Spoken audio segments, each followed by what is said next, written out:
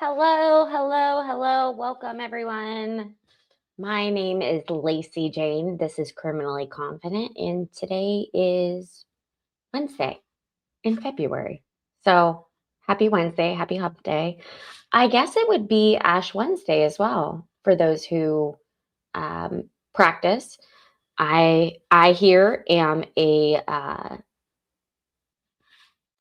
little bit of a Baptist, and I go when I need to go, and I hug all the people in the congregation and we say amen. All right, cool. Um, so cool to that. Hope you guys had a fun night last night and are recovering. And for those of you who are watching live, thank you so much. I love that out of all the places you could be, you have chosen to be here with me.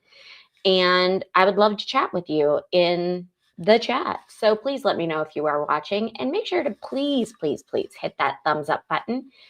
It helps the algorithm and it helps get more eyes on this. Hey, Mitchell, happy Wednesday, bud. Thanks for coming around last night. I have just been feeling super lazy today, super wanting to nap, but unable to nap. And it's just, first world problems. Um I am honestly feeling a little surprised right now with everything that's been going on. One topic that we haven't discussed is the Epstein files. And I think there are several reasons for that, but today it felt like I should bring it up because a significant event transpired this morning. And it involves a person that I feel like I always say 10 minutes. So for the sake of this stream, this person lives 12 minutes away from me and is literally now being known as the financier of Epstein. And that's absolutely wild. I I have been to his home. I don't like, let me get this right. I've been to his house for a fundraiser. I am not, obviously, I don't, this is dumb. I don't have to, I am not in the same social circles as a billionaire.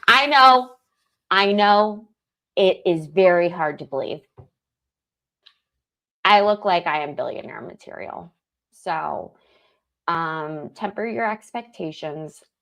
Sorry to break it to you, but uh, I've worked for organizations that has sought his help greatly because he is the owner of L Brands.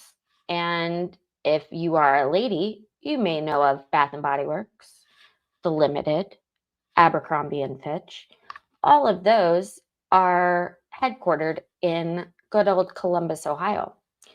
Now, what is interesting about the person that we are speaking of, which is none other than Les Wexner, he he is 100%, like, let's grab some snacks, sit down, and gonna have a totally real conversation with you. Les is 100% responsible for the city known as New Albany. New Albany is a lovely, lovely area of Columbus. It is all cookie cutter mansions. They're not houses. Let's be real. Like, you have your own maid. They have a separating house on the premises. the things that I've seen in that neighborhood. I once saw a wrapping room, like literally, in Les Wexner's neighborhood. This was not his house. This was, um, it's an, okay, I'm not going to say who, but if you enjoy cheeseburgers that are small, you can deduce from that a special kind of fast food. I was at that owner's house, and he had he, he had a different setup. He had a wrapping room, where, like, if you need to wrap a present, you have like all the different wrapping on the wall, and like all the tools, and all of the ribbons and scissors, and like your own room. I that has always stuck with me from working in politics. Like, what would it be like to be rich enough to have my own wrapping room? I don't know, but hope to find out. um, Les also has a very interesting reputation where I come from. Um, you either love him or you hate him, and he is just a stubborn old man. He has been a stubborn old man since his like 40s. He has always looked like an 80-year-old. It is the weirdest thing, but he was a very he was an entrepreneur that knew how to get what he wants. And for that, that's amazing. But it it came at a cost. And one of those costs is the creation of New Albany, and someone named Jeffrey Epstein in his ear talking about creating this community. This was a brain, like, a, this was all an idea that they created. And that is an actual city. That is an actual city 12 minutes from my house. I can't say 10 because apparently I say I live 10 minutes from everything, but I think that's how Columbus is. So I'm going to play this before Jodi, and hopefully it doesn't upset the algorithm too much, because I know it's two totally different topics. But I thought it was interesting because these are House Democrats that are standing on the front lawns, not past security. You have to go through like 2 security gates to get to his house.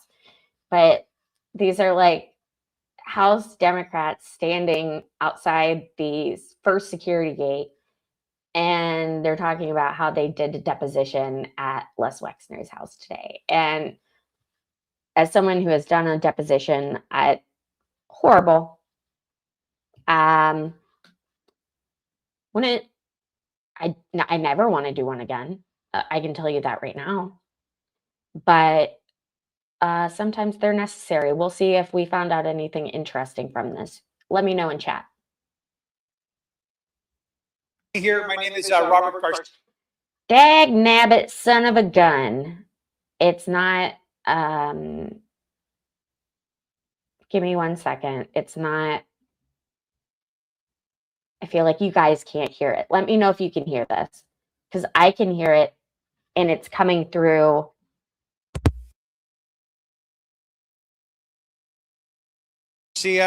I am the ranking member, the lead Democrat on the Oversight Committee, and I'm here with many of our colleagues from the Oversight Committee. We're all going to make some brief remarks. Can you hear it? I'll introduce them all, and then I'll open it up for a couple questions. And then our deposition is continuing, so we've got to continue that throughout the day. So let me just first of all give a couple overview. So we are right now in the middle of a deposition of Mr. Les Wexner. We are doing the deposition at his estate here. Right now, we are now about 2 hours into that deposition. We are on a break, and we will be going back into the deposition for the rest of the afternoon. So to be very clear, I will be providing an update now, but there are many, many questions that we have to ask of Mr. Wexner that are important to our investigation. And so that questioning will happen throughout the day as this day moves forward. We're here because we want to talk to anyone that has information about Jeffrey Epstein and Ghislaine Maxwell's crime, abuse, and trafficking of women and girls. Right by my house. There is no single person that was more involved in providing Jeffrey Epstein with the financial support to commit his crimes than Les Wexner. That is already, as we all know, in the public record. We've also directly heard from survivors about Mr. Wexner, about his involvement, and their concerns as to the enormous amount of money that was essentially transferred over and paid to by Mr. Epstein. To be very clear, we know of approximately over $1 billion, it looks like. It's about $1 billion that was either transferred, provided in stocks, or given directly to Mr. Epstein by Wexner. Now, it's important to note that Mr. Wexner appears to be unaware of much of the money, as he claims, that was given over to Mr. Epstein. In fact, it's interesting that Mr. Wexner has already begun to clarify in his mind that somehow he and Mr. Epstein weren't even friends. Oh my God. We should be very clear that the two were very close per reporting. They spent a lot of time together. He went to Epstein? Mr. Wexner admitted that he traveled to both Epstein's island as well as his other properties. Mr. Wexner also admitted that Jeffrey Epstein had access to a lot of Mr. Wexner's wealth. And when asked even simple questions, even as it relates to Mr. Epstein being the co-president of the foundation that established the area that we're in today, Mr. Wexner had little to say. In fact, it's clear that Mr. Wexner is trying to downplay how close Jeffrey Epstein and Mr. Wexner actually were. And we should be very clear that there would be no Epstein Island, there would be no Epstein plane, there would be no money to traffic women and girls. Mr. Epstein would not be the wealthy man he was without the support of Les Wexner. I think it's very important for us to note at this moment. There's a significant amount of questioning that has gone on, but I want to say one other thing and then I'm going to turn it over. We are committed to ending this cover-up. Right now, as we speak, over 50% of the Epstein files have not been released to the public and to the Congress. Donald Trump and Pam Bondi are leading a White House cover-up to protect billionaire, wealthy benefactors, whether it's Mr. Wexner or whether it's anybody else. And that has to end now, which is why we're here and why we're willing to go anywhere and to speak to anyone with information about Jeffrey Epstein's horrific crimes. And so we have a lot of questions for Mr. Wexner, and we look forward to sharing those with all of you as well today. So with that, let me turn this over to Congressman Steve Lynch. Thank you, Robert. Thank you for your leadership. It's important to remember that all the evidence, the documentary evidence that we've received so far, much of it points to this witness and Les Wexner's involvement. As Robert has laid out, the financial wherewithal for Epstein to operate in New York City, to operate in Florida, the Virgin Islands, the ability to travel, and in some cases his own credibility. There was a period there where Epstein was saying that he was closely involved with Wexner's operation, several of his Victoria's Secret, that he was involved in that process as well. So in a very real way, Les Wexner gave Epstein credibility and gave him the ability to commit some of the crimes that he did. One of the witnesses, one of the victims, the survivors, has already indicated that she was assaulted at this facility, at the mansion here, Wexner's home here, that she was refused permission to leave that house until security had cleared that she was kept there for several hours. So in an investigation, you usually follow the documents and you follow the money. And much of that evidence and all of that money leads us to this location. How is this the first time I'm so hearing far, that? and I'm just speaking generally, the more this deposition goes on, the less Wexner knows about his relationship with Jeffrey Epstein. There was a deep trust between these two men. There was a deep friendship there. Not only in a business sense, but Les Wexner gave Epstein the ability to handle his children's and his family's money. So at least that part of it makes it hard to believe Les Wexner's testimony thus far. It may be a question as to whether Les Wexner was involved in the crimes directly, but there is no question in my mind, given the evidence so far, that Les Wexner knew about this and failed to stop it and gave Epstein license and the ability to commit these crimes. And I'll yield. It's apparently 60 We've done degrees something there that the today. Department of Justice has failed to do.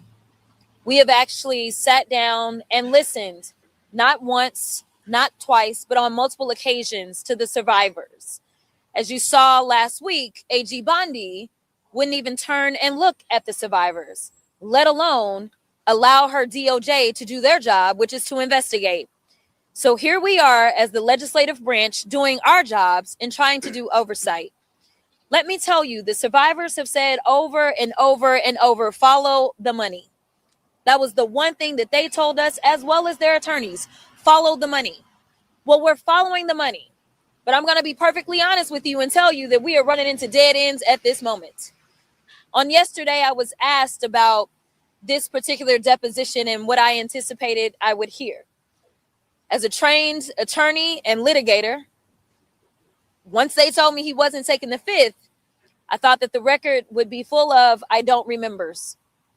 I will tell you that once this record comes out, you will see that you most likely will be left with more questions than answers. It is almost inconceivable to be missing the amounts of money that are missing, and somehow Mr. Wexner have no idea. The other thing that I want you to pay attention to, because again, as a trained litigator, think about some of the themes that we keep hearing. We know that there were supposedly these fraudulent modeling agencies that were set up all over the country, and girls would go in thinking that they were going to get their chance at modeling. Victoria's Secret. We know Victoria's Secret was known specifically for their fashion shows. We know that there are reports of girls that went in thinking that they were potentially going in to model. These are not coincidences. There's two things that have been clear, is that there were always young girls seemingly looking for an opportunity to model, and there were always rich and powerful people on the other side, dangling a carrot, saying, I will give you the life that you're seeking. Yet ultimately, the stories are the same. They're stories of abuse. They're stories of trafficking at the highest level. And I will tell you one thing that was remembered for sure was when asked about Donald Trump and Epstein and whether or not they had been in the same room and what that looked like. He didn't quite remember, but he imagined that, yes, that possibly happened, because he did remember that Donald Trump also would like to show up to the Victoria's Secret runway shows. Now, of course, that was a little odd to him, he said, because Donald Trump was not engaged in fashion whatsoever. But he does recall that. He also said something that I feel like we've heard over and over and over, which is that Epstein liked to drop people's names. So he'd imagine that that may have been one of the names that he dropped. Listen, I want the American people, but more specifically, I want the survivors and anyone who is struggling right now to know that we see you, we feel you, and we are fighting for you. We will not stop. If Mr. Wexner is honest about his intentions in helping us, then we're asking him, if he doesn't remember, then go ahead and turn over all of your financial records. Okay, because we need to follow the money, because that is exactly what the survivors told us to do. And we know that the Department of Justice is either inadequate or just not interested in doing justice as it relates to this particular scenario. Good, Sydney. We in America deserve better. We are looking around the country and we're seeing CEOs that are having to leave their own companies. We're seeing people that are having to leave their board positions. Okay. We're seeing princes being... Okay, so just throw in there, his name has been taken off of like everything in Columbus. He had OSU Hospital, like the Wexner Institute. At OSU, I think they had something. He is just... Columbus is trying its hardest to rid itself of any affiliation with Les, and it's not really going very well. Dethroned. We're seeing all kinds of stuff everywhere except for right here at the highest levels of federal government. Whether we're talking about Donald Trump himself or whether we're talking about Secretary Lutnick, and the list goes on. We deserve better in this country, and we will get it. Good morning. Over the course of the last year, the American public has been witnessing what I can only call the most egregious cover-up in American history. And today was a critical part of our investigation to try to end this cover-up once and for all. We have met with the victims of Jeffrey Epstein, Ghislaine Maxwell, and the rich and powerful people that helped to perpetuate these crimes. And we have heard over and over from these victims the name of Les Wexner and the importance of following the money. Because the story of Jeffrey Epstein is one that can almost, it almost is the plot of a movie that is turned into a nightmare. And the real reason Jeffrey Epstein was able to get away with raping and abusing children, young women, boys, young men for so many years was because of the vast amounts of money that he was able to acquire. And that largely came from Les Wexner here in Ohio.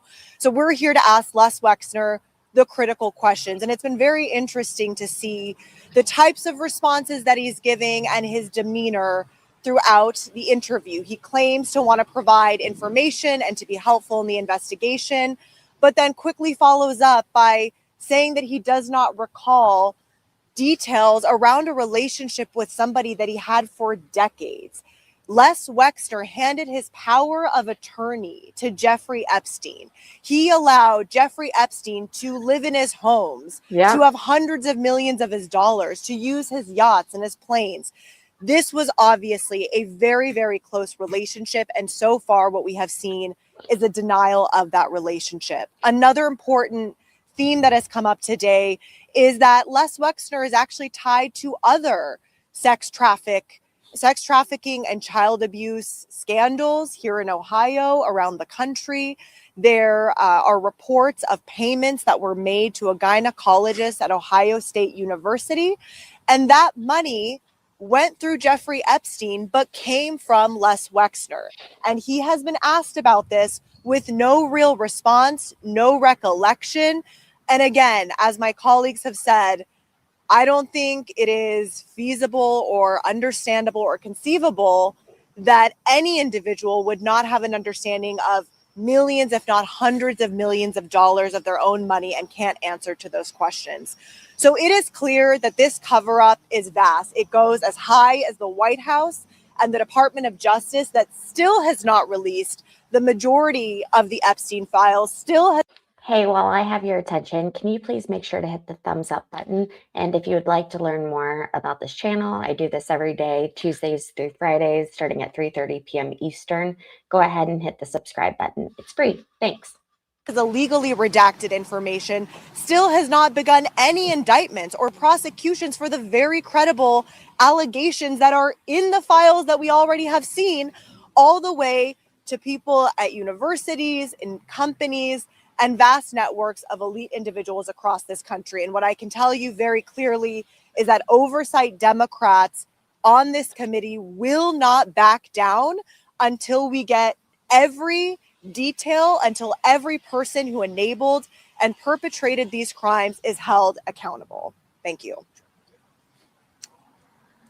Just like they made sure that Donald Trump wouldn't become president again.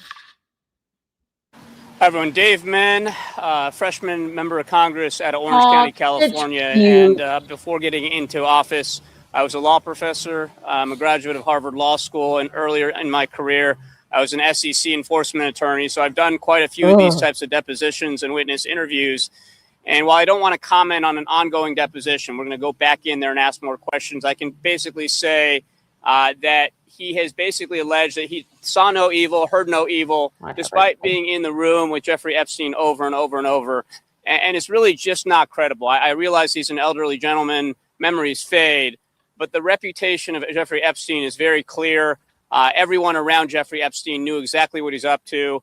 And to spend that much time, to give that much trust to Jeffrey Epstein, and then to say, I don't remember seeing any young girls. I didn't hear anything about Jeffrey Epstein. It really is just not plausible. And so we're going to keep digging, but I want to just echo the comments earlier. This is a bit frustrating because we're not getting real answers to the questions that the American people deserve answers to. I also just want to give kudos to my colleagues behind me right here. Robert Garcia and the Democrats on the Oversight Committee have led the effort to try to expose this cover-up. What we've seen is foot dragging. We've seen, if you remember back to Pam Bondi saying that this was all a hoax and a cover-up, that there were no Epstein files. Due to the efforts of Ranking Member Garcia, we have been able to pierce that myth. We're getting more answers, but we've got a lot of work to do. And we'll just add, it is very frustrating the fact that there are no Republicans here today. I wish there were Republicans because sex trafficking should not be a D versus R issue. It should be a bipartisan issue. Everybody should be invested in finding the truth right now. And the fact that we've had so little cooperation from the Republicans on the House Oversight Committee, that the DOJ has actively tried to obstruct this investigation, that is shameful. And it will go down as a permanent mark on the records of people like Pam Bondi and Donald Trump. Now, I'll just close with this. When I got off the plane, I saw Wexner's name all over the place. His name is on buildings, it's on medical centers, and you immediately realize when you come to Columbus, what a powerful individual this is. Like I just want to say that no matter how rich or powerful you are, America stands for the principle that there's one rule of law that applies to anybody and everybody equally. And so whether Wexner is rich and powerful, whether Jeffrey Epstein or Donald Trump or Howard Lutnick are rich and powerful should not matter. We're going to get the answers. People will be brought to justice. We will not rest until that happens. Thanks. Thank you. And before I answer a couple of questions, let me add two things that are really important. One is, it's been clear to us, at least the way Mr. Wexner has presented this, that he, according to him, has not been was questioned by the FBI or the DOJ about Mr. Epstein. How outrageous is that? He's someone that's been named by survivors, someone that's in the files more than most people, someone that's clearly the financial benefactor to Jeffrey Epstein and has not been contacted or interviewed by the FBI or the DOJ. What the hell is going on? That is shameful.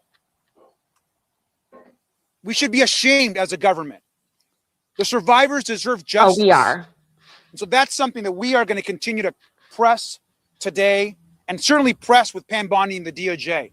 And the second thing, something that I think is critical to all of us. I think this community should also be asking questions. This community deserves to know why the most powerful man and one of the richest men, if not the richest man in Ohio, gave so much of his wealth to the largest modern sex trafficking ring in American history, why his money was used to traffic, abuse, and rape women and children. And so I think this community has questions of Mr. Wexner. Ohio State should have questions of Mr. Wexner. And Mr. Wexner's involvement and our questions, today's not the end of our questions for Mr. Wexner, it's the beginning of our questions for Mr. Wexner and anyone in this community across Ohio or the country that has done business dealings or that knows why he provided so much money for Jeffrey Epstein to then go on and commit all these horrible crimes. We can answer a couple questions. How often is he taking? A couple questions. First off, you mentioned in Les Wexner's opening statement, he said that he did not have any knowledge of Jeffrey Epstein's crime. Do you believe he's lying, given what you know about him and the evidence in court over? That's first. Second, in the 2019 affidavit, Maria Farmer said that Jeffrey Epstein and Ghislaine Maxwell had sexually abused her at Wexner's estate, and that the Wexner security guards wouldn't let her leave. You guys touched on that incident and all during the deposition. And third, what comes next in your investigation? So let me start by saying that I think I do not believe when Mr. Wexner says that he did not have a personal relationship or a friendly relationship with Jeffrey Epstein. I think that is I don't either. bogus, personally. I think I can also say that we believe the survivors. And I think the Farmer testimony is critical. And what happened to not just Maria, but to Annie and the Farmer women was horrific. And this idea that she gave such a description of what happened to her, and somehow we should just dismiss that as a lie or untrue, I think is outrageous. There's no question in my mind that there was a relationship and that Mr. Wexner is very aware and likely aware of what was going on. There have been questions that have been asked about the Farmer incident, and that will continue in the afternoon. Yes. Tom Bosco with the ABC affiliate here at Columbia. Hey, Tom. Can you give us a little more of the flavor of the questioning? Is he combative with the questions? Is there a lot of conferring with attorneys before he answers? And you said he has not pleaded the fifth or taken the Fifth Amendment? I'm He's actually not pleading quite the fifth. I surprised think by that he's answering some questions. He's saying that he doesn't remember, and other questions. See no evil, hear no evil. Exactly. He's claiming that there basically was no friendship with Jeffrey Epstein or no real strong relationship, which we know by reporting that's just not true. It's pretty ridiculous. Do you want to add to that? To the lawyers specifically, there's a lot of objections. A lot of objections. Any other questions? Yes. Les Wexner, he admitted to visiting Epstein Island. What do you know what he shared about his activities while on the island and any involvement? Yeah, go ahead, Jess. Yeah, I asked that question today. He claimed that he was on the island for 1 hour and that he walked around with his family. And I asked him if any other individuals were there, and he said no. And that was a kind of a repetitive thing that he said as well when we asked about if he had been to another property. He said, I was there for 1 hour, and I go to many places for just 1 hour. And did he speak about any involvement with survivors, even here at the What's up, Wyoming? He denied everything. Not everything. And quite frankly, it would have been nice to have seen more remorse. Yes. Mr. Wexner's 88 years old. He's also been missing Wexner Medical Center board meetings where he's shared. Can you describe his demeanor, how he is? He's an elderly gentleman. Pretty sure. He's always been Well, I told. think he's lucid. I think he's certainly capable of answering these questions. There's no deterioration in his mental faculties. So he's a competent witness. He's just not telling the truth. Will you talk about why here in Ohio versus here in DC? Deposition locations are decided by the majority party, and that was decided to have it here. Will this deposition even matter if Pam Bondi and the DOJ are not taking this as a main focus? Look, I think that we have, my first answer is yes. This deposition absolutely does matter, and it's important to get. Remember, Mr. Wexner is under oath to tell the truth. So every single answer that he gives is a broader part of our investigation. This is just the beginning of our work with and trying to get the truth on Mr. Wexner, and so that it absolutely matters. Any final questions? What happens when the DOJ doesn't do anything with it? Well, that's up to the President Trump, which we're putting the pressure on. Yes. Yeah, okay. Anybody want to answer that? What's that? Credibility issue? Look, I think at the end of the day, we need to ask the questions and get Mr. Wexner on the record. That's the most important part right now. Is we have questions that are going to continue throughout the afternoon and get them on the record. We have time for a couple more questions. We got to wrap up. If you feel you're not getting the answer Go ahead, Jasmine. today, what should we expect next? Jasmine. Well, I'm gonna let you do that one. I was gonna do the other one. Yeah, I think what's next is we may have additional questions. We have more people to speak to, folks that are involved with Mr. Wexner and that have done business with him, including the doctor that we just discussed earlier that got transferred a significant amount of money. They can expect questions from us. Will you ask for the finance records? Absolutely, we're asking for those. Jasmine, you want to answer the other part of the question? All right. Let me let Jasmine. Go ahead. Go ahead, Jasmine. Representative Garcia, when you said there are no Republicans here, you didn't just mean at this press conference. There are no No, there are no Republican members of Congress. at this deposition. Yes. No. Right. There are Republican staff members, no Republican members of Congress chose to come. We'll take one final question. Wexner was named as a possible conspirator in a lot of documents. Anything you've seen today makes you think he might not be or could be? There's nothing I've heard that no. I think that is a very open question, and I think that's a part of the investigation is going to continue. Thanks, everybody. All right. So I thought that was, guys, I thought this was wild. And like I said, this is local to me, not right this moment. But the fact that they're standing out there is, I don't know, crazy. And he has all of his mental faculties. Like, I assure you,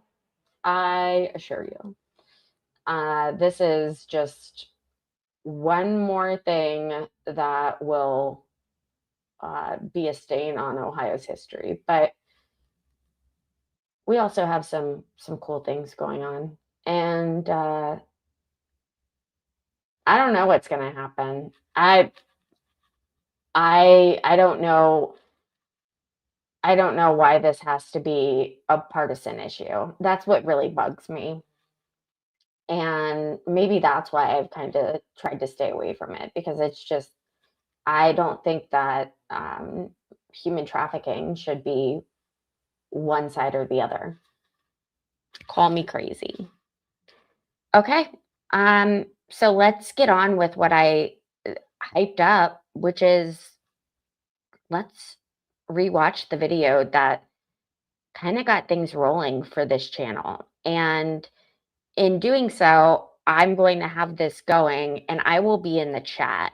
I'll probably come on screen occasionally, but I'm definitely going to be in the chat. So before you leave or do anything crazy, please remember to hit the like button and make sure you're subscribed for future updates on these situations. I think that it'll be interesting to hear, to get some information from people on the ground where I live about this. All right, guys, thank you. Underwear. All right. To be clear, could you describe it for us? Was this one pair? Was this several pairs? It was a package. I don't remember how many were in the package, but there were 3 designs, like 3 styles. I mean, they were all the same cut, but they had 3 different patterns. They were all Spider-Man.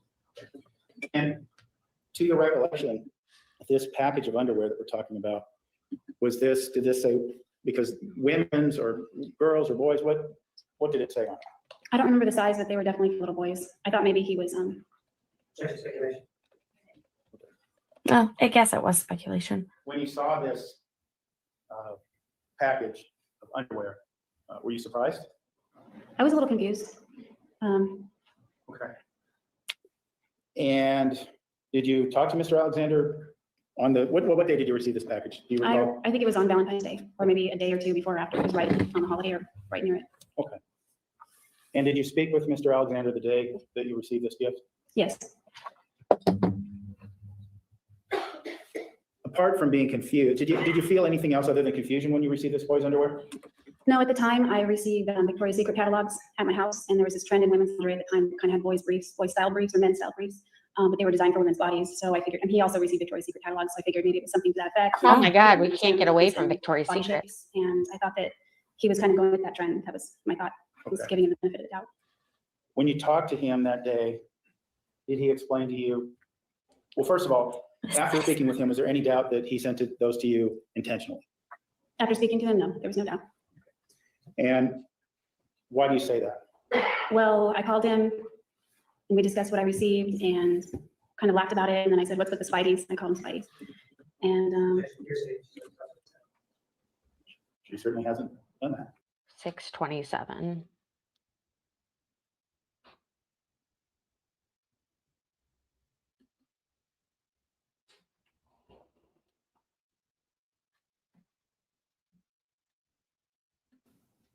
As you could tell, express gratification when you had that pair when they were on.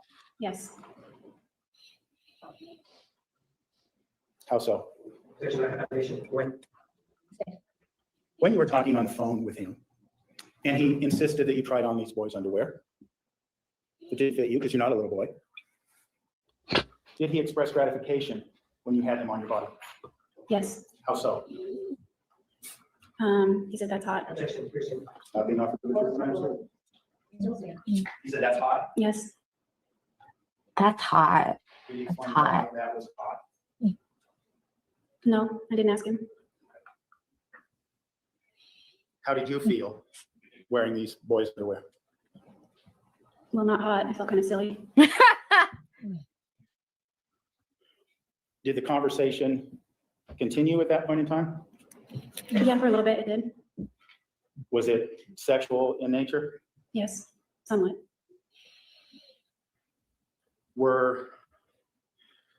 Did he express an intention to use these underwear or have you wear these underwear during a future sexual interaction? Yes. How did you feel about that? I was a little confused, but I was going to be open-minded. Trying to what? Be open-minded. This sexual interaction that was discussed on the phone regarding you wearing the boys' underwear, did that interaction ever take place? Yes. And when did that take place, as best you can recall? Throughout our relationship, mostly after we broke up. Fun. Do you remember the first time that this took place? How much later was it from Valentine's Day that these underwear were used in your sexual encounters with him? It was several months. Sometime I kept conveniently forgetting to bring them when I went to his house. It was after I moved to Mesa. Okay. And before we get to the time period we moved to Mesa, I want to focus on this time period. At this time period, February 2007, Man, I'm tan. you have not had Oh, penile I need to- intercourse with Mr. Alexander, is that right? That's right. As it relates to Mr. Alexander's temper, had he been violent with you before February 2007? No.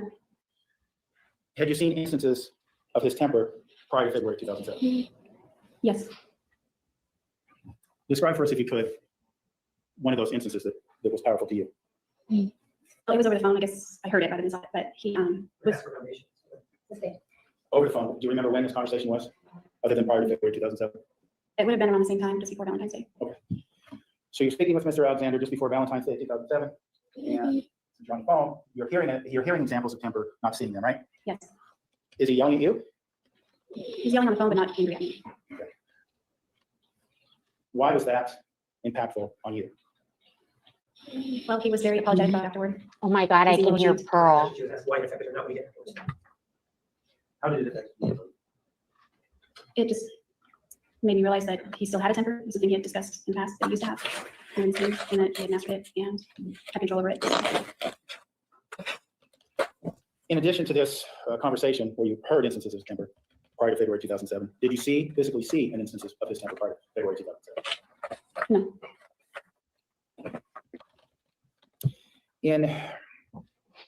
We just talked about how in February 2007 you had not had sexual intercourse with Mr. Alexander, penile intercourse, but you did eventually, right? Yes. Do you remember what point in time that first encounter happened?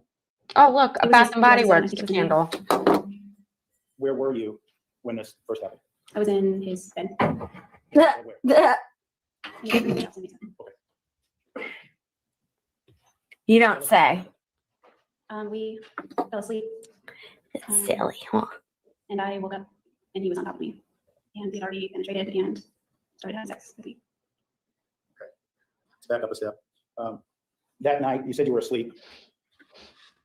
That night before you fell asleep, did you engage in sexual activity with Mr. Alexander? No, Was he seeking sexual activity that night before you fell asleep?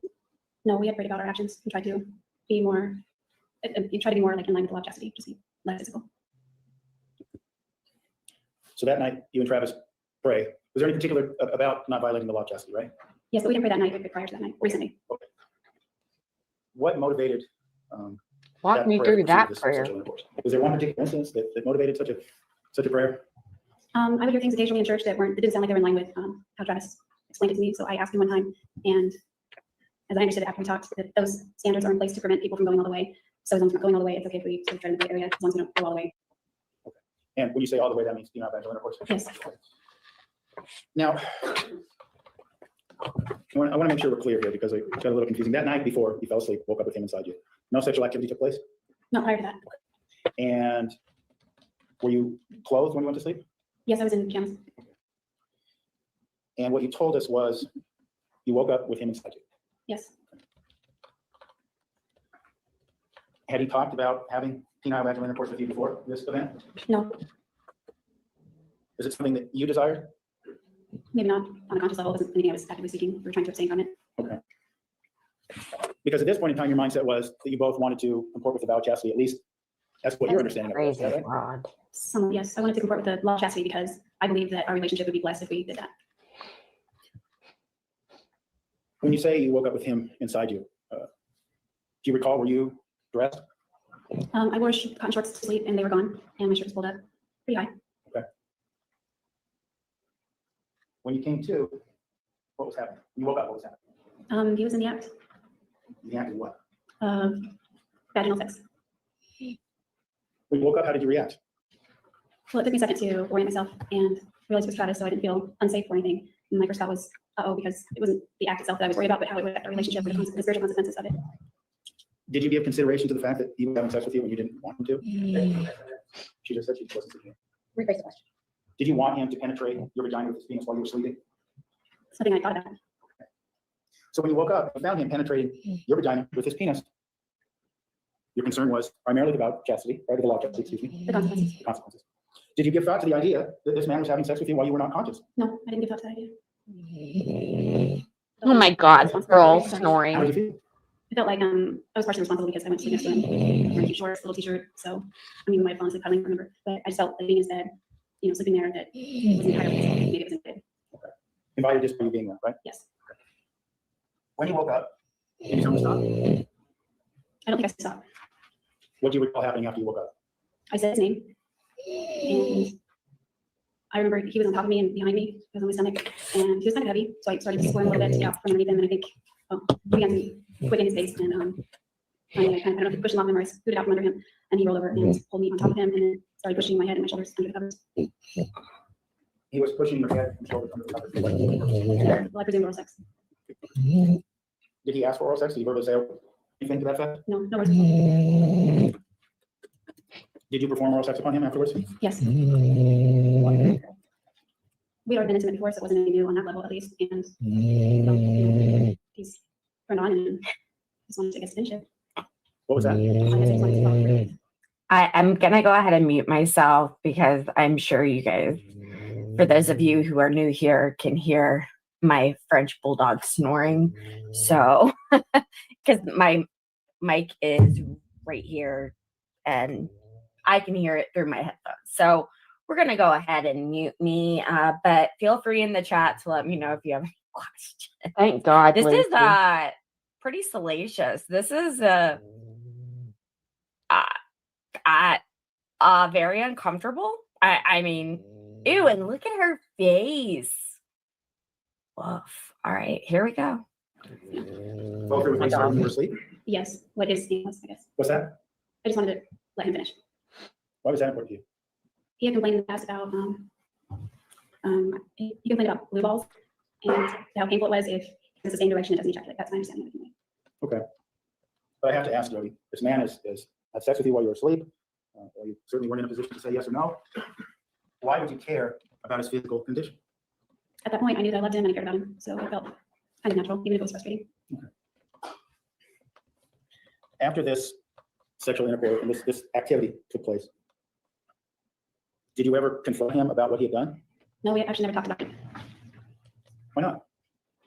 Well, he never brought it up, and I guess I just didn't have like the moral courage to bring it up and say, hey, what happened, kind of thing. Why not simply pack your bags, hop in your car, and drive back to Palm Desert? Because I enjoyed spending time with him, I would have done that. Because that would have meant the end of the relationship? Not necessarily, maybe not the end of the relationship, but I just stayed the rest of the weekend that was planned for me to be there. And you said at this point in time, April 2007, you were in love with him. Is that what you're telling us? Yeah, that incident occurred in May, I think, and April was when I knew that I was in love with him. Prior to this incident, had you told Travis that you loved him? No, You said after this incident, you spent the rest of the weekend with him. Is that accurate? yes, And was this at his home in Mesa? yes, And you would have been boyfriend and girlfriend at this time as well, right? yes. When you, well, let me ask you this. What did you do the rest of the weekend? Stay home, go out? I don't recall the specifics of that weekend, but we went on church. I believe that was the first time I went over to his friend's house. He went to his friend's house every Sunday for dinner, so I went with him that time. Just general things, hanging out. Okay. And when you went to this friend's house, is this the incident we discussed last week where he didn't introduce you as his girlfriend, that sort of thing? Is that right? Yes, his friend's house, he didn't. He introduced me. He was in their home, but not as his girlfriend. When you went out in public, in this area or around his home, when you were out in public, were you guys holding hands? Were you kissing? Had your arm around each other? Was any of that physical affection apparent? No, not in Mesa. And I don't mean Mesa specifically, the whole valley, so we're clear, the whole valley, anything else, anything you did while you were in public, was there physical displays of affection that might lead someone to believe your boyfriend or girlfriend? There were when we were in other geographic locations. When you away from Mesa? Yeah, like Disneyland or, You went to Disneyland that weekend? I don't think we were in Arizona when all this occurred, so. I just want to talk about this weekend. Oh, okay. So when you're in the Mesa area over the weekend, just to clarify, there's no physical displays of affection in public, right? No. Does Travis have roommates at this point in time, in April or May of 2007? Yes, And are you spending the night in his room or are you sleeping elsewhere? I'm staying in his room. Now, we talked about the lack of physical affection displayed in public. We already heard about one incident. Were there physical displays of affection once Travis locked his bedroom door? Yes. What happened the rest of the weekend? Was there more penile vaginal intercourse? No, that was the only time at that point. What other actions took place over that weekend? I don't recall specifically that weekend. I just remember it from that incident. That was one that I won't forget. Well, let me ask you this about all the other sexual interactions that took place over the weekend. Were you awake? Yes, Were you, on those occasions, willing to participate in the sexual activity? yes. I'm not getting paid to walk the dogs, just so you guys know. Now, from what you told us earlier, I'm just being nice. around May of 2007 is about the time that you moved out of your home in Palm Desert. Is that right, April or May? Yeah, I think it would have been sometime in May. She And where said do you that after you Tinkerbell moved would out of your love home in it. Palm Desert? I moved to Big Sur, back to Big Sur, California. And what was in Big Sur, California? I had a job back at Benton again. The position was open for me, and staff housing, so the rent was free. And it was just a way for me to get back on my feet. Back on your feet financially? Yes, Now, from what we heard earlier, Ventana is the place where you met Mr. Brewer. Is that correct? yes. Was Mr. Brewer working there that summer? No, he was on the peninsula, on the peninsula. You also told us about last time that you worked there, you were dating Matt McCartney, or you were friends, excuse me, you were sharing a tent, right? Yes, we were freshly met. Was Mr. McCartney, was he working at Ventana this summer of 07 with you again? Yes, he was working there. Did you share housing again? Yes, we did. And was that this a tent again? Or did you actually get other accommodations? No, we had other accommodations. We were in the Red House, which is right on Highway 1. It's a historic house that they let employees stay there. So we were in the house with other roommates. And if we understood you correctly, this would have been about a year after you broke up with Matt, right? Matt and I broke up in 2001. 2001, sorry. Several years since you broke up with Matt. Yeah. Yes, yes, several. And you said you lived together. Were you roommates? Were you romantically involved? No, we were like brothers and You sisters. must be new here. Welcome. So you were still close friends several years later, right? Yes, And not in any kind of sexual relationship. no, none. Did Travis know that you were roommates with Matt? Yes, To your understanding, was he jealous or upset about that situation? surprisingly, no, he didn't mind that one. You say that one. Were there other instances of jealousy around this time period?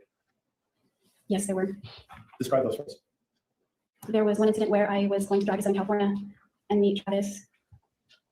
I think we were gonna meet at the airport or for Disneyland. I don't remember which trip this was, but it was all living Big Sur. And all the water on the property at Benton had been shut off and wanted to shower before I hit the road. So I called a friend who lived nearby and I used to shower. He said he was in Monterey, but his house was open and gave me directions and the gate code so I could drive up through the mountains to go to his house, shower, and then hit the road. And when I told Travis, he flipped down on me. Yeah. Oh, you say flipped out. Was he yelling at you? Yes. And you say jealousy. Was he, to your understanding, angry because he thought that this was something sexual in nature? He was worried that it would lead to something sexual or that I could be at risk because I found someone's house to shower. At risk of what? He didn't believe that the guy was in Monterey, thought he could drive back, something could happen. He kind of made me feel bad for wanting to shower before I got on the road, that I could have showered there. Okay. Now, this jealousy you're talking about, was this expressed when you arrived? You were supposed to meet Mr. Alexander in Southern California, right? Yes, Was this something that was displayed before you got there or when you arrived, or perhaps? over the phone on the way there. And do you recall, I know you said that you don't know which trip it was, do you recall how long it took you to get to the place where you were going to meet Mr. Alexander? I left in late morning and arrived shortly before sunset. I don't remember, maybe 6-7 hours. Okay. So several hours later when you get there, is this jealousy about the showers, that's still an issue? No, I hate those it was with Josh, headphones. so it wasn't really disputing that. Was it brought up at any point in time later during this trip? It's something he didn't really let me live down for a while, but it didn't make any major fuss. I just explained, Frog. Now, this trip to Southern California, you say you don't recall where it was. Is that accurate, where you went? I think we were flying to New York at that point. And this is summer of 2007, right? Yes, Had you expressed, I know you told us you had in May, had you expressed to Mr. Alexander that you loved him? no, Had he expressed to you that he loved you? no, well, we did way back before our relationship, but while we were dating, it wasn't I love you too, kind of thing. Now, you mentioned you were flying to New York. I got you, boo. Why were the two of you flying to New York? Well, some more church history, places that were significant to the history of the church there. And I had won a trip to Huntington Beach where some of my production at the company would be illegal. So I put him on a ticket as the extra person. And we decided to use one of the flights to fly from Rochester to LAX instead of just driving there so that we could actually get out to New York for half the price and then have prepaid legal paper flight back. Okay. Just so we're clear as well then, on this trip, you said you flew into Rochester, New York. Is that Yes, right? yes, we did. Wait, we flew into Cleveland on the way there, flew back from Rochester to LAX. Okay. Let me just ask you this for clarification then. Was it just you and Travis on this trip to New York? Yes, And you said this was to be another church history trip, right? well, church history and there were other travel goals that we had also at the time. And What do you mean by travel goals? In this that same spring, Travis had discovered a book called 1,000 Places to See Before You Die, and he thought it would be a cool goal to have, maybe a lifetime goal to try to check off as many places as he could. And I began to join him in that pursuit. And so Niagara Falls was on the list. So while we were up east, we saw Niagara Falls and the Finger Lakes in upstate New York and the Rock and Roll Hall of Fame in Cleveland, Ohio. And it's pretty great. Before you die. And this trip was, and also included church history, so it had a dual purpose. Yes. I can't believe how loud Pearl was snoring just then. Hey, Ms. Arias, I'd like to show you this mark as exhibit 435 and 432. I'd like to begin without telling you about them. Just let us know if you recognize either of those photographs. Yes. I'm going to move to exhibit 432 and 435. May I have witness, please? Ma'am, with regard to these photographs, exhibit number 435, was Mr. Alexander the person that took this photograph? I believe he took both of us. I look so 432, he also different. took- Exhibit 435, is this the one from Niagara Falls? If it's got the water in the background, that's Right. And exhibit number 432, it's got some trees in the back, what was that? the Sacred Grove in Palmyra, New York. Objection. 432 and 435 are that. This trip, I've been showing you what's been marked exhibit 435. It's me calling my other dog. That coming in clear on your screen, Ms. Arias? Yes. This was taken at, based on what you said moments ago, this was taken at Niagara Falls. Have you guys been to Niagara Falls? And this was part of the trip we're talking about, church history and 1,000 places to see before you die, right? Yes. In this photograph, it appears that you and Mr. Alexander were physically affectionate, acting like a couple, for lack of a better way of putting it. Is that accurate? Yes. Was that the way it was throughout this entire trip? That trip, we acted that way, but it was a pretense. What do you mean a pretense? I found out by that point that he was cheating on me. I just didn't want to bring all the drama. Because our tickets were bought before. We couldn't refund them. I couldn't change his name on the ticket. Oh, I didn't want him to be totally miserable. sure. And I was miserable. So this trip, before you went on this trip to Cleveland and Niagara Falls and various other places, you discovered that Mr. Alexander cheated on you. Yes. How did you discover that? We were in, I think, Sandy, Utah, his friend Dave's house. We had just returned from Daniel Summit, which is a place up in the mountains near Park City. And I had been getting my suspicions about things he was treating a little differently, a little more distant, a lot more flirty with other women, and it just made me uncomfortable. We've entered the crazy He zone. blew up and got very defensive. He wouldn't accuse him of anything. So it was kind of a red flag. He assured me he was only dating me. I left it at that. We went on our trip. There were a couple of things that stuck out on the trip too. At Daniel Summit, but I ignored it. And then we got back to. Hey guys, if you're watching and you haven't hit the thumbs up button, please make sure to do that. It helps with the algorithm. And I do this every Tuesday through Friday beginning at 3:30. So I'd love to have you subscribe and come back. Thank you. Dave's house, and he was taking a nap one day, and he put his phone wedged between two cushions in the couch in the living room, and he was in another bedroom sleeping. And I figured, I didn't know if he was being honest with me. I feel like he wasn't, and I wanted to know if I should continue this relationship or if I should give him the benefit of the doubt. I've been cheating on him before, so I thought maybe it's just past the emotional baggage. I'm reading and things aren't there. So I saw his phone, and I debated whether or not I should look at it, and I was kind of sitting there and tapping my fingers, and finally I snatched it, and I went into the bathroom at the door, and I was clicking around on his phone. He had a touch screen. It was a smartphone. I didn't really know how to use it, but I found text messages and began to read them. And without telling us what they said, it was based on those text messages, Mr. Alexander's phone, you believed he was not being faithful with you. Yes. Was there a particular person you believed that he was dating after you saw the text messages? No, there weren't many names. There were just a lot of phone numbers, and it would have been a person with several people, many different phone numbers. So this trip, when we see this photograph, you talk about acting as a couple, you're miserable. You say you've done this because the trip was already planned and you don't want to cause any chaos or any problems. Is that right? Yes. Yeah, it sounds This just trip like was her. done in New York. How long was it? I think we flew out on June 18th or something and got back, I want to say like a week. I don't recall exactly. Okay. Was there sexual interaction between you two on this trip? I think there was. But I What don't do you recall think? specifics, Why do you say you think there was? because there usually was when we traveled. Well, let me ask you, did you, on these travels, did you share the same hotel room? Yes. Same bed? Yes. Were you allowed to travels in this photograph? Yes. Let me show you what's been marked as Exhibit 432. Where was this taken? It's called the Sacred Grove, and it's in Palmyra, New York. Could you describe for us, for those of us who don't know, what is the Sacred Grove? The Sacred Grove is an important place in the history of the church because it was where Joseph Smith received what's called the first vision, where he was in this grove praying. I think it was in 1820 or somewhere around there, and he was two heavenly beings there before him, and he was the Father and Jesus Christ. Okay. So as a member of the Mormon Church, you wanted to visit this place, is that correct? Yes.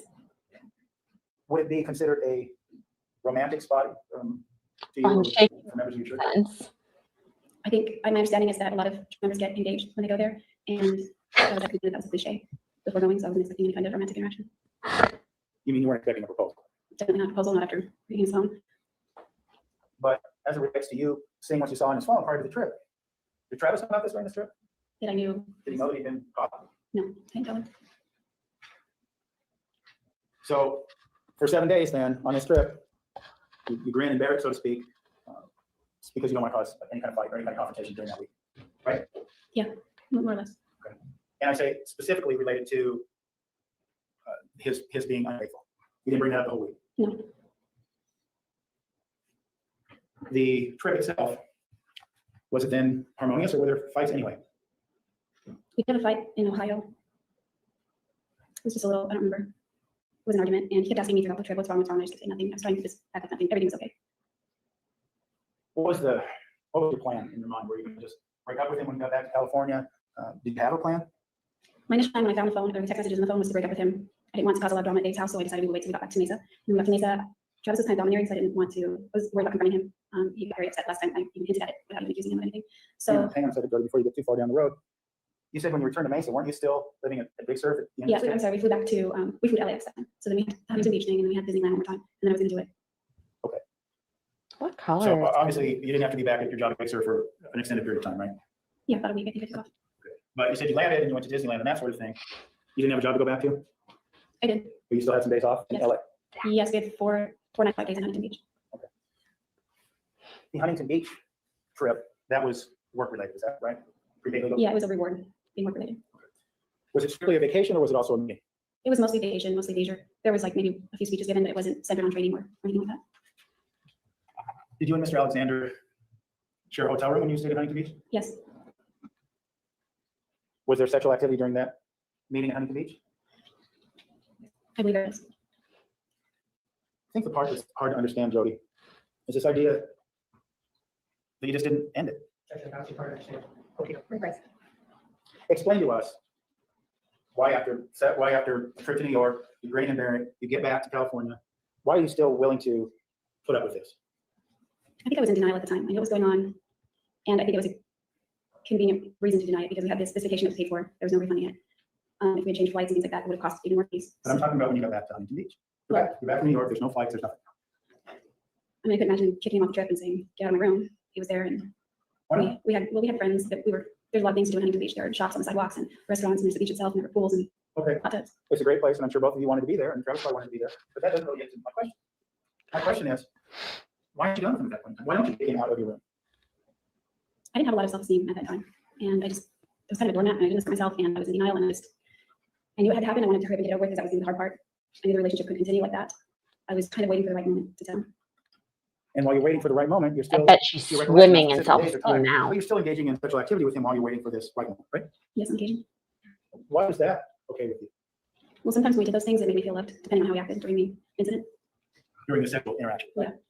You felt when you were, what you seem to be telling us is that when you were engaging in sexual behavior with Mr. Alexander, you felt completely loved. At times. At times. When you were not having sexual interactions with him, did you also feel, to use your words, completely loved? Actually, those are counsel's words, not the witness's words. Complete love. That's exactly what you said. Will you repeat it? I'm sorry. I'm going to try.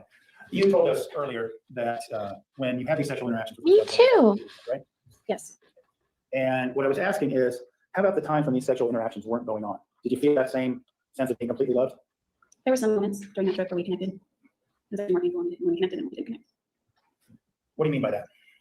Because it was a reminder of how much I loved him, and when we weren't connecting, it was easier to start distancing myself from him, even though that became kind of impossible.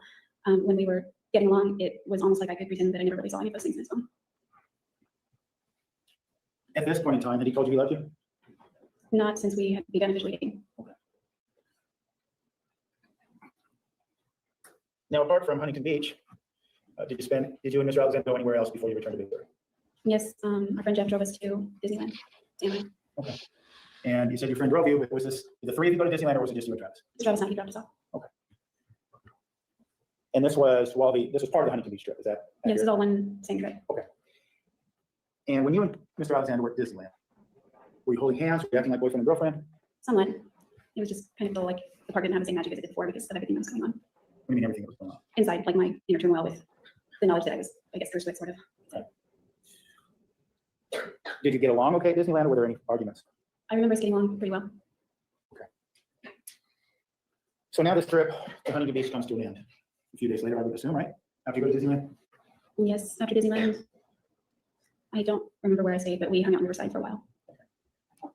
Eventually, there was going to come a point in time, or sounds like there came a point in time when you and Travis were going to part company, right? Yes.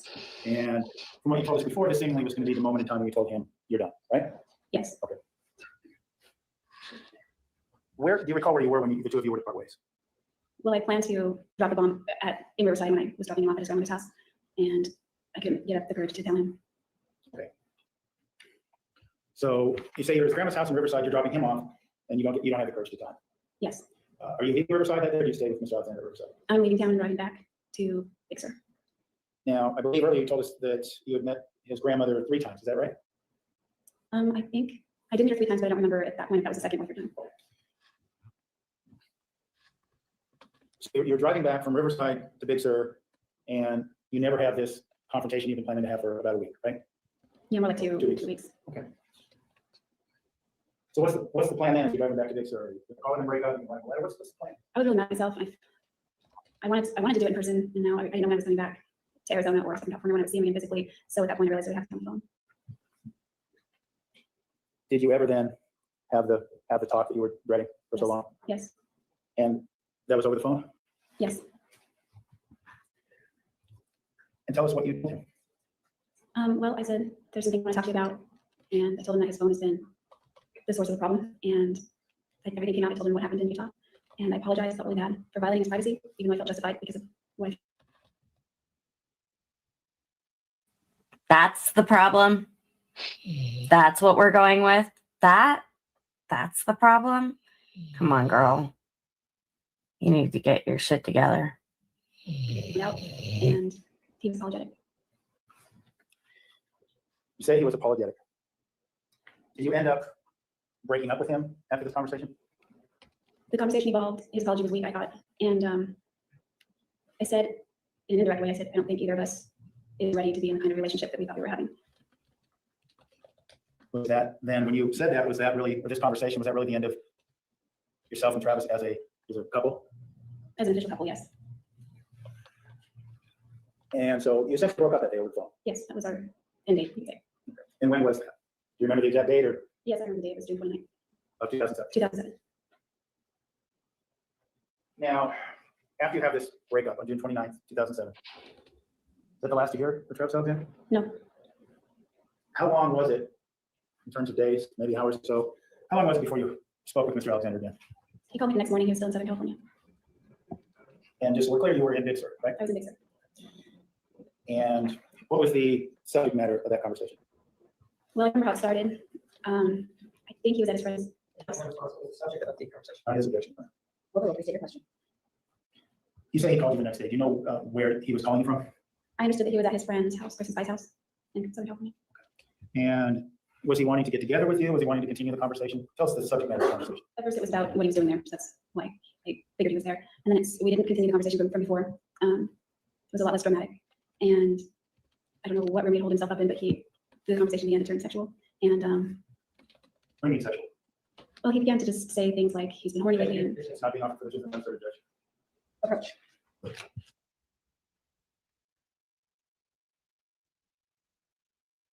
All right. Okay. So Pearl is awake and not snoring right this moment. But I am starting to get the impression that I should be writing and showing you guys what I'm thinking when it's happening. Crazy moment.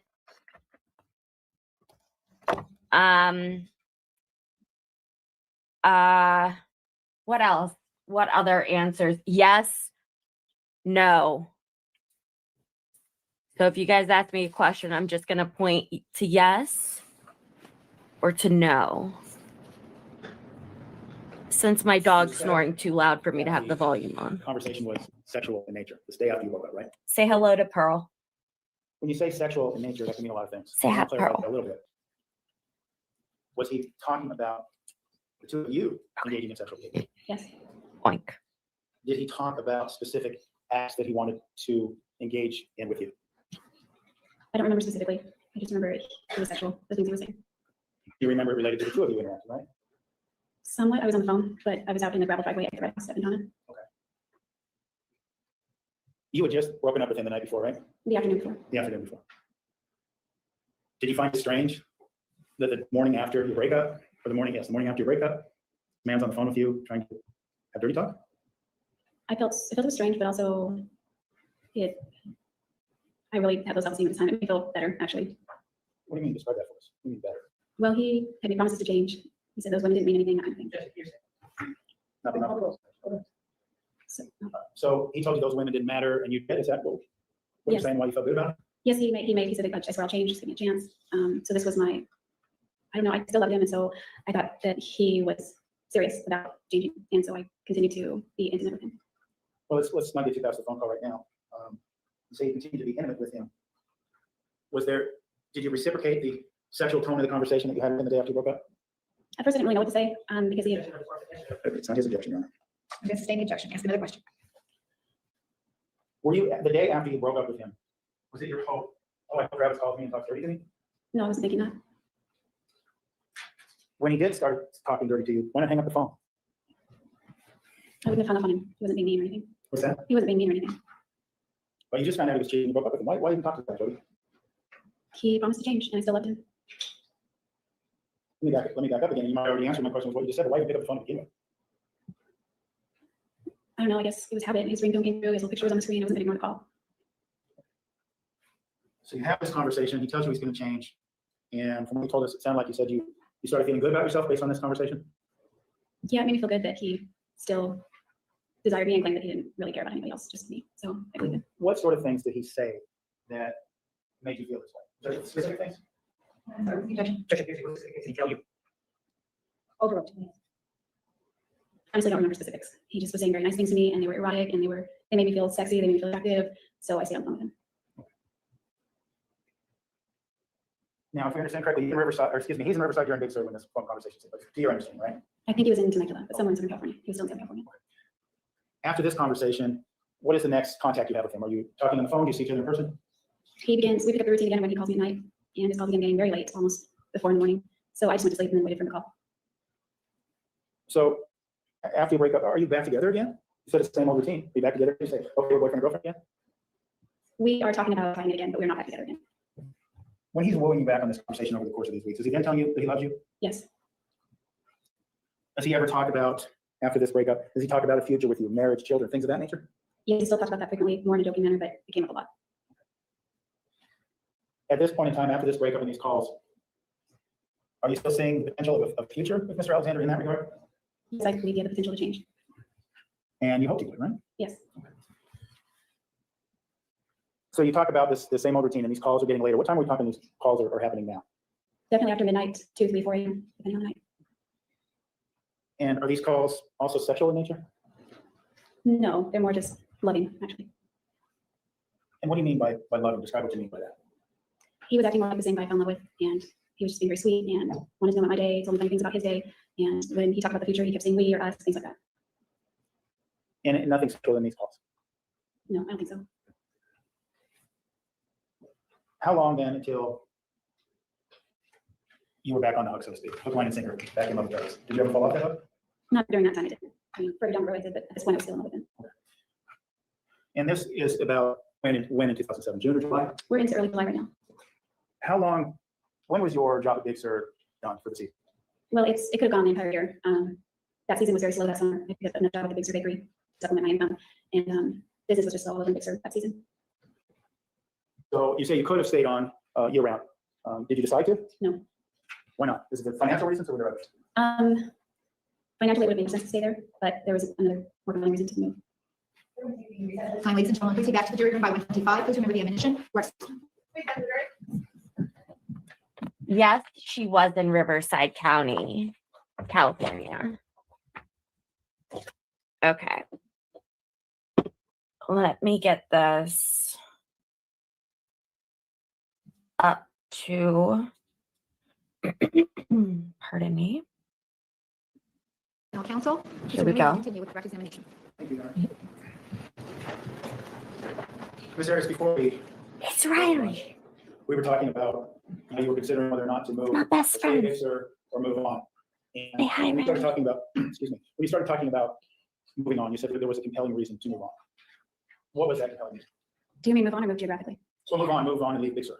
I'll move on geographically. Well, there were already plans, Travis started making plans for me to move to Mesa. He was very upset when I moved to Big Sur. He wanted me to either go to Mesa or stay in Southern California, but not move so far. So I already made my commitments in Big Sur. I decided to fulfill those. They were expecting me. And so the season wasn't panning out for what it was, so I noticed there. And my last day was going to be sometime in June or July, I don't remember when. And I was making plans to move to Mesa. And then I discovered that he was cheating on me, so plans kind of halted. I was going to move in with my friend Rachel. And I told her that, I didn't want to throw Travis under the bus, so I didn't go into a lot of detail, but I said that things weren't really working out with him. And, Oh, I just realized I'm not muted. I'm going to move this back down to 1.75 because when she talks extremely fast.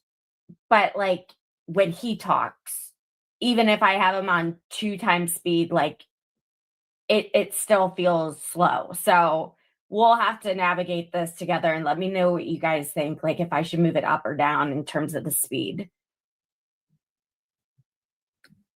things are working out up here either, and she was encouraging me to come to Mesa anyway. Kind of made my Mesa, don't worry about Travis, and then Travis was also. Well, let's just stop and then clarify. You had planned to move Mesa before you went to Big Sur. Riley. Right? Yes, it's bringing me began to talk about that. And once you found out Hold he was on. cheating on you, you made the decision to go to Big Sur. Is that right? No, I moved to Big Sur prior to all. There we go.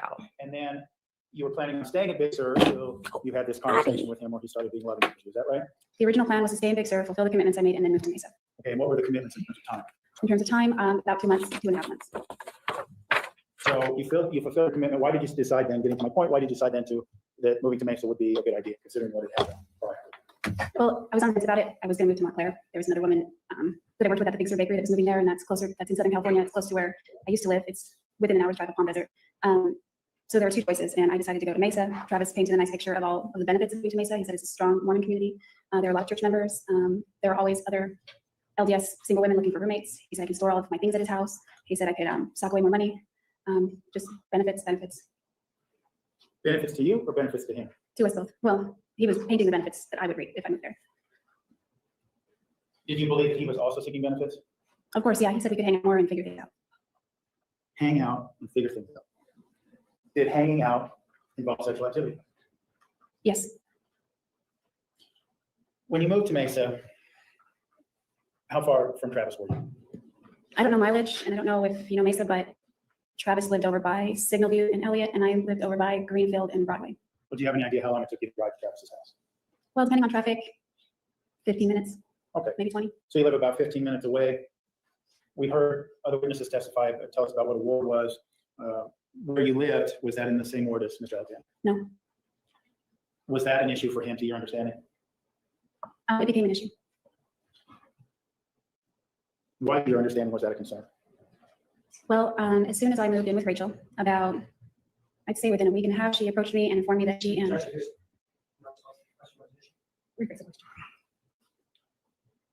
Well, let's do it this way then. You mentioned a person named Rachel. Is that who you moved in with originally? yes, and her boyfriend. Okay. And how long did you live with Rachel and her boyfriend? About a week and a half. I'm And sorry, like 2.5 weeks. okay. And after this 2.5 week period, it's time for you to move on for their personal reasons. Is that what you're telling us? Yes, they eloped.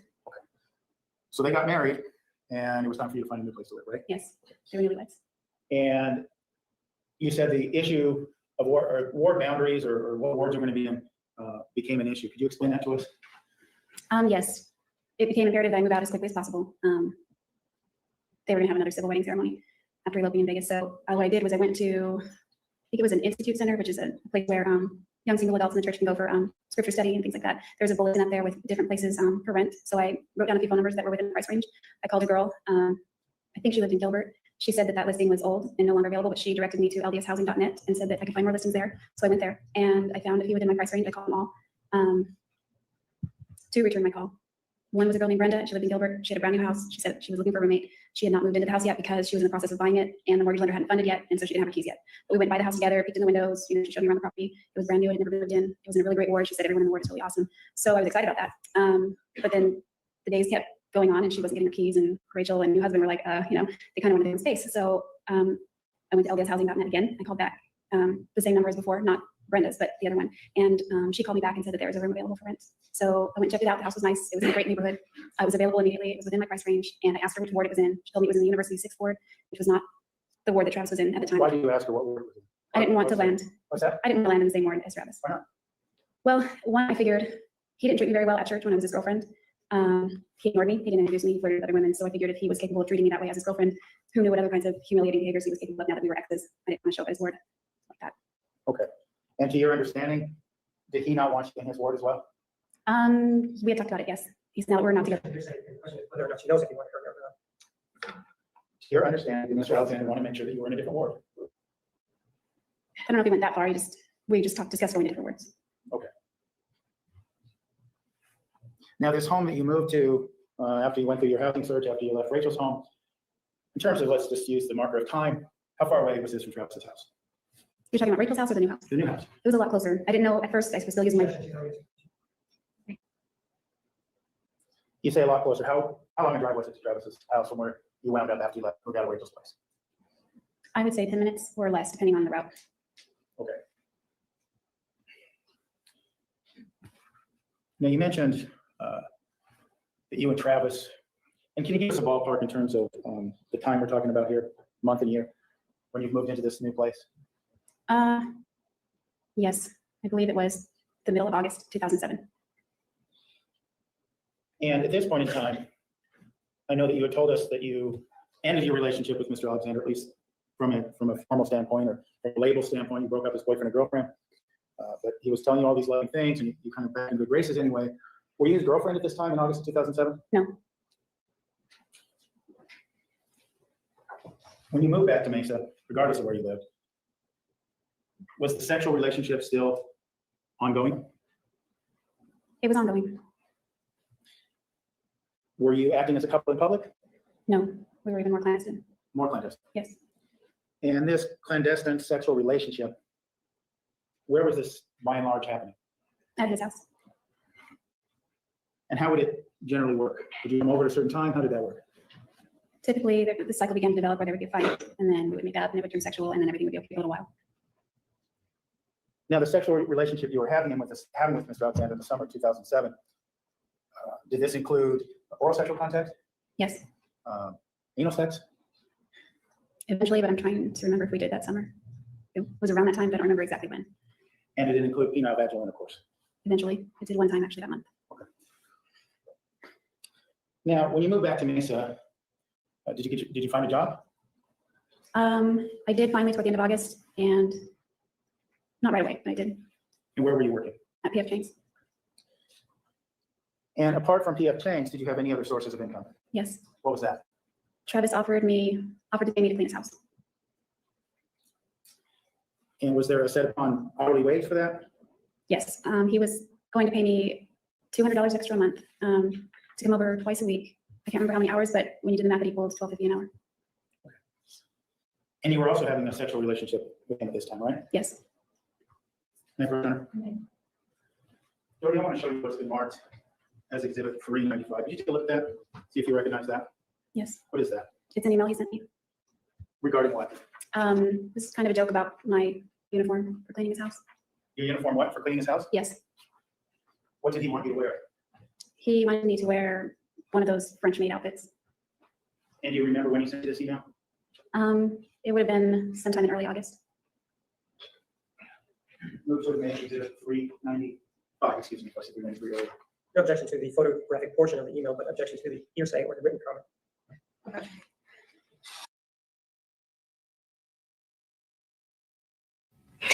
I'm going to go ahead and say that she's lying.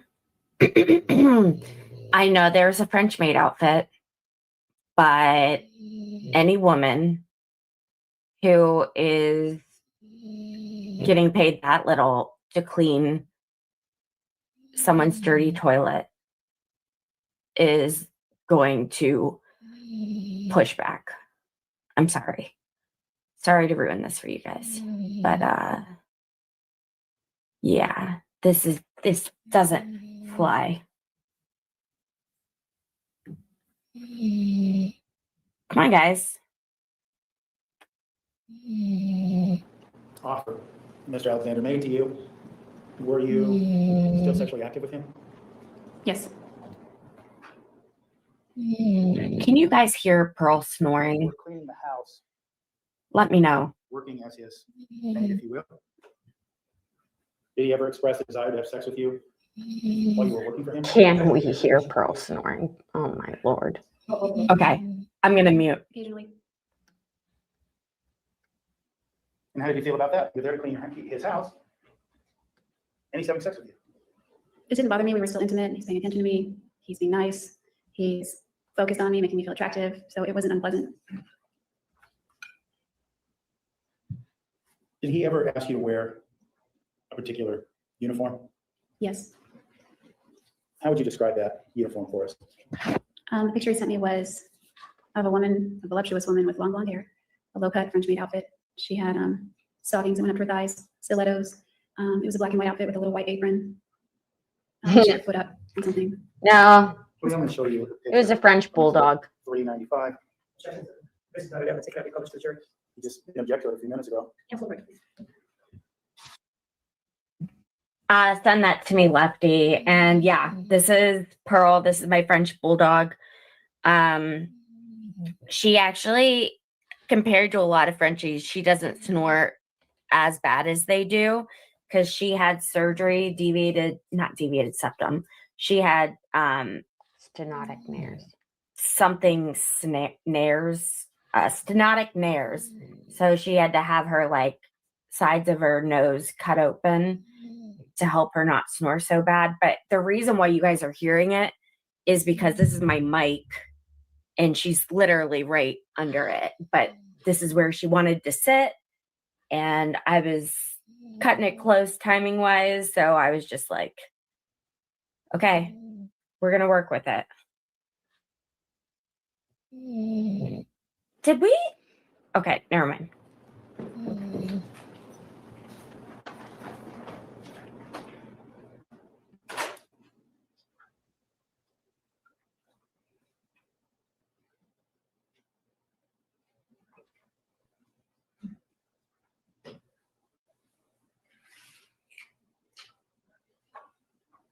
Ladies and gentlemen, if you wish to stand in place, we have about 2 minutes, and you're welcome to do so.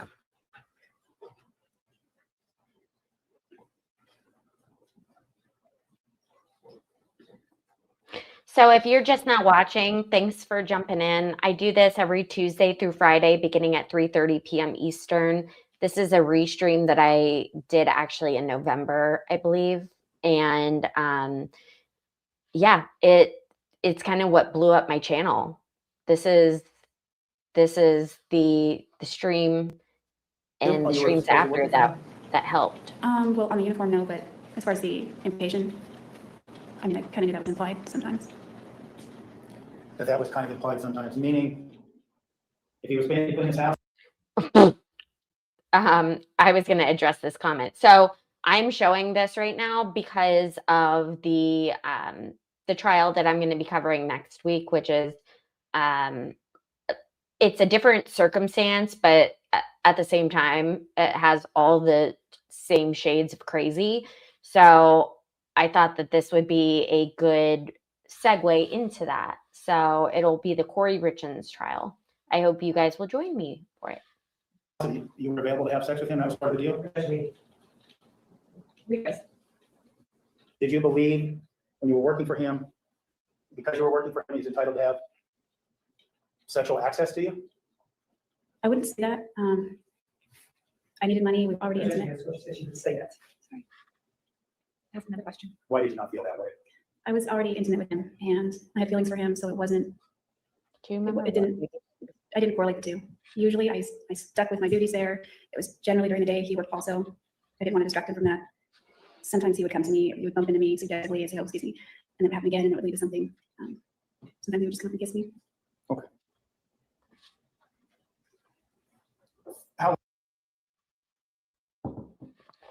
Okay, who actually thinks that like this happened and this isn't some like sick and twisted Young and the Restless fantasy that she's like making up in her mind? Because I'm just gonna be entirely transparent. I think this girl is just batshit crazy. I don't believe that this happened. But I think that she wanted to become the object of everyone's attention, affection. I know some of you guys in the chat are talking about how hot she is. She's got those crazy eyes. I'm just saying. How long did you clean his house? What was his name? Almost the entire time that I lived in. Thank you, Lefty. Did he always pay you? He always paid me in one form or another. What do you mean by that? Sometimes, well, it was usually cash, but sometimes, well, we went on trips together, so sometimes we always split the trips 50-50. He kept meticulous track of the cost. He could always figure it down to the dollar, who owed who what, how we reached the figure. So sometimes if he owed me money for the house, he would just eat the cost on traveling. Okay. But there was always financial compensation for this, right? Yes. Okay.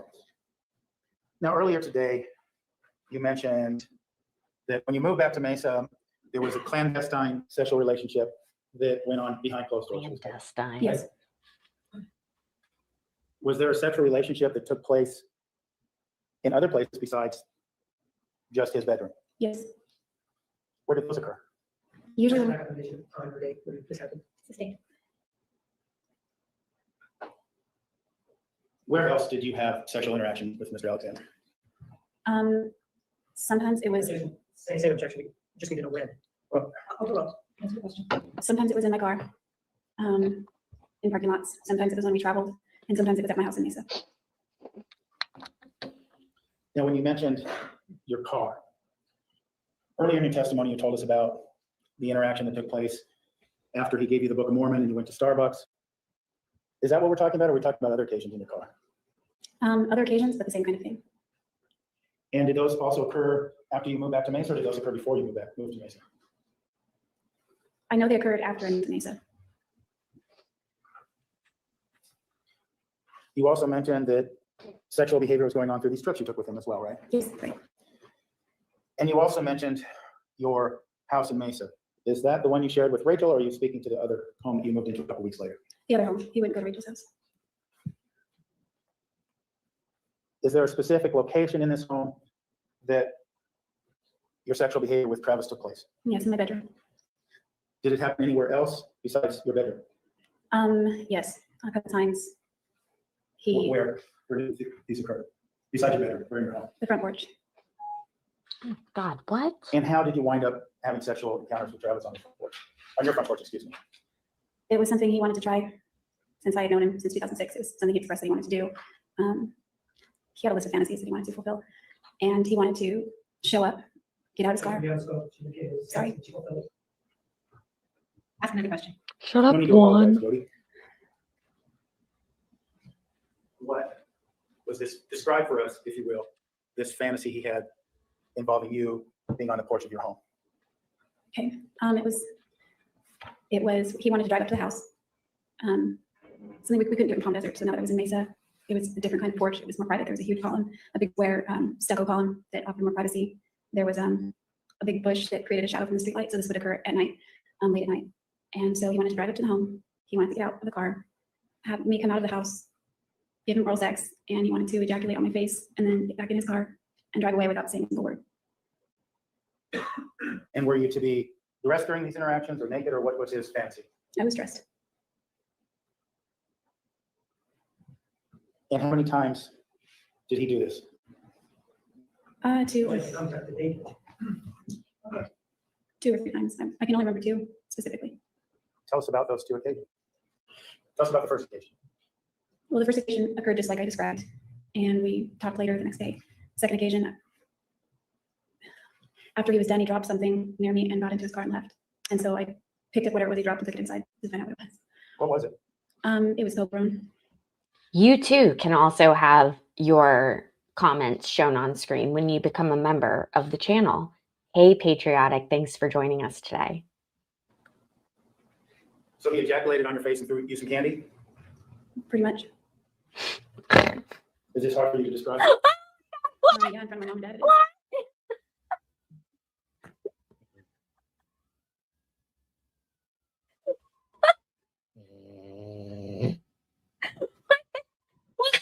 What just happened?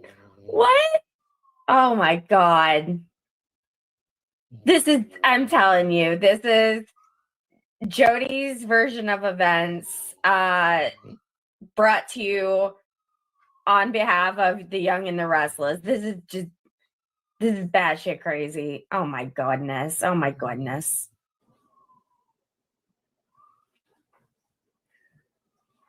You mentioned that Mr. Alexander had other fantasies that he described for you.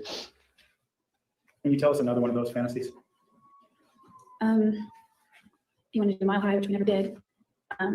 He wanted to pull off of a freeway on a remote highway somewhere and have sex on the hood of the car, which we didn't do. But he also wanted to have sex on the freeway while driving, which we did. It was the 10 or the 40 we were driving east across Texas. That just seems dangerous. No, I think it was vaginal. What other fantasies did he have? He wanted me to wear the boys' underwear. Mitchell. He had a lot of anal sex fantasies. He wanted me to wear the boys' underwear and have anal sex, and he wanted to wear his. He had a lot of my suits because he was in prepaid legal, and he had tailored shirts with his initials stitched into the cuffs, and he wanted me to perform oral sex on him in his office while he was wearing those suits. Did you comply with that desire? Yes. Yeah, that one we did many times. Probably his whole wardrobe. Now we were talking about the boys' underwear and anal sex. Is this the boys' underwear that you received back on Valentine's Day? Yes. Did he ever explain to you why he wanted you to wear this underwear and why he wanted to have anal sex with you when you were wearing this underwear? He just said it was hot. He didn't offer any other explanation at the time? Not at that time. You mentioned, well, let me ask you this. How did you feel about having anal sex with Travis when you were wearing this boy's Spider-Man underwear? Well, after we began to do that more regularly, he used lubrication that time, so it wasn't painful. And Oh my God.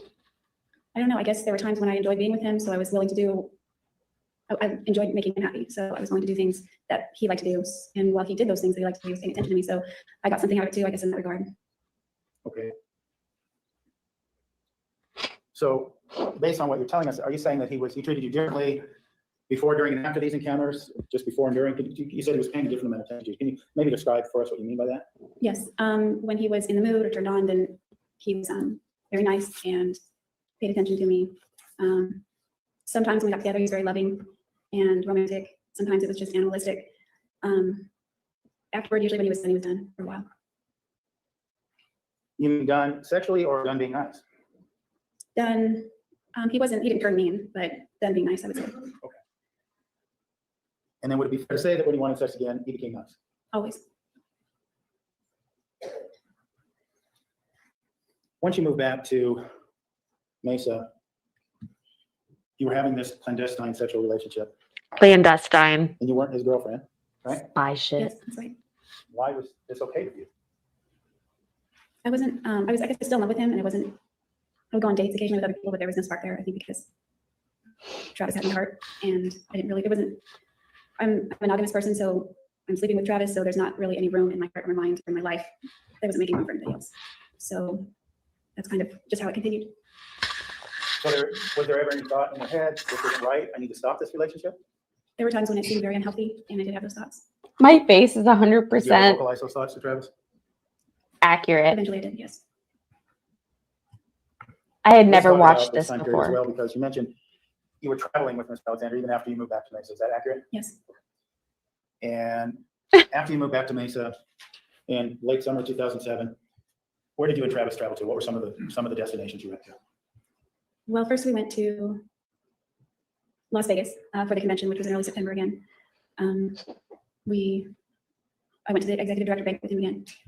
And after that, the weekend following Las Vegas, there was going to be another recap, but we ditched that and went with Dan and Desiree to House of Pie. Where else did you go? October, we went to New Mexico to Not a bad Albuquerque for idea. Fiesta. We went to Santa Fe to 10,000 Lake Spa. We saw Route 66. There might have been another place. These were all places that were in the book, 1,000 places. We began calling it the list, so we're just checking places off the list. And that was kind of motivating your travel. Is that correct? Yes. Before we get too far down the road to other places you traveled, I want to show you what's been marked. Exhibits 434 and 431. These are kind of look at these. And what you recognize exhibit. Or around children. That's Travis and I at the executive director banquet in March 2007. And exhibit 431. That's Travis and I at the Women Fiesta in Albuquerque. And when was that? That would be October 2007. Oh, no, to exhibits 431, 434. 431 and 434 are in it. Now, you just mentioned the executive director's ball in 2007. Is this what we're seeing here? Yes. Is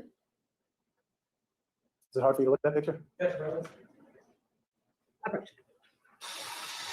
He was quick on that objection.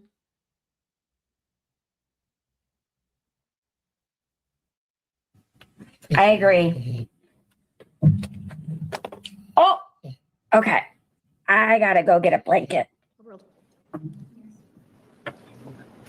Why? It's just very sentimental. It's about happier times. When you just look back, you don't think that it would end up the way it did.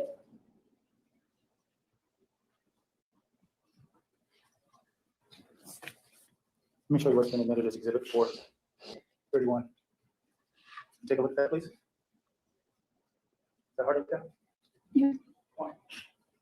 We had a really bad fight that morning, but it turned out better. And we had a pretty good day afterward. How long was this trip? I think just the weekend. I don't recall specifically. It wasn't very long. Based on the picture, one might assume that you were acting as a couple during this trip. Is that true? Yes. Did that end when you got back to Mesa? Yeah, I did. Well, it depends on the time. Well, what do you mean by that? I was still coming over to his house. His roommate tried to warn me that he was seeing other people. So, I mean, it was. Well, what I was asking you is if this public affection, that sort of thing ended when you got. Oh, why are you crying? Yes, it did, unless we were in his room. Who is that Affection guy? was okay, so long as you were in his room or on your porch where he was ejaculating on the face, right? Well, yeah, but the latter wasn't really affectionate much. Okay. That brings up a good point. You come out on the porch, you fulfill his fantasies, he ejaculates on your face, and goes and jumps at you. How do you feel after that? I couldn't help thinking that it was kind of like a prostitute. I put that out of my mind and just chalked it up to one of his little antics that he did. Chalked it up to one of his little antics. Yes.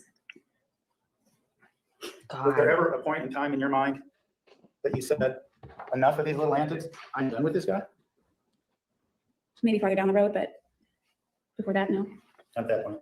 No, if anything, we increased. What? If anything, we increased with those kinds of things, antics, all that, being called antics. Well, let me ask again something I asked earlier. Had he been physically abusive with you up to this point in time, late summer of 2007? No. Well, he grabbed my wrist one time, but I didn't consider it abusive. So I don't know. That's Well, when did that occur? At the convention in Oklahoma City in March 2007. Describe those circumstances for us. He and I were hanging out at the Sheraton. This was nights after the drunk lady fell all over him. And so we were just hanging out with other colleagues and friends. And I had to use the restroom. So I went to the same restroom that I went to a few nights before. It's sort of by a bar that's at the lobby. And so this is Saturday night now. And by Saturday night, a lot of people are partying. It's convention's over. Everyone's going to leave Sunday. So there were a lot of people. There's a big crowd. A lot of people that were drinking and just having fun and being social. And as I was making my way back through the crowd, I heard somebody call my name. And I stopped and looked around to see who it was. And it was Abe, the guy I'd gone on a date with some months earlier.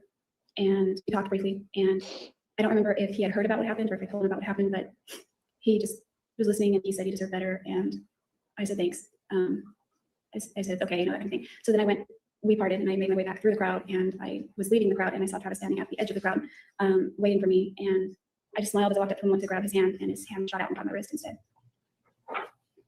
Was he angry with you?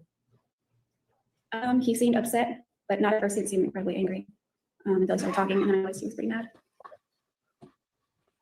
How did you said he grabbed your wrist. Did he grab it hard, or was he just holding it? He grabbed it hard, but not painfully. Did it ever become painful? Not at that moment. He was just squeezing very tightly, but it didn't hurt. And you said that he was not that angry at that time, but later you understood him to be more angry. Is that correct? Well, as soon as he began to talk, I could tell he was pissed off. And how could you tell that without telling us what he said? How could you tell? By his demeanor, his tone, his words. And was he yelling? No, he was kind of speaking very sternly, sort of under his breath. Okay. And was he unhappy with the fact that you were talking to Mr. Abdallah? Yes, he was. Well, he wanted to know what we were talking about. Okay. And when you learned what you were talking about, is that when you became more angry? Yes. Okay. And you were talking about the idea that you deserve better, right? Yes. Okay. Look at my face. Moving back then to you being in Mesa and the sexual encounters, you said they were happening more frequently. Was this on a daily basis, a near daily basis? I'd say 3 or 4 times a week. And apart from those instances on the porch, you mentioned instances of his home. How did that work? If it was the middle of the day and nobody was home, then there wasn't as much of a need to keep it a secret or keep it within the confines of the bedroom. But if people were home and his roommates were home, we had to be very quiet. He used to complain that his house was a KB home and that the walls were thin and his roommates could hear every sound, so we had to be quiet. So it was pretty obvious to you that your presence there in the home was a secret to his roommates, right? Supposed to be. Well, maybe our activities. I parked right in the driveway. Okay. So it wasn't your presence in the home, it's the fact that he was having sex with you that was the secret. Yeah. Okay. Were precautions made? You mentioned daytime. Sometimes this happened at night as well. Is that correct? Yes. Okay.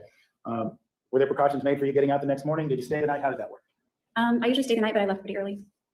Was that intentional to avoid the roommates knowing you spent the night? Yes, because, well, usually, yes. Okay.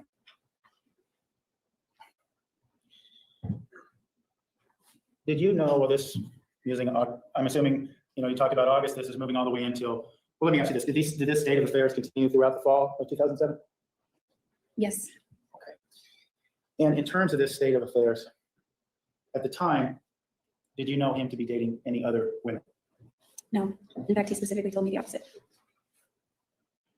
So you were under the impression that when you were engaging in the sexual activity, he wasn't dating anyone else, right? Not exclusively. I seemed to go on dates on occasion with people from his church. Sometimes I'd go on group dates, but I definitely didn't have the impression that he was in a committed relationship with anybody. And you told us just a few moments ago that you didn't believe that the two of you, or at least you didn't characterize it as a committed relationship, right? No, I didn't. Were you dating other people? I went on dates on occasion, but nothing that became repeated. So nothing that blossomed into any kind of relationship. Doubtful. To your knowledge, did Travis know about any of these dates you had with other individuals? He found out about one, two, actually, early on, if we're talking the same time period. Okay. And in this time period, this late 2007 time period, these dates you went on, did he react positively or negatively to knowing that you went on these other dates? One, he just teased me, and the other one very negatively. You weren't in a relationship with him. What was the problem? The one that he reacted negatively to was a guy that he hated. Who was that? His name is John Dixon. So Mr. Alexander believed, or would be your impression that Mr. Alexander believed that he had a right to tell you who you could date at this time period? He just specifically didn't want me to date that guy. And was that okay with you for Mr. Alexander to dictate whom you dated? Objection in this case. The evidence, she never dictated, just that he didn't want to date that guy.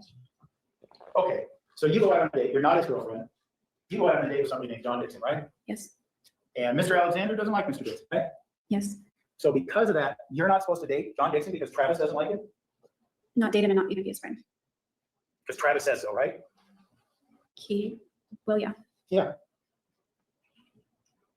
So you could date who you wanted unless Travis told you no, right? Yeah, it seemed that way. All the time when he's having sex with you behind closed doors or on your porch, right? Foundation as to when he's having the sex and foundation as to when he dated John Dixon. Time period, Judge. No, he can testify. She cannot him. Sustain. Fall of 2007. He comes over, he ejaculates on your face, throws candy at you, has you having sex behind closed doors, and you're not in a committed relationship, right? The fall of 2007, that's what we're talking about, right? Yes. That's the same time period you dared to defy Mr. Alexander and go out on a date with John Dixon, right? Objection is just didn't say that she defied him. She's upset about it. Characterization is what's objectionable. Sustained, rephrase. When did you go Welcome, Holy. It was actually right before the fall, late August, I think, the very last weekend in August. So Mr. Alexander expressed his anger in the fall of 2007 about going on a date with Mr. Dixon, right? Yes, he found out the morning we were leaving for House of Life. Okay. But it didn't stop him from having sex with you, right? No. Ejaculating on your face and stop him doing that, right? Oh my God. No, it didn't stop him from that. And it didn't stop him from going to have a soup with you, right? No. Did it stop you from dating John Dixon again? Yes. Did it stop you from really dating anyone else? I went on a couple more dates during that time and on through the next year. Okay. Did you tell Travis about those or did you try to keep those a secret? No, I learned to stop telling him anything about my social life regarding that. I didn't tell him about John. I found out. Okay. I have to ask again, with this state of affairs, why not cut the proverbial cord? Why not break up with this guy who's telling you you can date him, you can't date him? Why not put an end to it? Well, I mean, right now we're kind of focusing on the negative things. There were things he did that made me feel like $1 million. Thank you, Holy Describe Brandon. those things for us. It was less what he did and just more how he treated me at times. He would say little things that were sentimental and have meaning between us. Like throwing candy at her face after sexual encounter that was unwarranted. Also would allude to the fact that he wanted to marry me, even though I don't know that he was very serious. Kept telling you things you wanted to hear? Yeah, he did. I promise you, Jodi, come on, maybe I'll marry you someday, right? No, it wasn't quite like that. How was it? If I did something that he liked or that pleased him in some kind of way, like something I said or something I did, he would just look at me kind of with this enigmatic smile and say, marry me. And it wasn't like an actual proposal, but it was kind of a joke, but it was a compliment. Why did you take that as a compliment? Because he only said those things when I did something that would merit me being a good wife, potentially. I'm sorry, the last part you said? Being a good wife. Like if I did something that might be in line with that, I took it as a compliment because that was my goal at the time. And that's what I wanted to become. Okay. Did you want to become his wife? That was my desire for a while until probably after House of Life. Okay.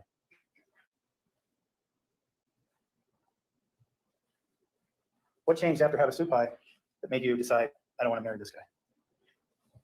My feelings for him didn't necessarily change, but in my mind, we had such a bad fight that morning. He said some very ugly things to me that it was a boundary we had never crossed before.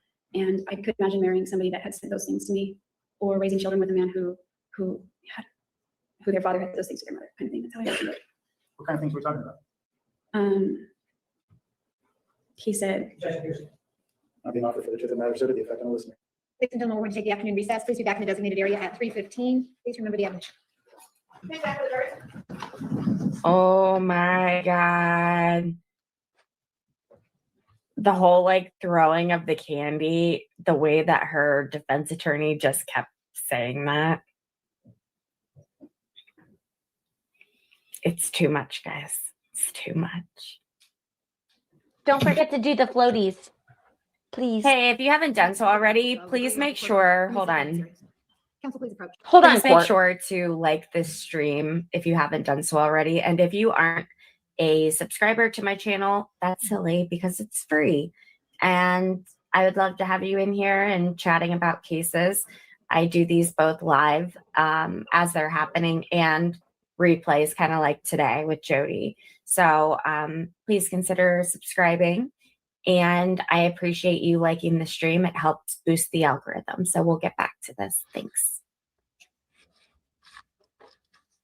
Well, maybe. Guess I didn't have to. For 1,000 subs.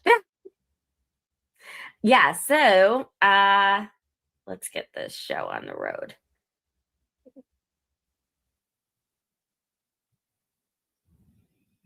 Way oh, before okay. We're 1,000 getting to a subs. most replayed moment. This should be good. That's right. Okay, here we go. Here we go. Here we go. Here we go now. Why is it in fast mode? Because I live my life in a 1.5 speed, like, period. It's true. There are 75 days of this. And in order to cover like 10 core days, it has to be at a enhanced speed. So I apologize, but also it's really slow if I don't do it at a higher speed than normal.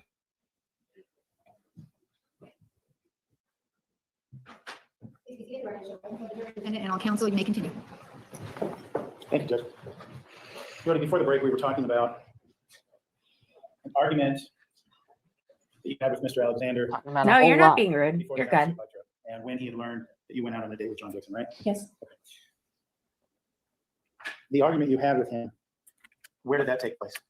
I believe it started downstairs over the backpack. That's kind of what started it. And I took the backpack upstairs into the bathroom to look for my toothbrush. Everything had been repacked, so I didn't know what was what. And I just woke up, wanted to brush my teeth before we hit the road. And he came in the bathroom, and the argument escalated in the bathroom. This was the argument that Mr. Freeman testified was all about makeup and personal care products, right? Yes, but it wasn't makeup. What sort of things, you said that Travis said things to you up in that bathroom that made you realize that that wasn't the type of person you wanted to marry, right? Did I understand that correctly? Yes. Okay. What things did he say to you that made you feel that way? It was only one thing specifically. As our argument escalated and got more and more, by this point I was brushing my teeth. I found my toothpaste and toothbrush, and I was crying. He had found out about my date because I wrote it in my journal, regrettably, and when we repacked it, he read it, and I was incredibly detailed, but it talked about the time. I'm sorry. Argument, and then she wants to tell us about a journal, that sort of thing. That's she's not being responsive. So objection. You don't scope of the question. I'm responsive. Restate your question. Sure, Jodi. What did Travis say to you that made you realize you didn't want to marry? What specifically? He said, "Fuck you." Really? Say anything else? That's it? Well, he said a lot of things about John. He was calling him John Dickhead instead of John Dixon. That was his nickname for him. Oh my God. Why do I still laugh at that? After he said F you, he turned on his heels and left the bathroom. What a child. Why'd you still decide to go to have a soup fight with him? Well, there was a lot of crying and that kind of thing. Dan came in the bathroom. I didn't realize he was in there. I was blowing my nose crying and was embarrassed to be arguing in front of him. So Dan kind of was like, Dan and Desiree were like the glue. They sort of said, you know, hey, let's just calm down. Let's try to get along. Let's try to get on this trip. I wanted to go on the trip, but I contemplated just going home because it was really bad. And it was really bad between us. I was mortified. Like we had never argued to this extent and much less in front of somebody else. So I was very embarrassed and I felt very ashamed. And so I stayed in the bathroom for a little while trying to calm myself down. And then I don't remember how it all came together, but eventually we all were in the garage in the car and we were beginning to drive off. So the plan was to, and so to speak, and go to have a soup fight anyway, right? Yes. Yes. And it sounds like during this trip, you two were acting like boyfriend and girlfriend. Yeah, right? How was that the most replayed moment? What? During some parts, we were kind of, well, I felt like my feelings were hurt, so I wasn't very responsive to him at that time. I wasn't ignoring him. I wasn't being rude or anything. I just felt like an emotional chasm between us. Chasm. And this trip was when again? It would be probably the second weekend. In Oh September. my God, I did the same thing.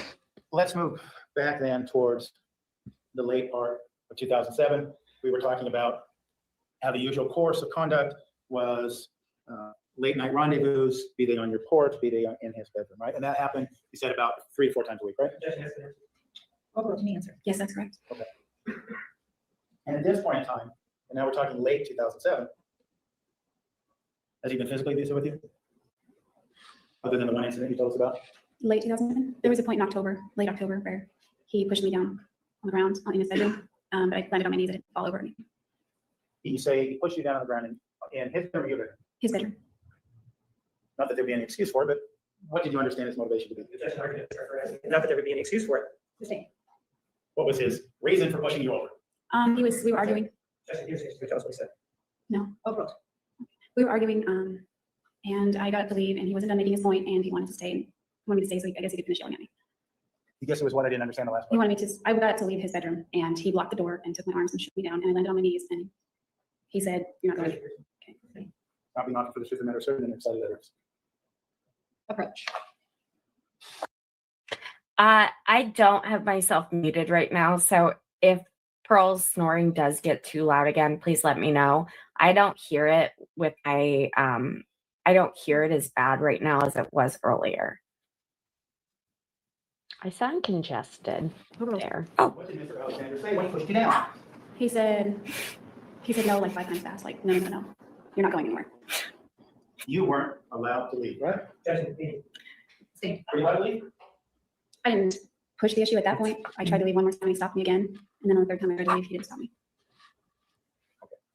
The second time you tried to leave, you said he stopped you. Did he grab you and throw you down again? No, he just put his hands on my shoulders. Okay. Forcefully? Yes. Look at me yelling at my dog. Yes. Like what? That was such an awful fight. I don't remember all the names he called. I just remember one thing that really sticks out is he was insulting my family. She was very mousy acting. Let's ask this. How was he insulting your family? Was he calling them names? Yes. What was he saying about your family? He was saying that my brother was a faggot because his name is Carl. That's my damn name.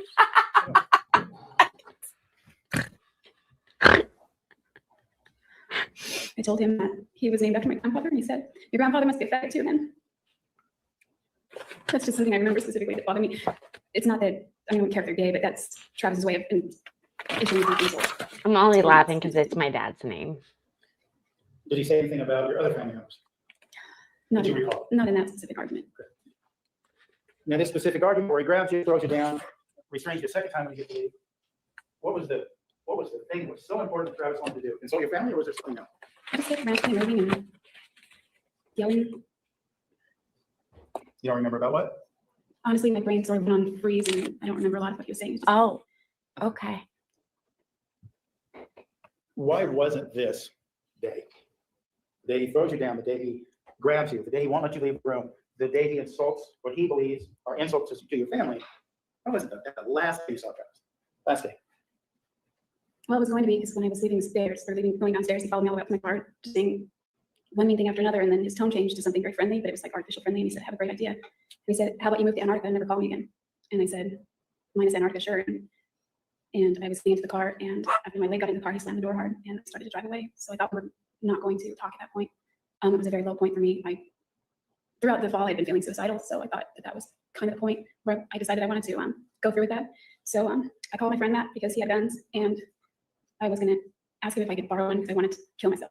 And he could tell I don't know, he called a suicide hotline and had me call them, and he called my dad and my parents. And as I was on the phone with Matt, Travis began calling again as I was driving back home. And I wanted to answer because Travis always apologized after he had been very mean, and I thought maybe this is his apology. But sometimes it took a while to calm down, so it could just be more of his anger. So I hung up anyway with Matt, and I answered the phone, and Travis was very sweet and very calm, and he was telling me to come back, and he was too harsh on me, and he felt bad, and I needed to help him make his bed. I'd been there doing laundry and cleaning the house when that fight started, so I hadn't finished making the bed, and all the sheets were out of the dryer. So he wanted you to get back to your duties as a maid, right? He just said that. Okay. All right. The implication was more, come help me make my bed so we can make up. Make up meaning have sex? Yes. Did he request this French maid outfit again? No. This French maid outfit. So he makes this call. You begin to feel better. You go back over to his house? Yes, I'm telling him no, but at the same time, I'm turning around in the turnabout that's in my neighborhood. What's that? I'm saying no at the same time that I'm actually doing it anyway. I'm going through the turnabout on the way to my house, but instead of all the way through it and turn around. Why'd you turn around, Jodi? He was being the nice person that I was, I guess, craving. Like, I felt like a writhing ant under a magnifying glass for the last 3 hours. It was a long fight, and now he had relented and he was being nice, and he was implying that his feelings would be hurt if I could come over. He was saying it very sweet, almost baby talk, but not quite. And so I came back to his house. Did you have a sexual interaction with him after you came back to his house? To keep up? Yes, we moved to bed, and then yes. And then yes, what? We had anal sex that night. It was kind of loving. I mean, he said, "I love you," and he whispered those things in my ear while he was doing that. And yeah. I want to ask, there was an incident talked about earlier where you walked into Travis's house and Lisa Andrews was there. Do you remember hearing about that during the Yes. trial? Was that around this same time period when all these things were going on? Yes, it was right before after we were in New Mexico. Okay. So you get back from this trip in New Mexico, Exhibit 431. You're acting as a happy couple in New Mexico. How is it that you came to Travis's house the evening that Lisa Andrews saw you there? This might have been before New Mexico. It was all around the same time. I had been hired at P.F. Chang's in the summer, and his roommate, John Hepworth, was always talking about how much he liked honey chicken on their menu. It was his favorite dish. And so one night, it was a Monday night, which would be family evening in the church. I worked though. For short, it's called FHE. And I got off work early because it was Monday night and it was slow. And there was an extra honey chicken that was getting thrown away, so the chef said I could have it. So it was still fresh. It was in a to-go container. I put it in a to-go container. And I've taken food home before, and I usually offer to split it with my roommates. They never really wanted it. It was still early, so I knew, or I assumed Travis was at church. And so I wasn't going to call him, but I called John because he lives close by, and I said, "Do you want half of this honey chicken?" And he said yes, because he liked it. And so I was going to go over there, split it with him, and then go back home. Because if you put it in the fridge, it gets all soggy. It's breaded and glazed. And so I headed over. Well, he said Travis wasn't home. I asked him, "Is Travis home yet?" He said no. So I started driving over to his house, and I pulled into the driveway in the same place where I was going. And I always came and went in his house without knocking, which is something I did and a lot of friends always did. And so I walked into their house with the container of honey chicken in my hands, and I'm walking down. It's kind of a walkway with tile. There's a living room here, and as I was coming toward the kitchen, which is just beyond that, there's a wall just beyond that. I was going around the kitchen to get a plate for John. John was on the couch over here watching TV, and I came around the kitchen, and Travis was standing there with another girl. I didn't see who the girl was because I just saw hair, and he was standing in front of her. So I was mortified. I was like, "Oh my gosh!" So I immediately turned and walked right back out, straight out the front door, and got in my car and I left. And I was really embarrassed because I thought I wasn't home. And I started driving. I drove west down Elliott, and then I turned north on Signal View. And right as I turned north on Signal View, there was a car that came right up behind me with their high beams on, and they were right up on the tail end of my car. And who was in that car? Well, I didn't know at first. I thought it was somebody that had to go somewhere fast. So I was coming up on an LDS chapel that was on the left side of the street, and then across the street, and that was a turnout. So I assumed just gonna drive a few more yards and then pull over in this turnout. But this car pulled over the double yellow line and sped up, and so I thought, wow, they're really in a hurry. And then pulled in front of me and braked really hard. I almost hit the car, and then that's when my headlights hit the paint, and I could see it was purple. It was BMW. It was Travis's car. So he pulled in into the turnabout, and I assumed he wanted me to pull over because of that. So I pulled in behind him. Okay. Did he offer explanation for what you had just walked in on? After I asked, yeah. During that discussion, did he admit to you that he was dating Lisa Andrews? No, he didn't say who it was. I didn't see who it was. He just said a girl from his ward was there, and she wanted to see his house, and he was just giving her a tour. Did he invite you back to the home? Not that point, but he gave me a hug and he squeezed my butt and said, "You're coming over later tonight, right?" Like that. What did that mean to you? What were you coming over there later that evening? To hang out, sex, pretty much. After he was done with his date with Lisa Andrews, you were to come over to have sex with him. Is that what we're saying here? Yeah. Now, late 2007, you talk about how this relationship is going on and on and on. Are you still living in Mason early 2008? Yes. Are you having sexual intercourse with Mr. Alexander in 2008, early 2008? Yes. Well, yes, not vaginal. Okay. So much. Not vaginal intercourse? No. Was that, you had it before, was there a reason you weren't having it at that time? Yes.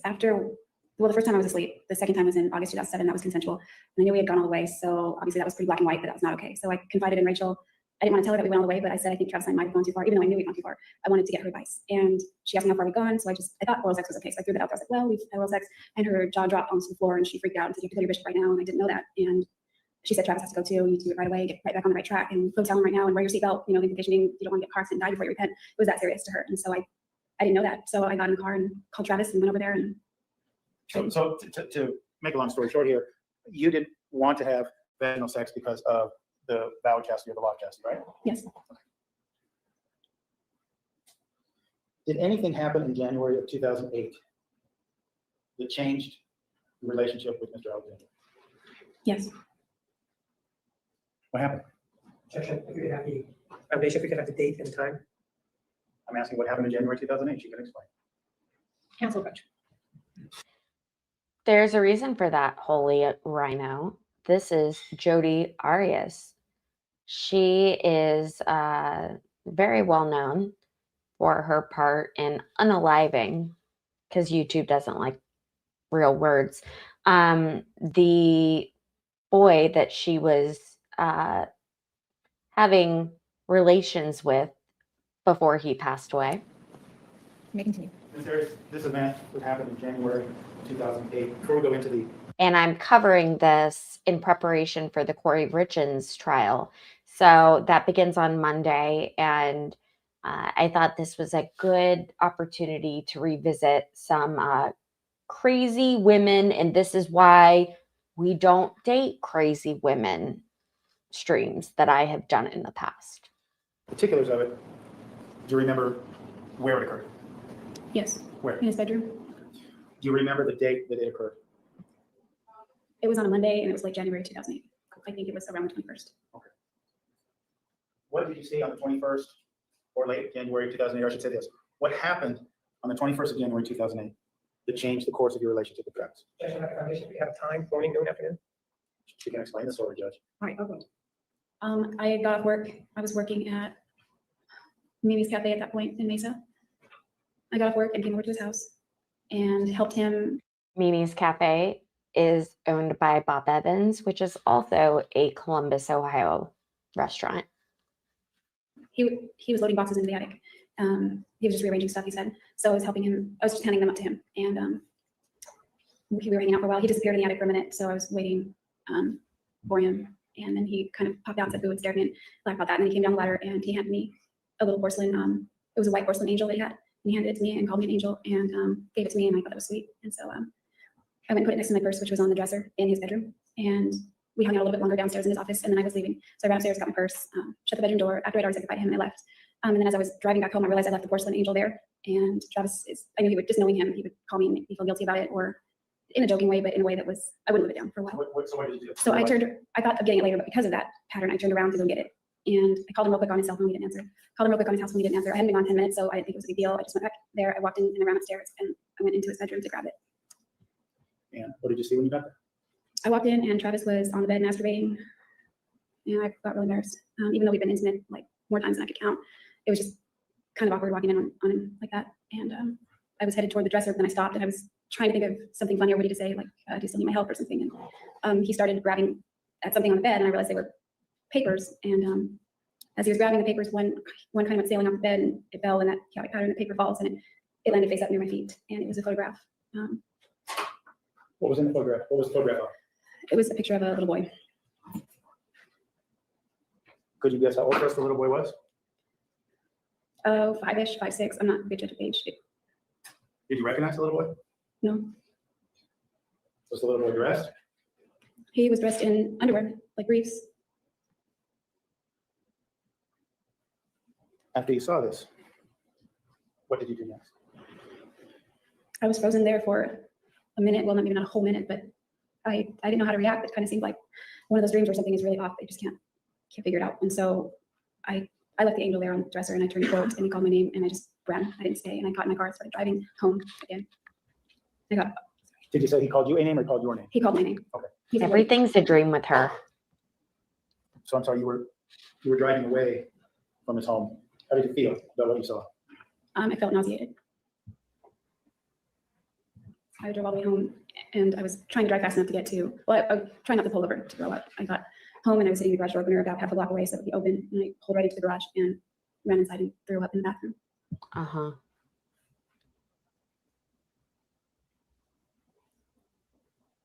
Did you speak What's up, y'all? Did Travis make further attempts to call you after you saw what you saw? Yes. How soon? After I cleaned myself up, I went back out to my car to get my purse and my phone, and I saw that there were some missed calls from him. Like 4, maybe 3 or 4. Make sure to like the stream and follow because you seem Was like this- my kind of person. Why wasn't this moment in time? Why wasn't this the end of your relationship with him? Well, I wasn't even thinking anything along those lines at that time. I was confused and I was crying and I didn't really know what to make of all that. So I went for a drive. Before, when I didn't answer the phone, and when he called repeatedly, he would come over to the house because I didn't live far, and I didn't want to be at the house when he came over. I wasn't sure how to talk to him or what to say. So I left and I drove around for a while in Mason, and I ended up at the Temple Visitor Center, and I hung out in there for a little while. And I just was collecting my thoughts and not really meditating, but just trying to figure out what to do next and how to handle that. Did you get, or did you come to a decision as far as what to do next? Well, I wanted to, I couldn't imagine like never talking to him again. Why not? That would just be, if we never spoke again after that point, I would feel unsettled, and I don't know. I wanted to let him explain at least. I went out and checked my phone again. My phone was turned off in the visitor center. So I went out and checked my voicemail, and there was that frantic voicemail from him finally, and there were more missed calls. And he said, just come over and talk to me, that kind of thing. And so there was Well, again, Jodi, let me address the question. And perhaps it's difficult, but why would it be, you just, from what you told us, you saw him masturbating to the image of a child. Why would it have been a problem for you? Or why could you imagine not having any more contact with him after that point in time?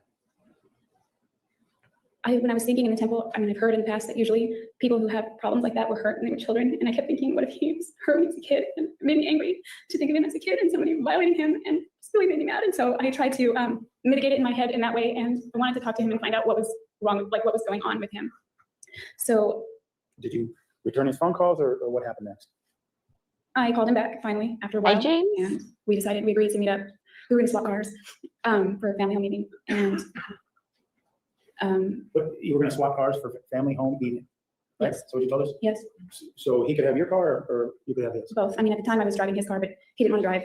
If you guys are just now joining us, basically what we're doing is watching my reactions from hearing her testimony for the very first time. And I had no idea that it was going to get even worse than it is right now. So this is, at times I've had the same exact face as I did in November, but this is a blast from the past in order to prepare us for next week's trials. So I hope you enjoy this, and hit the thumbs up button. Thanks, guys. My car to church with people. He wanted to take his own car. Okay. So he was the one going to family home meeting, right? Yes. Okay. Same day he got caught masturbating to images of children, he was going to family home meeting, right? Yes. Okay. So you return to his home, and you're going to trade cars. You just get your car and get out of there? We never hooked up before family meeting. I had a migraine and I needed to just sleep. And I don't know, I woke up later in the evening and I went over to his house later that night. Okay. You go to his house later that night. Do you talk with him? Yes. Do you ask him about what you saw? I didn't really have to ask him. I just was silent and let him do the talking mostly. What did he say? We approached it? Good Lord.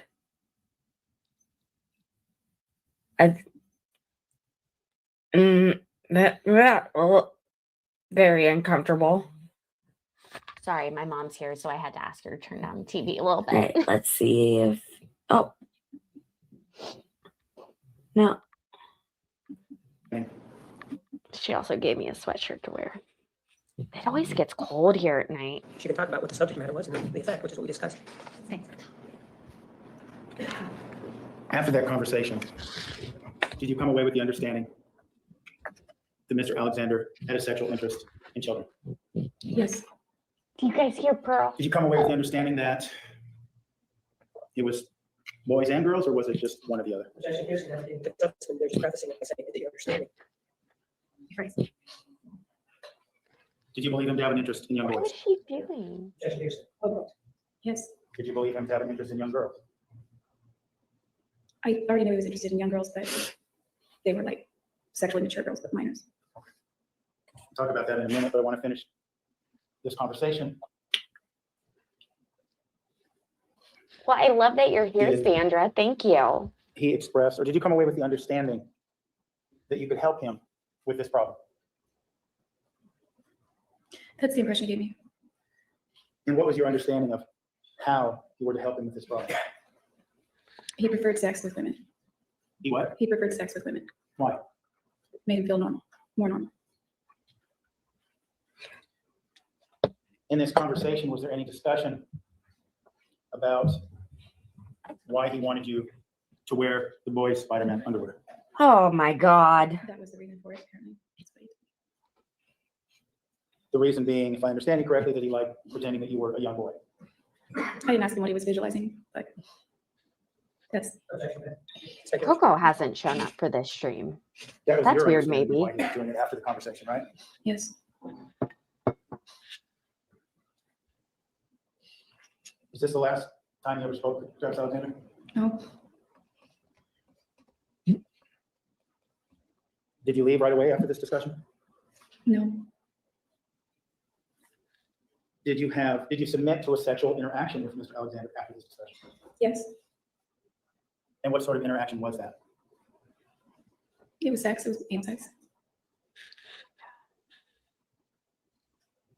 Why, Jodi, were you willing to submit yourself to sexual interaction with Mr. Alexander, having seen and having heard everything you saw and heard that day? It's hard to describe because it's very embarrassing, but he seemed very ashamed with himself, and like he didn't want to be that way. It was something he struggled with, and that's not who he wanted to be. It's not who he wanted to be in the future, and he was trying to deal with it. And when he had sex with women, he felt like a normal heterosexual man, and that's what he wanted to be, and that's what he said he was, and that's what I believe him to be. And so when he had sex with women, he felt more normal, and it was preferable to his other deviant She's so crazy. urges, I should say. So were you doing this to I have the same help him? Yeah, you could say that. mannerism. I mean, I still loved him. Did you ever do How? anything else You should, to try TWA. to help him? Keep an eye out. Yes. What was that? Before I moved back to California, I gave him a pamphlet that I found, which is that I found in a mall. And I picked up a few of them because it was about mental health services. I don't remember what the name of it was. It had an 800 number, and it also had a 602 number. And might have had other phone numbers in the website. I don't remember exactly what it was, but it looked like they were services that were complimentary, or maybe not free, but cheap or affordable or something. I thought maybe he could just talk to some people. I thought it was confidential, and somebody you could talk to that would be able to counsel him, or that had a degree in psychology or some kind of certification in mental health counseling. Okay. So was this in January 2008 when you found this brochure? No, it was closer to somewhere in mid to late March. It was before that. Okay. How did he react when you gave him this brochure or pamphlet? He was upset. It led to an argument. We had an argument about several subjects that day. When you say argument, was this verbal or was this? It started off verbal and then it became physical. Now, you mentioned him grabbing your wrist at conference. Can you guys hear Now we're talking snore? about this incident in March Pearl snoring. of 2008. Sorry. Had he been physically abusive with you before March of 2008? This This is was in can. April, and yes, he was physically abusive before that. Let's talk about that then. This, after he grabbed you at the convention. Okay, I'm when gonna was the mute. last time that he was physical with you? It would have been that argument the night that I got to leave twice, 3 times ultimately. When he wouldn't let you leave the room, when he threw you down? He pushed me down. Was this incident in April then, when you gave him the pamphlet? Would this be the third instance of abuse, physical abuse? Pamphlet came later. The third incident came the day after I walked in on him. Okay. The day after you walked in on him, you mentioned that you had sex that night. Did you leave that Arizona, night? Yes. Mesa. How did you come to, or where did you see Mr. Alexander the next day? I was getting ready to leave for California. Before I left, I wanted to see if he was okay. I figured if that were me, I'd want to go jump off a bridge. I wanted to make sure that he was okay. And you said before you leave to California, where were you going?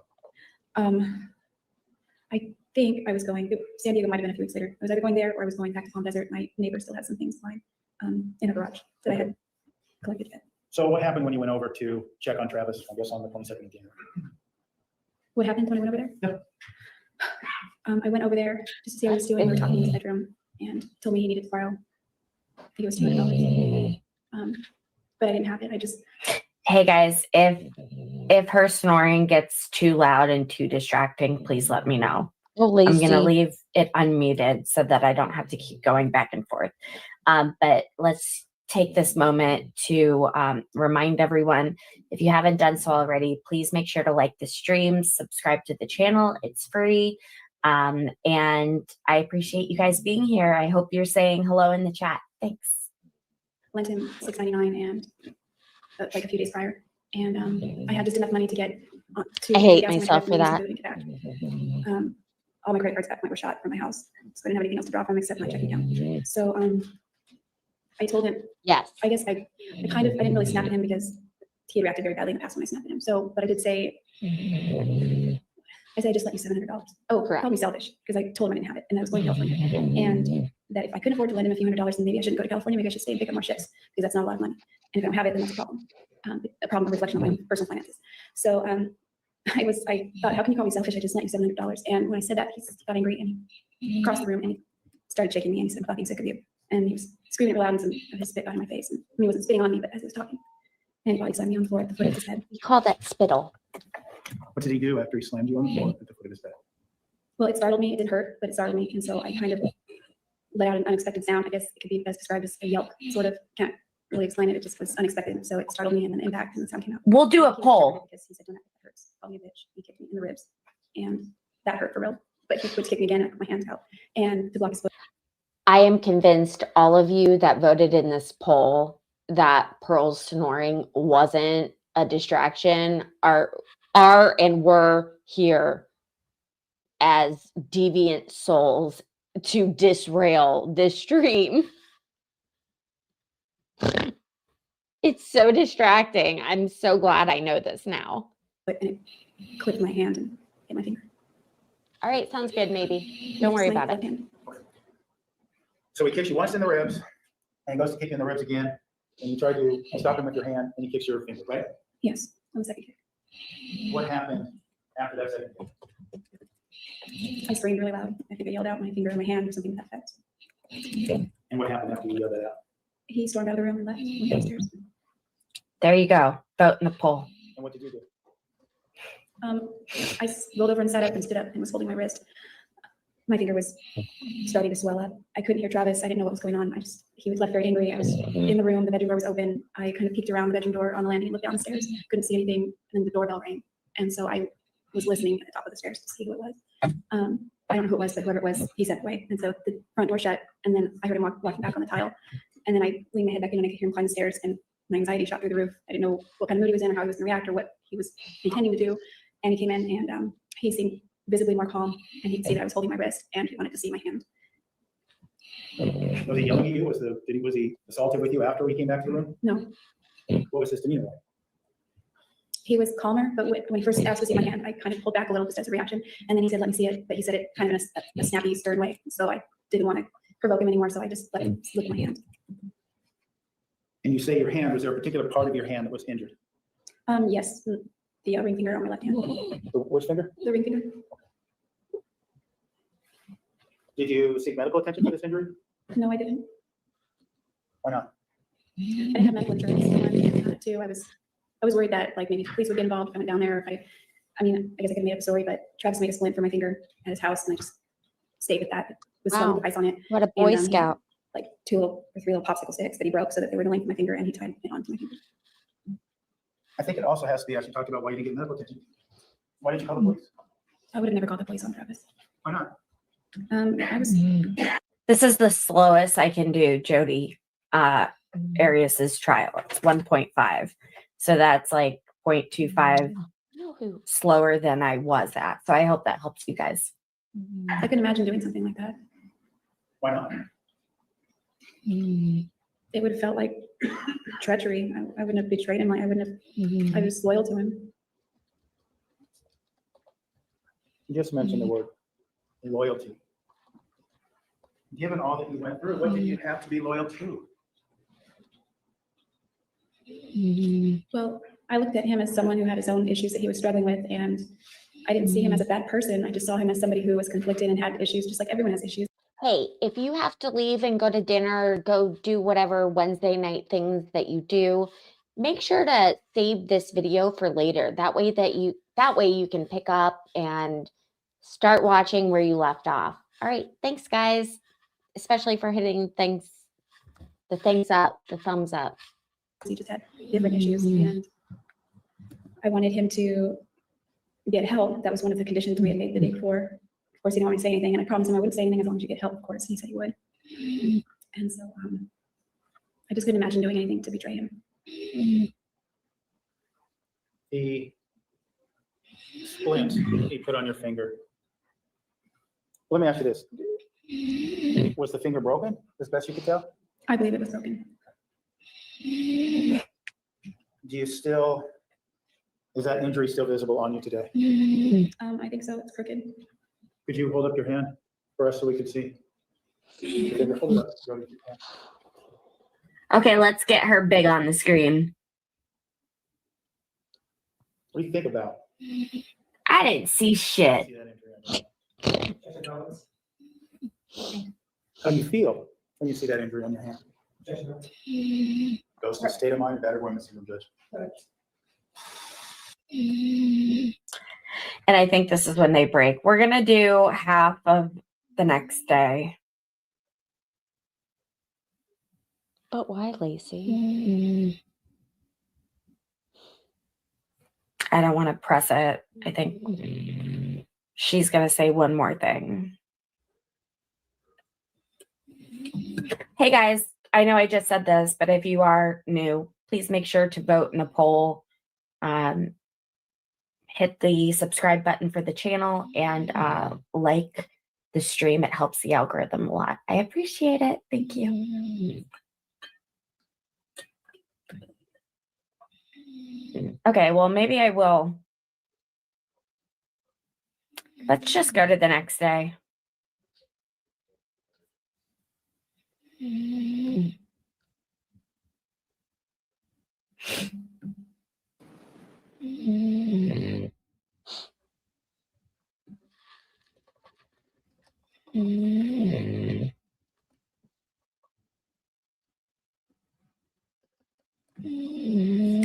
Come on.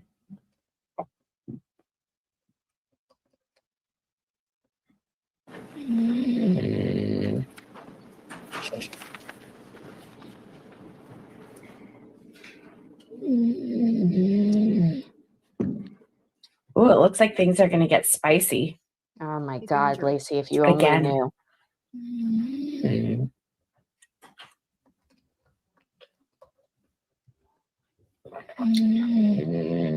Oh my God.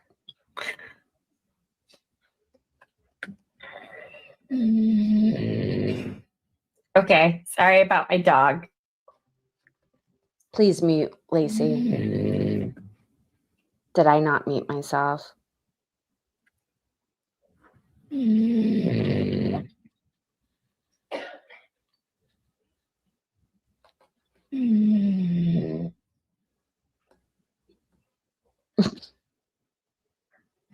Come on. Thank you.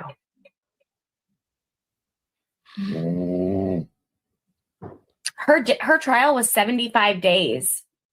Like, that's how many I had to go through all. So the question on the stream right now is, what is the name of the psychopath who killed her child in Florida and was found not guilty? It traumatized me for so long. I still think about it sometimes. Well, Sandra, right after I finished this trial, I jumped right into Casey Anthony, and we had a very good discussion about it. Anyone that's here regularly, like Mitchell and Sydney and White Buffalo, maybe they can all tell you that. I'm sorry if I missed anyone. Yeah, even though we didn't all agree, we asked each other like very reasonable questions to come to the conclusions that we had individually. So I thought that would be interesting to hear. And I encourage you, if you're interested, to go back and watch those collection of videos. I believe they began in December. Of this. No, it's not, is it? This is a mall. Wait, no, it's a mall. I've had it my whole life. Please be seated. The record will show the presence of the jury, the defendant, and all counsel. Ms. Arias, you are still under oath. Do you I understand? still do that shit too. Mr. Norman, you may continue. No, it's not me making the noises. It's Pearl. Stipulations previously made. What's been entered, excuse me, as exhibit 4.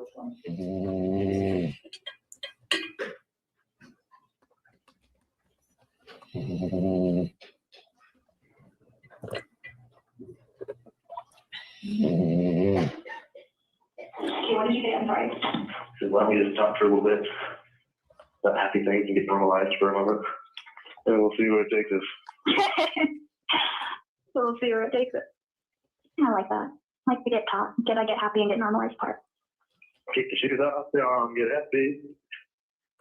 Yeah. Yeah. It's going to be June through the beginning of June through like the beginning of July. It's going to be a busy time in Mr. Alexander's life. Yeah, me too. And then the end of July too. Let's see, for me, I might make a trip at the end of the month to Utah. But I don't know if I'll do Daniel Summit, so it's like, I don't know if I'll do that. I want to. Why would you go to Utah? Just to visit and see the sights and see my friends and all that. Why would you go if you're going to Daniel Summit? Well, that's what I'm saying. Like, it's just right around the corner, so I may not. I just Daniel Summit. But I don't know. We'll see. Like, Daniel who? Summit. You know him well. You've met him more times than I have. You're funny. So, but yeah, June here, going to Cancun, and coming here. But let's see. What are you doing? Remember, Cancun is the trip that he went on, didn't take her, and he died the night before he was supposed to leave. Oops. Washington, D.C.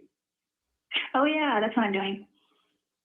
Well, if I can afford it, I'd like to go to Washington, D.C., but I think that's out. What I'd like to do, though, is I'm going to travel around with you. And why are her eyes closed? The money I'm going to go to the Team Freedom event, which is in June. And I've got places to stay in Palm Desert, so that's easy. No money there. Here's the problem I have with the Team Freedom event. It's in Palm Springs, right? Okay, in the summer. They're really done for in the summer. Yeah, which is like a horrible. TWA, I'm in the corner of the stream. I'm waving my hands. That's me. This is me now. That, what you're seeing on screen, the girl with the pink shirt, that's me in November. Place in the summer. Yeah. Number two, their idea of social time is to get drunk. Their fun is get drunk. Not everybody. Training would be awesome. I don't like those people. I respect them as business people, but that's about it. Really? They just don't have a soul. Are you serious? They're godless. Just like look into their eyes. It's like dark. What about people like Tara and Mark Smith? Okay, Tara's nice, and maybe there's something there, but like I said, I respect them for what they've done in their businesses. I like them as business associates.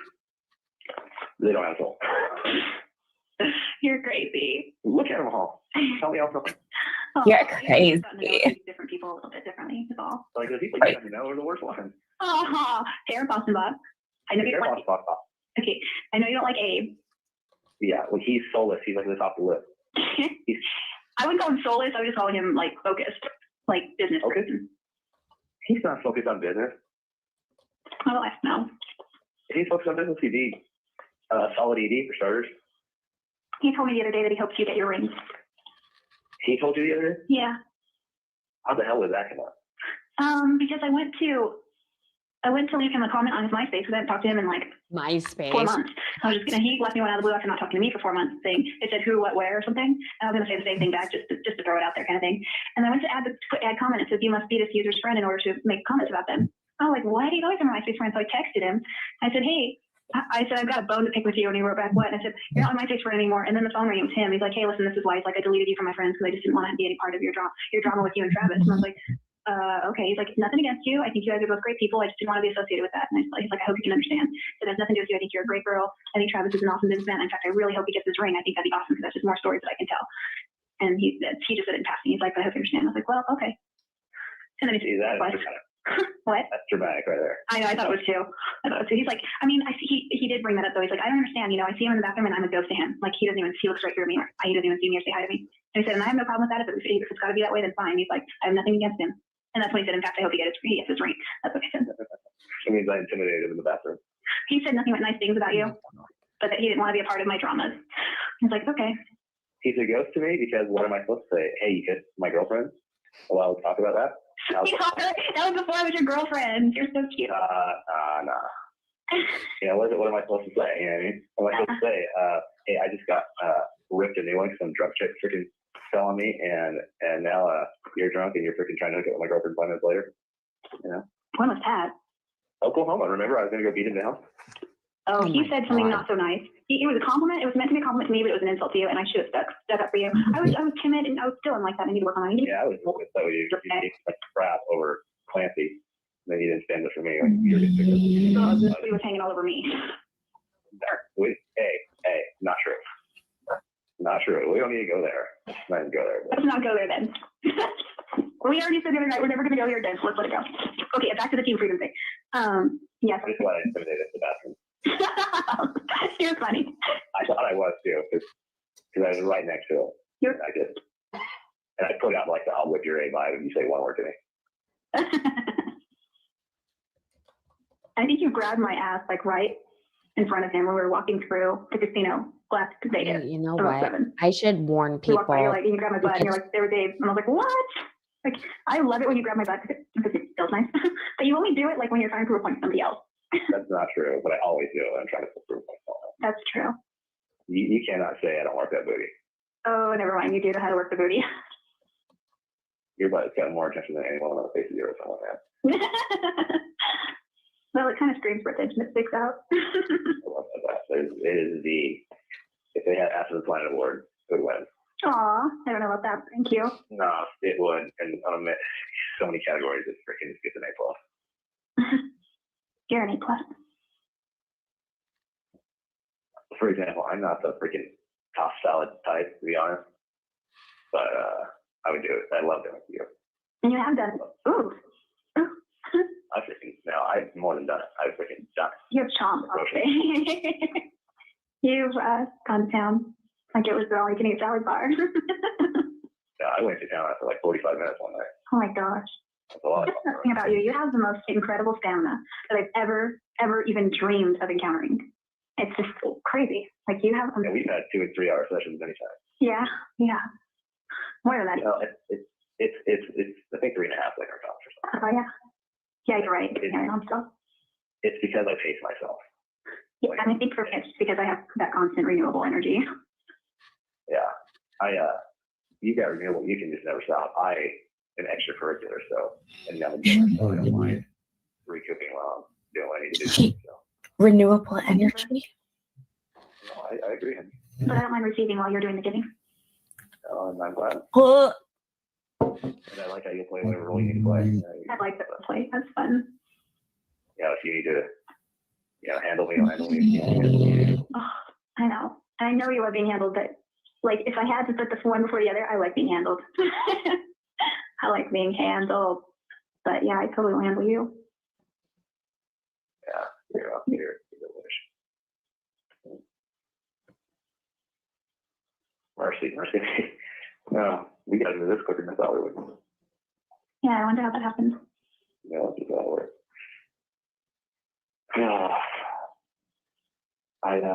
I'm really excited about a little forest adventure. Yeah. Is he coming up here before Cancun? Yeah, that's my plan. Yeah. What is your itinerary? Are you gonna do San Francisco, or is that gonna be another time? No, I think I'm gonna do all that stuff. Then you'll see me, and we'll go Oregon Coast and Crater Lake, Shakespeare. If that goes as planned, and then I guess you'll go up to see your friends in Washington or something. I'm not gonna do all that. So you're the top of the list. In more ways than one. No, I'm just kidding. Oh, that was funny. No, I laughed. Okay, so then you'll drive back. Yeah, I'm going to. Yeah, here's how it lives. I think that's just too much. Like all that. What I'll do is I'll fly to Seattle and stay with my friends and go to British Columbia on that same trip. Okay. Are you going to be traveling abroad anytime soon? I mean, other than Mexico, of course. DC. That's not abroad. I mean, international. Oh no. I might go to Argentina in September. I'll probably go to Argentina in September, like late September. Oh, cool. What brings you to Argentina? Just events and a bunch of guys going down there to live, and I might go down there for like a month. Who's going down to live? Events and Danny Jones and a few other guys. Oh, they're going to go down there and live? That's crazy. Danny Jones moved to Virginia. Good. He's just a waste of potential, that guy.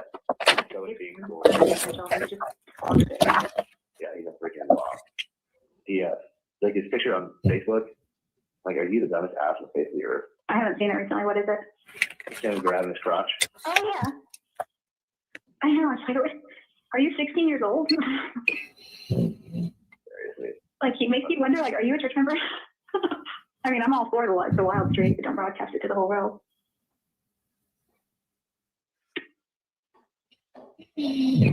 Like she should be judging. Interesting comment on that picture. Like what? I also, your mission president would be proud. You should. Why don't you? Maybe I should. He hasn't been back for even a year, or barely a year, I think he's been back. You should, Travis. Don't be intimidated by him. You would do that to anybody else. Why would you stop with him? Why would you say I'm intimidated by Danny Jones? I wouldn't. I didn't mean to imply that. I'm just saying, like when Victor Ruiz, when his friend apparently got a hold of his Helio and posted a bunch of stupid bullshit, you blasted him to Mars. And he's not even a church member to be held accountable. Well, it's because he sent me an email and I took that as personal insult. Oh, I thought he just posted a bulletin. Maybe he did. I blasted Mario for sending me a. Maybe I'm getting those stories mixed up. Mario sent like some jokes with the F word in it. Oh yeah, that's what it was. And I ripped him to shreds, and I ripped Victor to shreds. Yeah, so you can put a little mark on there. Don't do it if you don't want to. I'm not trying to pressure you, but I would prefer to probably do it by emailing him rather than posting a comment because, I don't want to humiliate him. I know, but yeah. But then on the other hand, he's already humiliated him, so that's why I haven't. True. He's begging for comments, basically. You put that picture up for attention. He's asking for comments, and I think you should oblige. But yeah, if you want to do it privately, you did it privately with Mario and Victor, so. But nonetheless, you gotta let keep posted on that. That's funny. Your mission president would be proud. That is funny. Hey, did you look at the profile? That's kind of a rude thing to say, but what? Did you look at my profile picture? Oh, I totally forgot. I'm going to go. Oh, it's okay. You don't have to know. It's kind of an average picture, but I'm kind of hungry for pictures. You got great pictures. I don't know why you would say that. You're like very photogenic. Well, I don't know. I'm not photogenic. I just choose them carefully. Nah, you're pretty. Thank you. You are just so attractive. I'm getting used to myself, I guess, in front of the camera. You are. No, seriously, huh? Like I've never seen you look bad in my life. Yes, you have. When I have puffy eyes and I've cried off all my makeup. You don't look bad then either. You just look miserable. Like you look hot still. That is funny that you say that. Thank you. It's true. Think about it. Think about this. There's been many times you've been like miserable and I've like raped you. That's true. We've had lots of makeup time. Yeah. That is true. But it's a good way for us to de-stress. Yeah, sure. We've done that in the middle of like when we were just pissed at each other. Yeah, we have, haven't we? Well, like it was like I thought our only way out, Yeah, there was one time I remember. I think I kind of vaguely remember. I mean, I don't keep track of it. There's been so many, but I mean, there was a time when we were just like, I don't even know who initiated. I think you did. I did. Yeah.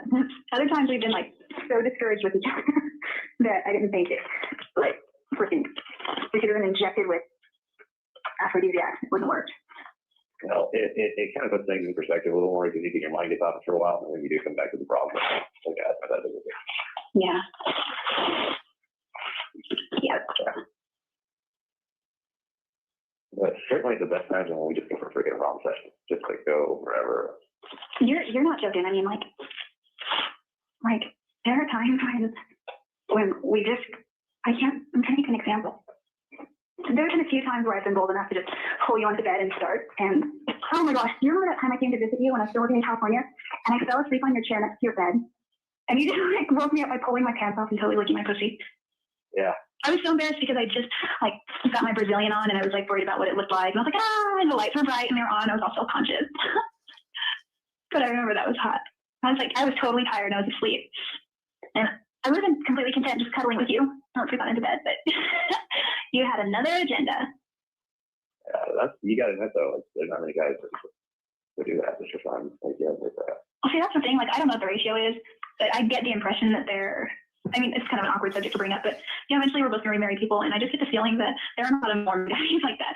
And there may or may not, I'm sure there are plenty of freaky Mormon girls, but are they the marrying type? I shouldn't say that. I'm just saying, are they the type that you'd want to marry, or the guys out there? Oh, if she only knew. I don't know. Like, I really would like to marry a return missionary, but like you, someone who can be freaky. Like, I just worry about that. There are plenty of nice people out there, but like, I worry that I might feel like a wilting flower is all, who never really blossomed to her full potential, at least in the sexual realm. I feel like I have with you, but like I still have plenty of blossom time left, and I want to live all those years being that way. I don't know. Yeah. That's all. I'm gonna enjoy your blossom like there. Yeah. I'm gonna tie you to a tree and put it in your ass, by the way. What's that? I'm gonna tie you to a tree and put it in your ass, by the way. Oh my gosh. That is so debasing. I like it. True. I'm going to zip tie your arms around a tree, blindfold you, and put the picture of the camera on a timer while I'm recording it. Oh my gosh. You are full of ideas. It takes creativity to top ourselves. I know it does. We've gotten way creative in the past. I think you've done most of the credit though, as far as the creativity and ideas go. I'm game for like almost everything you come up with. But you really are a wellspring of ideas. You are like quite the source. I mean, just think of how I pounded you with a full of real hospitality and nothing. I know. And your ass and pussy were tasty. Yeah, you did. You put it all over me and then licked it off. I did. It was fun. And then we had Pop Rock. Mm-hmm. I didn't like the Pop Rock as much as I liked the Tootsie Roll though. Yeah. Yeah, they were interesting. You know, the Pop Rock got all over the place. You know what I really liked is when we were in the bath with the candles and I had the braids. Yeah. With her bubbles. That's on top of. Oh, I love the braids. I know, they're hot.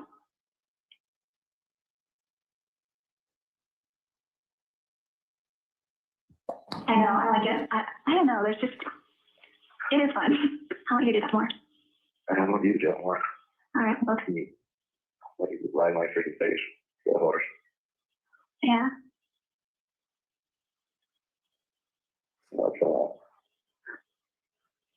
Yeah. You get some 69 picks too. 69 picks? Yeah. How will we do that? Yeah, timer. Oh yeah, you're smart. And I'm gonna get some great shots of freaking put it in you. Like the actual putting it in you and like your reaction and just the angles and the whole bit. Mm-hmm. Yeah, you are right though, that in the bath. Oh, Oh, when we took a bath together? That was surreal. Like honestly, I mean maybe the candlelight and the bubbles all had something to do with it, but you were amazing. You made me feel like a goddess. Like I wasn't saying you were like worshiping me, but you made me feel like I was the most freaking beautiful woman on the whole planet. Like I so felt like I was the goddess. And so aside from all those warm fuzzy feelings, but like it was so sexy and it was so hot and oh gosh. Well, that wasn't hard to make you feel that way because you were freaking, you were you are seriously. I want to force you right now for that. Start touching yourself. I am already. I just started. I wish those were my hands giving you a hand job. How you like before I met you, I never checked up.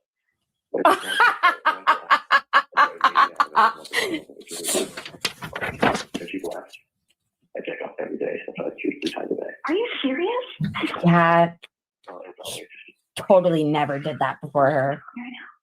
Yeah. I wish you were here. If you were here, my grandparents are asleep. I'd let you right in my bedroom. We just unlock the door and we would just have this stuff there. We can go it all night. Oh, too, baby. I'm gonna be there. I want you to come.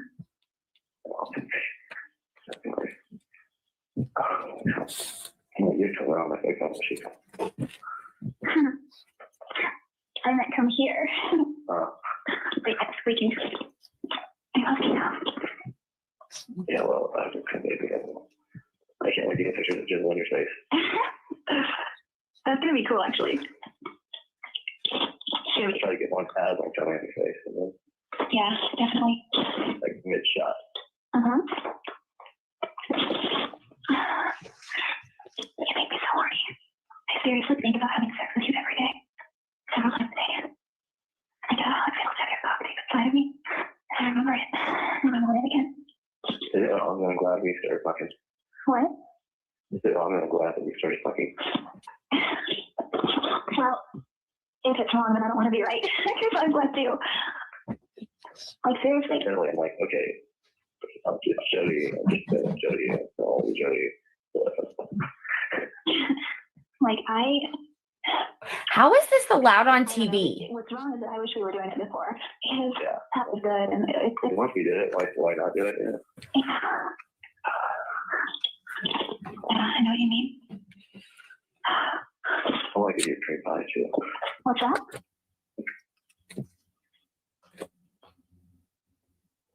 A cream pie. That's what was just What's a cream pie? Yeah. Like one of my laws, right? Just like a quarter inch of pleasure cookie. Oh, yeah. Just a cream pie. Picture of that. Uh-huh.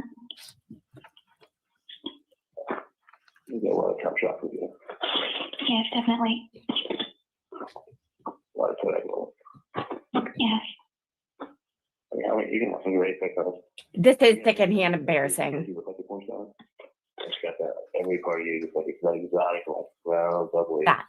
Oh, I had a great thought about you. Just took it off this morning. So I would say. You stop this one? Oh yeah, I think it down to you. So ferocious and that's off this morning.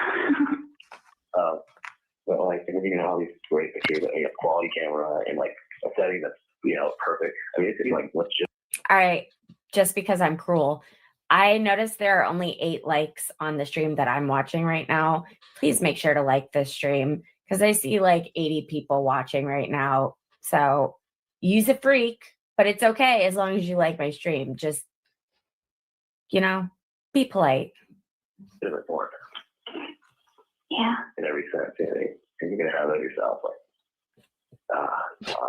When it comes soon, honey. Let me tell you what I was thinking of today. All right, but if I don't come, yeah, okay? Because I'm gonna come 2 times, you can come a second time. Like everything about the details of your body is so hot. It's this big. Her grandparents were next door. It's just accentuate how female you are and how hot you are. Like it was prototype of sweatiness. It was prototype. You made the freaking guy. And then most of all, I love it, is how much detail your pussy has. Really? I like the things because I've always been self-conscious about those things, and you make me feel like it makes you like a super like it's just like it's also like they're feminine because they have boobs and they have clit and stuff. You're ultra feminine because you have everything. So right now.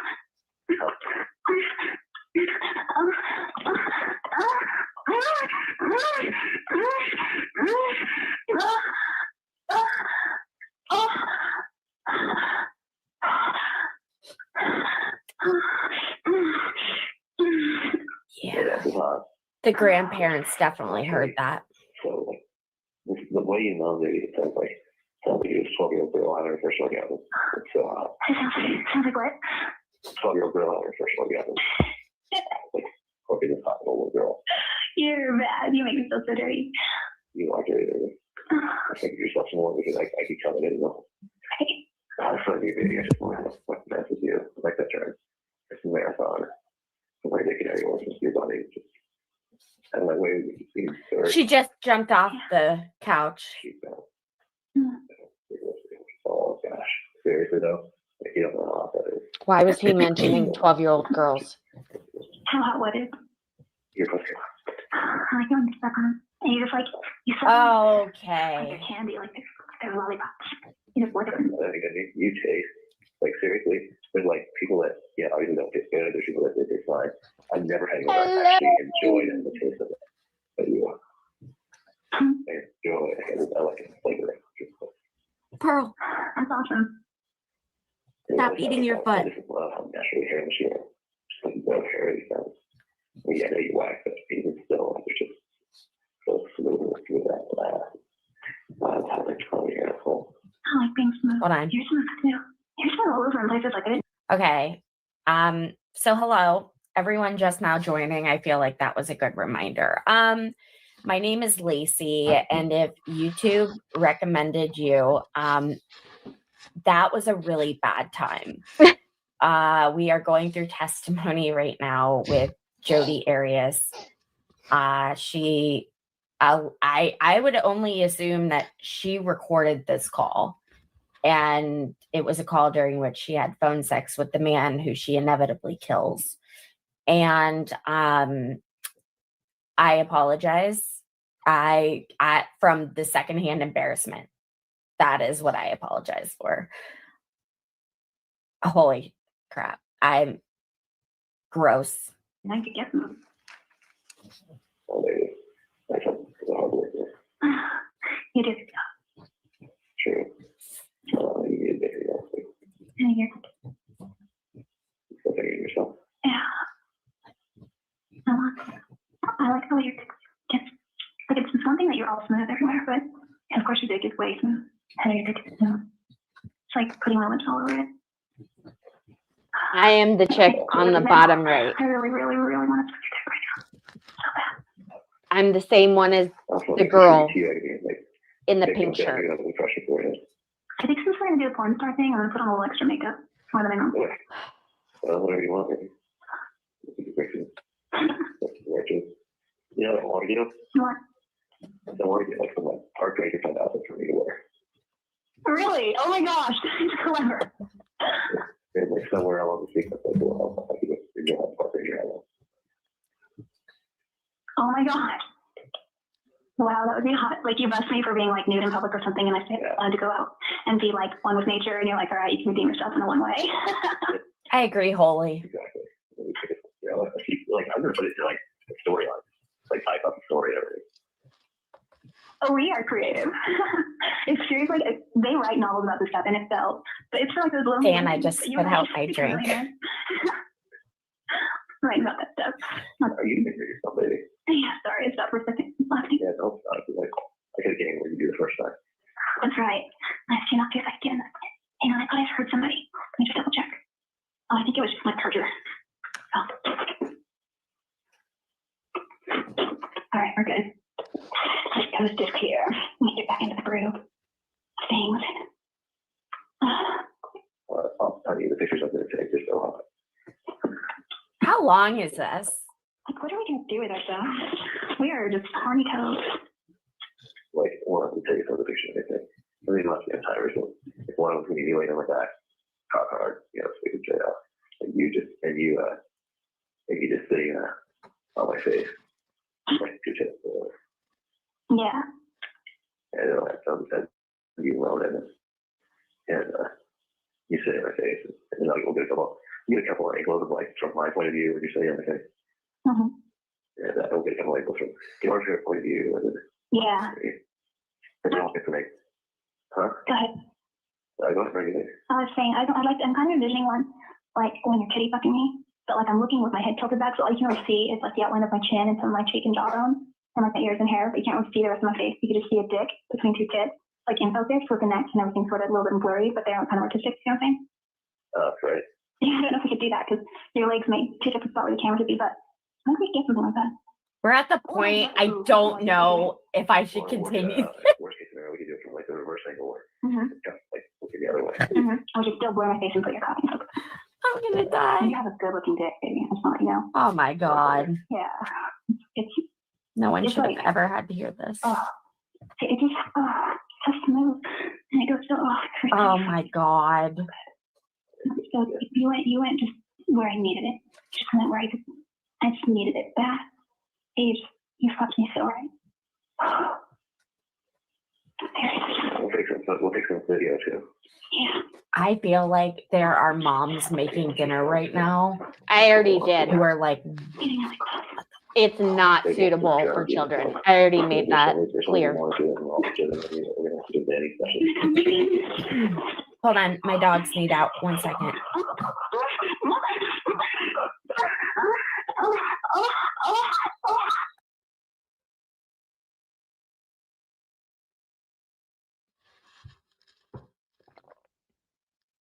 I was muted.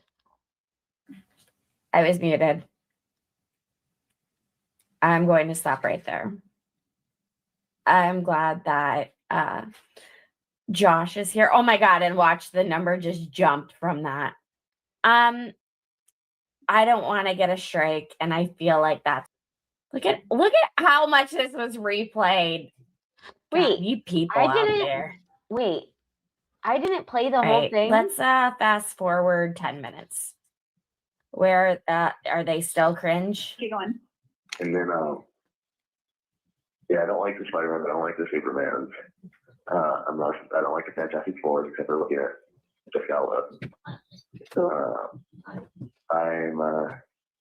But you like the X-Men again, right? So we'll get to that.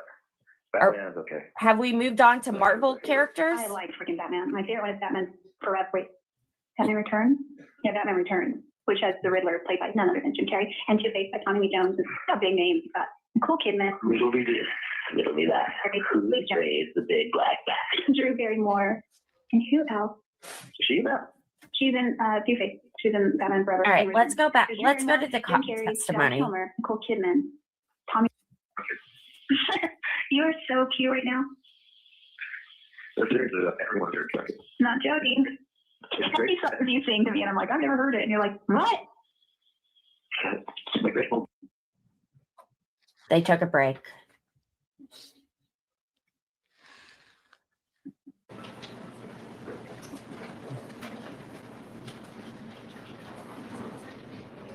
That was exhausting. That was exhausting. I don't know how else to say it. That was exhausting.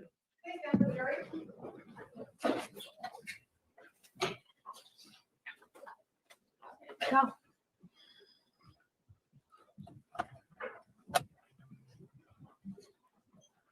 Oh my God. His family was right there. Please be seated. The record will show the presence of the jury, the defendant, and all counsel. Defendant. You may continue. Thank you, Your Honor. So this is the intruder lie. Jodi, the conversation we just heard before the break, when did that take place? May 10th, 2008. Where were you when that conversation took place? I was at my grandparents' home in Wairika, California. Were you living there at the time? Yes. When did you move back? Somewhere in the first half of April, 2008. Okay. What motivated, to your understanding, how did you wind up having this conversation with Mr. Alexander? Those kinds of conversations were something we began to have on a regular basis after I moved back. And that day, I can't remember if we were talking or chatting, but he said something kind of mean and I got offended, and then we got online and started chatting about it.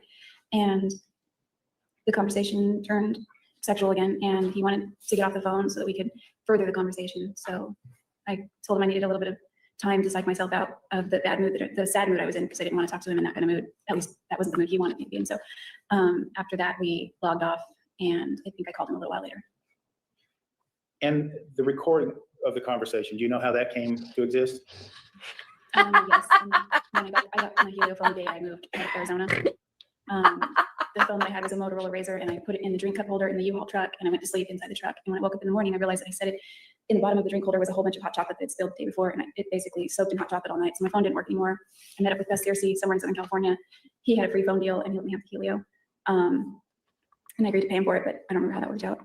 And so as I had this phone and figuring out the features, and then I realized I can record on it, and I told Travis, and we joked about recording it, and then we tried that, and a few times I failed at it because you have to hit a record button on the phone, and then if you hang up the phone at the end of the conversation before hitting save, then it doesn't save the conversation. So he liked, when we recorded things like that, he liked to play it back. And so the first few times I forgot to save it because it went all one long recording, and then I would hang up not thinking and lost the recording, and he would get upset. So throughout the conversation, I began to hit save so that I didn't forget. So at least even if I forgot it the last one, at least a portion of it previously was saved. I don't think I ever pointed this out in at the time, because if you're just now tuning in, this is me. I'm in the corner of the screen waving my hands, but that is me from November of last year. And I personally think that she was holding on to the recordings, or I think she was doing the recordings as blackmail. That's genuinely hindsight being 2020 and going back and watching this. I think that's what it was. What do you guys think? So you recorded it at his request? Yes. I want to ask you about some of what we heard on the tape. Early on, there was a discussion about Abe and a compliment he was making to you that was an insult to Travis that you should have corrected. What do you know what that was a reference to? Yes, that was when we were in Oklahoma City in March 2007, and that's when Abe said, "You deserve better," and he didn't mean it like in a way like you deserve me instead of him, just in a way that he thought I deserved better, to be treated better, and I took that as a compliment because that meant to me that that he saw me as enough value that I needed to be treated better, and I didn't say anything to change his mind or anything, and I wasn't even going to tell Travis until he demanded to know what we're talking about, and I wanted to be open, forthright in our relationship. So I told. And by demanding to know, that was when he grabbed your arm by the elevators? It wasn't by the elevators, outside the crowd, right at the edge of the crowd, but yes, that's when. Jerry, we've already been through this. When we say Abe, we're talking about Abe Abdallah, right? Abdul Hadi. Abdul Hadi, excuse me. And Mr. Abdul Hadi was also mentioned that Travis made a comment about he was going to kick Abe's ass in the bathroom. I gave a whip your A vibe to him, Yes. relating to kissing you. Can you explain to us what the backstory of that is? Yes. When Abe and I went on a date in January 2007, prior to Travis, we were in Barnes & Noble and looking at books, and he said something, and I went to look at him, and he leaned in and kissed me, and I wasn't expecting that. I was kind of shy about it, even though he was nice. It was nice, but it was kind of threw me off a little. So I pulled away, and I was shy, and we didn't kiss again. We went to dinner. Leave him in the chat. He was walking me back to my car, and he began to kiss me more near my car, and after that, Travis had interrogated me about the dates that I had that day, because I went to lunch with John and I went to dinner with Abe, and I hung out with John afterward. And Damn, she's busy. so I liked John a little bit more than Abe, but I was getting a platonic vibe from him. So when I described the dates to Travis, he said he picked up on that I liked John, but he asked me directly if either of them kissed me. And like some sister wife I said what shit. they did in Barnes & Noble, and then I sort of trailed off, and I could tell by the tone of his voice after that he was not happy. So I never told him about the parking lot. And after, when I was getting ready to move to Wairika, we had a conversation in his bedroom a few days before I moved, and we kind of just came clean about some things that we were keeping from each other, and that was one of the things that I feel like I never told him that I should have.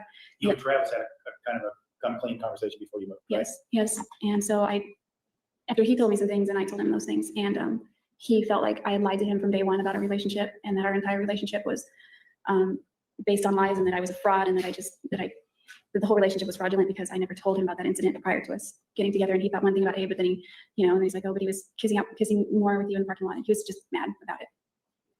When you told Travis this, was he violent with you? Yes, he was that day. What happened?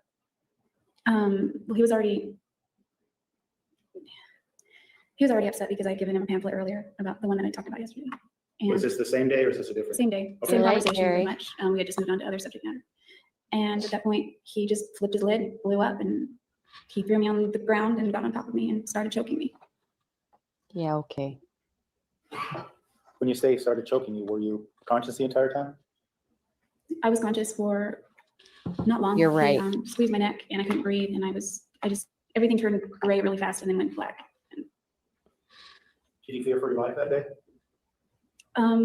It went so fast I didn't have time to think, "Oh my God, he's gonna kill me." The only thought I could think is, I can't breathe. I didn't have any air. And before I really thought about it, I just started to get, like, my arm, he was on top of my base, but my arms were free, and I thought, trying to push him off.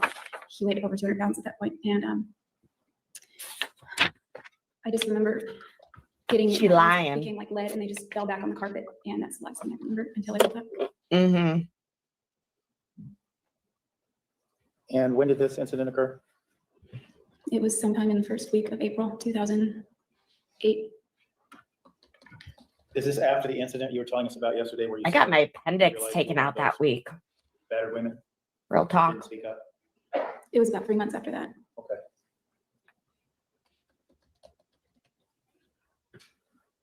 There was also talk on this phone call about a drunk chick hanging on Travis. Is that the story you told us before? Yes.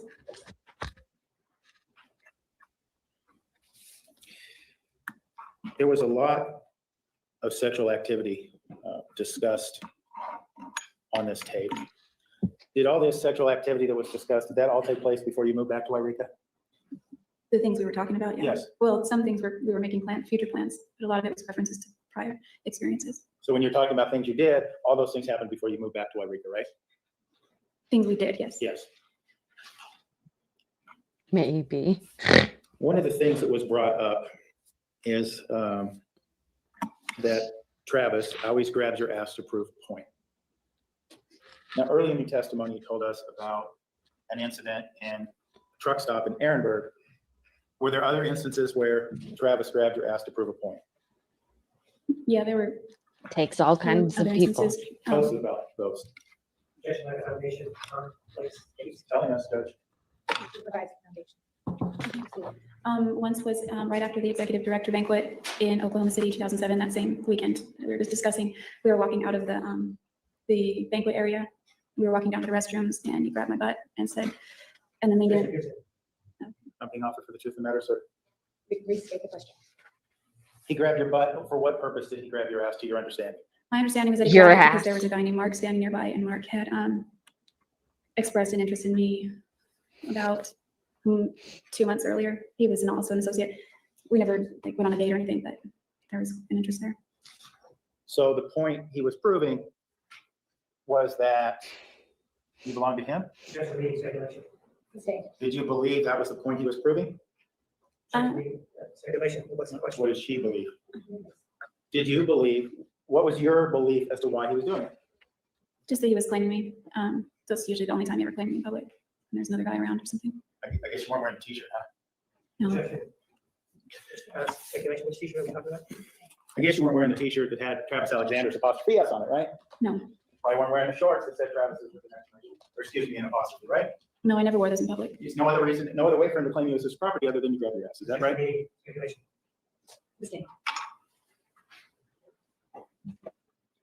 Did he prove this point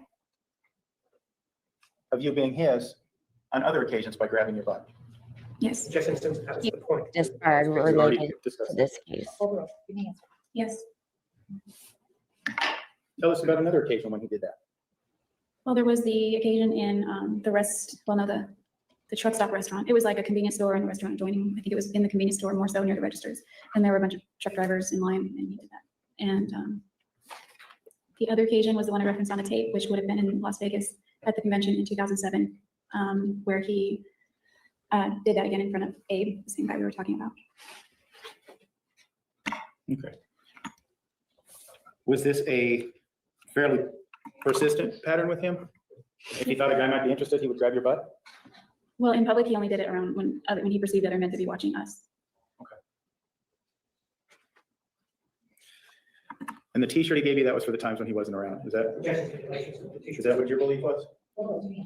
No, it was a joke. He wanted me to wear it in public when we were at Huntington Beach. He wanted me to wear it into the lobby and there were other associates there, but I refused because it was embarrassing. So I just wore it kind of as pajamas. What did the shirt say? Another person was discussed in the tape, an individual by the name of Danny Jones. Who is, well, let me ask you this. Was Danny Jones a friend of yours or a friend of Travis's? He was more an acquaintance of mine. I didn't really know him. We carpooled together from Gilbert to Las Vegas, one of the conventions, in a huge, it was like a suburban sized vehicle, and he was in the very back and I rode shotgun, so we didn't really talk or get to know each other. So he was more a friend of Travis's. Did Mr. Jones, referring to Danny Jones, did he ever express Jones. any kind of interest in dating you? No.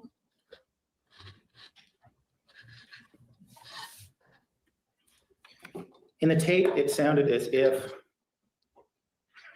Travis was, at least from what he told you, interested in either visiting or spending a month down there with Mr. Jones in Argentina. Had he talked about that before? No, he talked about going to Brazil. That sounded like a year and a half load before of that, but crap He never went to to South me. America.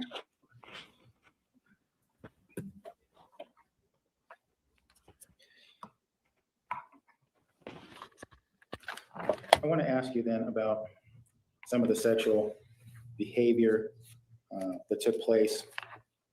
It was discussed on this tape. It took place before you moved. there was a discussion.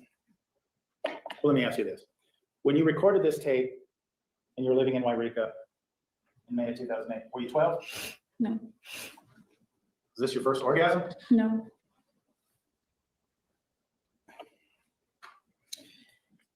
There was talk about Where did Jess Mr. go? Alexander performing oral sex on you when you were asleep. You made a comment about cuddling. You were content cuddling, but he had a different agenda. Do you remember that event? Yes. Where did that take place? In his bedroom, there's an oversized chair next to his bed, and I had driven most of the night, and I was kind of tired. I was very tired, actually. I fell asleep on it. Jodi, what happened after you fell asleep on his oversized chair? I woke to him pulling my pants off, and I was groggy, and then he was spreading my legs and starting to perform oral sex. Was that something that you wanted? I mean, it wasn't really discussed. So you didn't say, hey, Travis, by the way, wake me up, pull my pants off and have oral sex, perform oral sex on me? Mm-mm. No, I didn't. You weren't awake when these events started, right? No, I was awoken in the process, kind of, but no, I was definitely asleep. Now, we've heard from you that Mr. Alexander had intercourse with you while you were asleep and now performed oral sex on you while you were asleep, or began to as you were just waking up. Did he perform any other, did you wake up in the middle of Mr. Alexander performing any other sex acts on you? Not that I recall.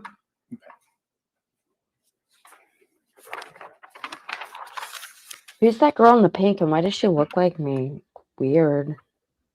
There was discussion on this tape about Pop Rocks and Tootsie Pops. Could you explain to us what that means? Yes, one night, I think it was on a Thursday, I was scheduled to go to my friend Lonnie's baptism. I think we had a lot of nights, but I think this was the night that he was getting baptized. And Travis asked if I wanted to come over, so I ditched the baptism and got ready to go over to his house instead. And he wanted me to dress up in a schoolgirl outfit with braids. I didn't have a schoolgirl outfit, so I looked through my closet to see if there was anything comparable. And let me stop you there. Was there a certain wardrobe that was desired for this schoolgirl outfit? Yeah, like a private school girl. Okay, but what do you mean? If you could be specific, Jodi. Well, we had discussed it briefly before, and so like in our house specific, I could be just like a schoolgirl, maybe in a skirt with a blouse. What else? They're so obsessed with me. Mary Jane shoes, that kind of thing. What about underwear? Sometimes no underwear, sometimes with the Spideys. Sometimes what? With Spider-Man underwear. Here we go So this again. schoolgirl outfit. Friggin' Spider-Man. You did this on more than one occasion? I didn't have a schoolgirl outfit, so I just put something together that I thought he would like instead. Okay. And how does this relate to Tootsie Pops? Excellent question. He asked if I would go swing by and get those on the way over. For what purpose, to your understanding? I was actually, he wanted me to get a cock ring, and it was, God. I didn't know where there were any adult stores around. So he looked it up for me and said there was one in Apache Junction, which was near East Mesa. And I went there while he was at home. He refused to go there. He said too many people in the community might know him. And so I went in there, dressed up in my stupid outfit, looking for a cock ring, and came away empty. And while I was in the store, I called him and told him they didn't have any. And that's when he said, go ahead and go get some cock. Sorry. After you were not able to obtain the cock ring, sounds like you were then instructed to go get Tootsie Pops and Pop Rocks? Yes. There's like a helicopter right over my home. At that time, what was your understanding of the purpose? Shut up, Lacey. Nobody cares. Obtaining these items. I didn't know what he intended them for. I imagined it was some kind of idea or play or something he would incorporate into what we were going to do. Okay. So did you obtain these items? Yes, I went to Walgreens in East Mesa, and I didn't want to go in. I felt dressed really inappropriately. So I left Walgreens and I went over to Walmart, this other Walmart that I never go to, and I went in there and got that. And I think I bought some bubble bath and the Tootsie Pops and the Pop Rocks. And when you say you went in there, that outfit, you were talking about the schoolgirl outfit or the outfit that you could best put together from that request, right? Yes. Did you have a coat or anything to put on over it to cover yourself up? Yes, I wore a black jacket. So once you have the Tootsie Pops and the Pop Rocks and the bubble bath, where do you go? After I pay and leave, go to Walmart. I mean, leave from Walmart. I go to Travis's house. And just describe for us what happens when you arrive. I'm trying to not confuse the incidences because there were. Is this bad? Like this. Is this going to be a bad thing? By this point, I go into the house. We had taken a bath before, but there were no bubbles. In this time, there were bubbles. And we had sex in the bathtub and then again on his bed with the candy. Okay. She must have been exhausted. You mentioned you and Mr. Alexander took a bath together with the bubble bath you purchased, right? Yes. Okay. Did you have sexual relations in the bathtub? Yes. And what sort of sexual relations did you have? That was one time we had vaginal sex. We actually did twice in the bathtub. And why was it okay to have that in the bathtub? Well, it wasn't okay, but he said it was okay. Those two effective listening, Judge. Why did he say this kind of sex was okay? I didn't think it was serious. He said it's underwater, so it doesn't count. Oh my God. I mean, I agree with him. You mentioned then you had sexual intercourse twice in the bathtub, vaginal intercourse, right?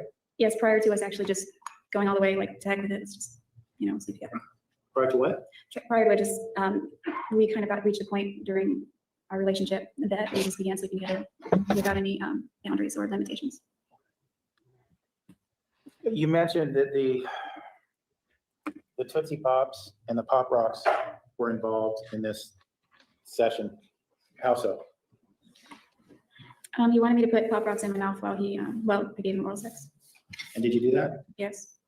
And the Tootsie Pops, what did they turn out to be needed for? He wanted to put the Tootsie Pop inside of me. Just spend time down there doing that, I guess you could say. What do you mean inside of you?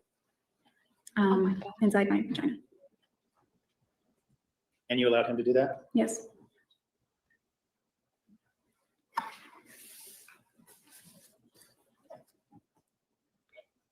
This bath, you mentioned a couple, you talked about taking a bath with him and feeling like a goddess. You talked about that on the tape. Was this the occasion you're referring to, or was there another time you took a bath with him? That was the time prior to that. Okay. And when was that, relatively speaking? I believe it was sometime in the fall or winter of 2007. And what did he do to make you feel like a goddess, as you described? I came over to his house. It was kind of late, so the roommates weren't out and about. They were in their bedrooms. And he told me to meet him in the bedroom. And when I walked into the room, he had a light, kind of a decorative lamp on the side of on one of the nightstands. And it was like the shape of a candle or a cluster of candles, but it was actually, it was like a fountain. So if you pour water in it, turn on, it bubbles over the candle and goes in the other candle, and the candle recycles the water. I think there are pebbles and things around it. So he had that on and it had a soft glow. He had hurricane candles lit on the dresser. He had a CD playing low on the other nightstand. And then his bathroom, where there's a long hallway, he had the hallway lined up, like it was lit up, kind of like a runway with hurricane candles on each side all the way down. And he had red rose petals kind of just scattered down the hallway all the way to the bathtub. And the bathtub was full of hot water and there was steam coming off of it, and there were no bubbles in that one. But there were candles in the corners of the bathtub also. Sounds like, did you perceive this as romantic? Yes, Okay. very. That's his family. Did that evening remain romantic? Yes. Did that romance include sexual intercourse? Yes. How is it different than the other occasion? What Hey, no, distinguished take out. one evening as being feeling like a goddess and the bath you were just talking about? That was the same evening, like when I No, made up. not the bath you were talking about with the Tootsie Pops. Oh, it was the Tootsie Pops and Pop Rocks were more playful and experimental, and the other was a lot more romantic. And you preferred the latter? If I had a choice, yes, but I would have gone with either. What do you mean if you had a choice, didn't you? Well, yeah, but usually I just kind of, I didn't set the theme. He set the theme, and I was a willing participant. A comment was also made about braids. Braids were hot, was something that was said on the tape. Like Pocahontas? You alluded to a schoolgirl outfit, and early in your testimony, you talked about Mr. Alexander having an interest in younger women. Was the braids a part of this interest, or what was your understanding about the braids, or describe that for us? Yeah, the braids were, at that time I still had blonde hair, and he called me Pollyanna with braids, that kind of thing. So yeah, I believe it made me appear a little bit younger. Pollyanna? He'd like you to look a little younger? Yes. My reactions being Did he the ever exact ask you to same is act a little? hilarious.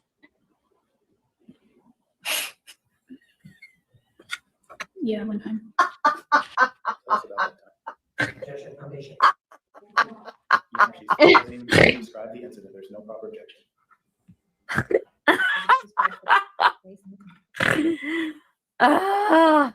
us about this incident. Where did it take place? Get it together, Lacey. In his bedroom. Do you remember when? It would have been sometime in, I remember it was the fall or in 2008, but it was prior to when I walked in on him. I remember that. Prior to when you walked in on him? In January of 2008, right? Yes. Okay. What did he want you to do? Well, I knew I was coming over there to hang out with him, which probably would lead to sex. And I came into his bedroom, and he had some toys out on the floor. We didn't like do anything with them, but I think he had ideas for it. I don't really know. I looked at him kind of funny, and he dropped it. And what's that? He dropped it. Drop what? Whatever ideas he had about it. But you said he wanted you to act younger. There must have been something in that regard. It was a little like train car. It wasn't a whole train or anything. It was just a little it was a red caboose or something. Did he want you to play with it? I mean, I thought he was going to do something with it. We had already incorporated candy and massage oil and all kinds of things like that. So I wondered what he had in mind with that. And I don't think he wasn't very vocal about it. He just kind of like, almost like a massage, but sexual? Yeah, I was there, and he wanted me to be in the braids that time, and I don't know. Embarrassing to talk about? Yes, extremely. For us too. What else happened? You know what happened? We ended up having sex, anal sex. Again. Were you wearing the boys' underwear? Yes, at the time I was. And you were playing with these toys? Oh, sweet Jesus. I don't know that I could always say playing, but kind of like, yeah, kind of like adult play, I guess you could say. She is a freak. When you told us earlier that you were of the understanding that Mr. Alexander liked younger women, you mentioned the braids and the schoolgirl outfit. Is there anything else he requested of you that made you believe that?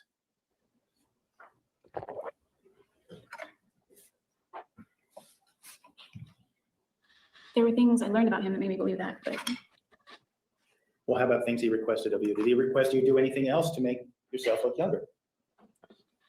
braids, schoolgirl outfit, Spidey's. I don't remember.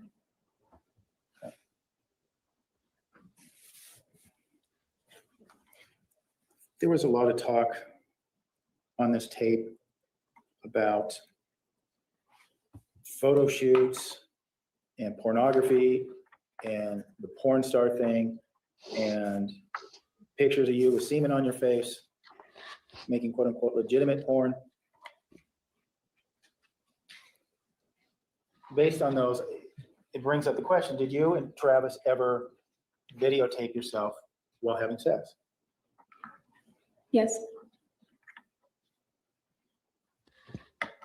And whose desire was that to take place? That is. And these videos, how were they made? On a digital camera. I know I've said this 100 times, but if you haven't done so already, please make sure to hit the thumbs up button. And if you are enjoying today's content, make sure to subscribe to the channel And when you go to the notifications option, press all. So anytime I go live, you will be notified. And I go live for members only. And then Tuesdays through Fridays from 7. I'm sorry, I was reading something on my screen. I go live every Tuesday through Friday from 3:30, usually until 7:30. So I would love to have you join us. Thanks. It was only one video. It wasn't plural. What's that? There was just one video. One video. And when was that video made? On June 4th, 2008. But it sounds to me like, so all this talk beforehand in Okay, May, maybe. Have a good one. Thank you. You're saying that before June of 2008, there was no recording or pictures or things of that nature. Is that what you're telling us? No, I'm only telling you that there was no video. Okay. So we saw the pictures that were taken of you on June 4th of 2008. Did he take other pictures of you? Yes. And when did he do this? Was this a consistent thing that happened on a lot of sexual encounters? No, it's something I had to, I guess, build up the courage to do. I had done that with previous boyfriends, except one photo that Daryl snapped one time with my phone, and it was deleted. Daryl. And I was, ironically, the thing I was afraid of is that it would get out, and so I didn't want to do it. And so. What do you mean get out? He wanted me to email him some pictures, or maybe phone pictures, send him. And he began requesting this very early in our friendship/relationship in 2006, and I refused. Is that the time of on November 11th, 2006, when he sent you the picture of his penis? Is that when he began requesting those pictures? No, it was prior to that. Okay. So he's asking for a year and a half, 2 years. When do you finally relent? I let him take pictures of me in July 2007, but they weren't completely nude. My birthday is in July, and so is his. So right before I moved down there, I flew from Oakland to Phoenix just to test the water and kind of see how things work. So we get broken up, and I spent the weekend with him, and he was like the old Travis, like very charming and very loving. And sorry. How was he acting? He was treating me very well, almost like he was trying to court me again, and which I believed he was. And it kind of sealed the deal, like for me. Did his behavior motivate you? Did you talk me into taking the pictures? Did you try me into it? He had to do a lot of coaxing. I was muted. Jasmine, if you think that this attorney is liking this, just wait till the prosecutor gets up there. Like that guy, it is so much more cringe. And I like now that I found out that he has been disbarred due to some like sexual misconduct allegations that were made against him.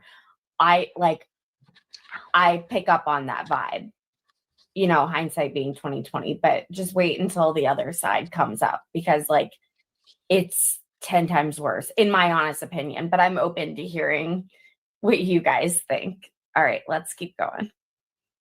And begging and pleading up to that entire point over all this month. So he bought me some lingerie from Victoria's Secret as a birthday gift, and he joked it was his selfish birthday gift.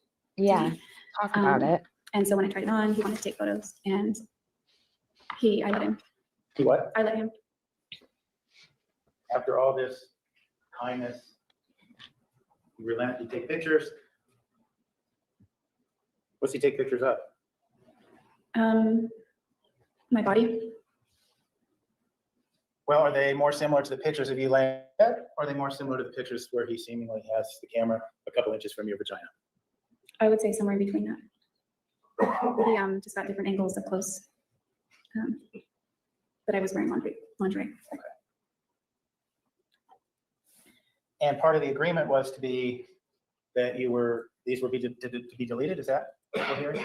Yeah, I told him we can do it only if we delete them. It was my camera anyway, so they were going to get deleted regardless. But that was that's how he got me to do it.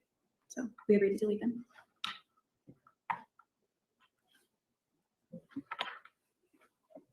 Once you agreed to these initial pictures that happened in July, was that the only time that happened besides June 4th? No, he wanted to take a few pictures of me while we were at Happy Supply, and we were alone. Did you relent to that? Yes, he had been asking for over a year since I didn't want to concede to give. Sorry. Just read it. It's in broader judging Judge.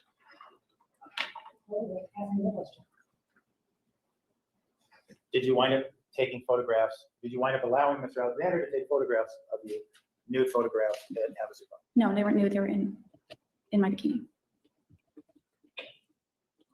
Were you wearing all your bikini? Yes.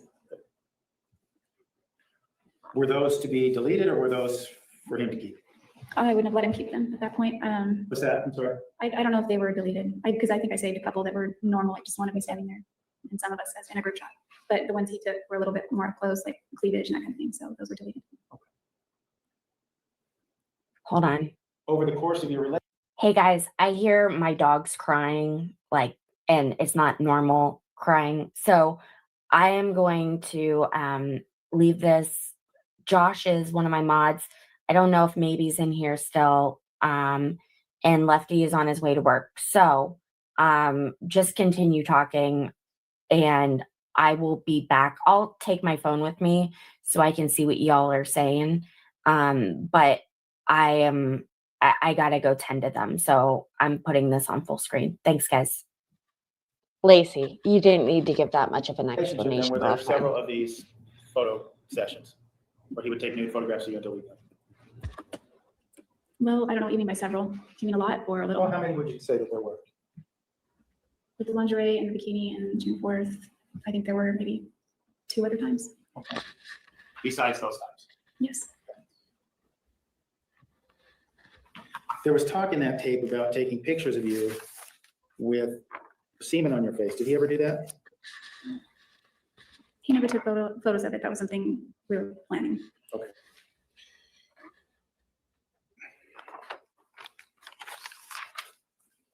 Thanks, Sandra. There was also reference in this tape to Ehrenberg. Early in your testimony, you had told us about a trip you made to Ehrenberg with Travis. Refresh our memory, when was that? It would have been in October 2006. Was that the only trip you made to Ehrenberg with Travis? Yes, yes. And That this was like my the first full month of kind of college. weekend trip that you discussed earlier, right? Yes. Okay. You mentioned on the tape about grinding in Ehrenberg. Is that what took place, apart from oral sex? Yes. It also sounds like from the tape, it would be someone Damn. listening to the tape, someone would walk away with the impression that he was also proselytizing to you about the Book of Mormon on this trip to Ehrenberg. Is that correct? I would say so. We discussed some things about it and some of the doctrines, a few stories in the Book of Mormon. So this weekend in Ehrenberg includes oral sex, What's a grinding, fashion review? I want grabbing one. your buttocks at a truck stop, and proselytizing about the Book of Mormon. And a movie, Josh right? asked an answer. And a movie, right? Is that the weekend? Yes, and dinner at Sizzler. Dinner at Sizzler, I'm burning some CDs. She went to the Sizzler. There was also some talk on the tape about introducing Travis to KY. Do you recall hearing that? Yes. Who's KY? So we're clear to your understanding, what is KY? KY is a personal lubricant. And did you in fact introduce Travis to it? Yes, I did. Why? He refused to buy, well, he was using Astroglide before that with Esther, and she brought that over. He ran out of it eventually and then just went back to Vaseline because he refused to be seen in public buying personal lubricant. So I brought KY over one time and no, girl.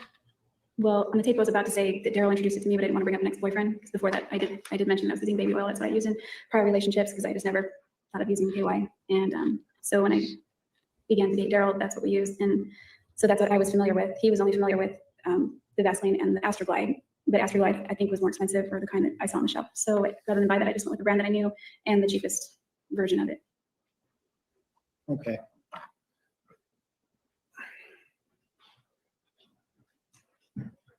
What was the KY used for? For sex, Anal sex? all kinds of sex, All kinds of except sex. oral.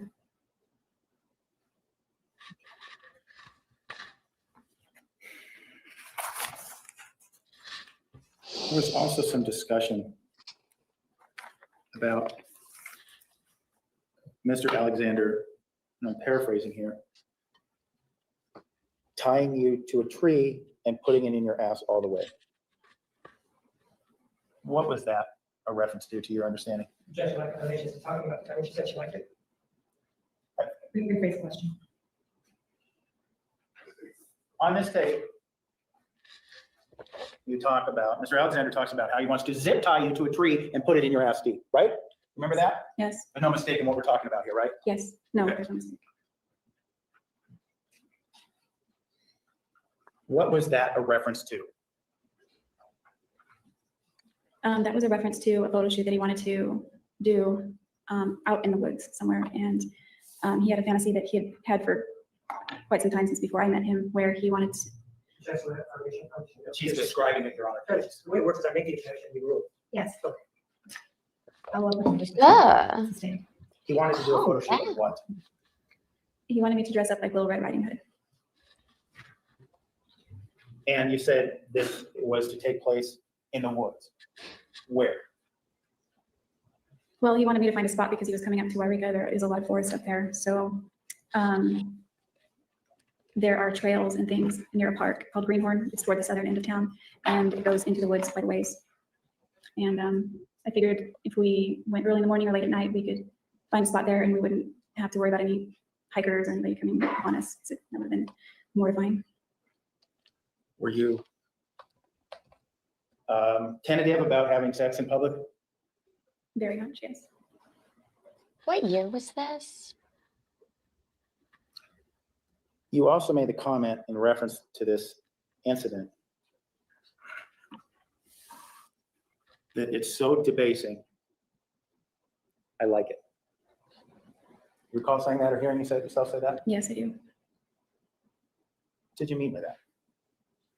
Well, when he said tie you to a tree and put it in your ass, the first image that flew to mind was the scene from the movie Me, Myself, and Irene, where toward the end, there's some kind of antagonist or bad guy or some kind of movie where he is tied to a tree with his arms around the tree and his pants are pulled down and a chicken or a duck or a goose or something, his beak and head are shoved up his butt. And it was a really awful scene in the movie. It's supposed to be funny, but it was disgusting to me. So when he said that, and I can only think that man, not that that really happened, it was just a movie, but I thought how degrading. And so I said that. And then as I said, how that's so degrading, I didn't want him to feel bad for expressing himself in his fantasies.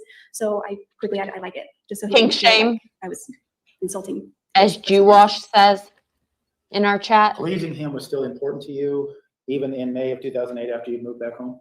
Yes. Is this why you made many a comment to him, complimentary? Is this why you complimented his stamina? Yes, Travis tried. Did you know that she and her lawyer actually hated each other and that she had applied to get a new lawyer because she felt like he was intentionally misrepresenting her? And I thought that was wild to find out afterwards. In watching this now, she really makes no qualms about avoiding his eyes.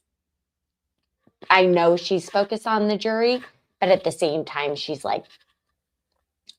she does not care for this dude one bit. And it's definitely the first time I've seen this in trial, this type of dynamic where the defense attorney really isn't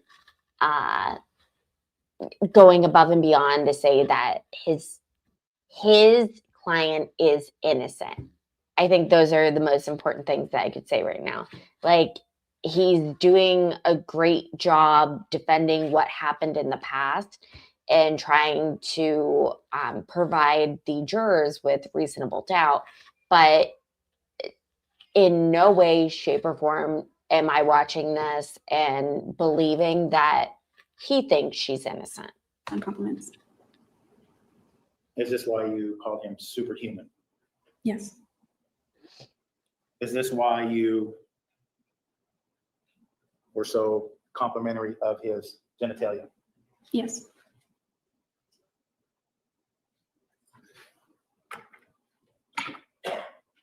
The orgasms or the sounds you made on the tape that might be normally associated with orgasms. Oh my Lord. Were those real orgasms or did you fake it? I was faking them. Oh, really? That's shocking. Well, I was on the phone. Sorry, it's kind of embarrassing. Take your time. I was faking them because, well, there's several reasons. One, I wanted him to be, well, he was turned on by it. So I wanted him to be turned on. I wanted him to like it. And also I was faking it because I can't, well, when I'm on the phone, when I do something like that, like masturbating requires both hands. So I couldn't use just one and actually reach that point. So I just faked it so that he could, like he was very mean to me during some of this period of time at times. And when he wanted phone sex or something like that, he was really nice and I liked that side of him. So I wanted to prolong it and I guess you could say draw it out or enjoy it while it lasted because he would turn into Mr. Hyde soon or whatever the analogy is. I'm trying to figure out what to do. Those things were pleasing to him. Okay. This begs the question, Jodi.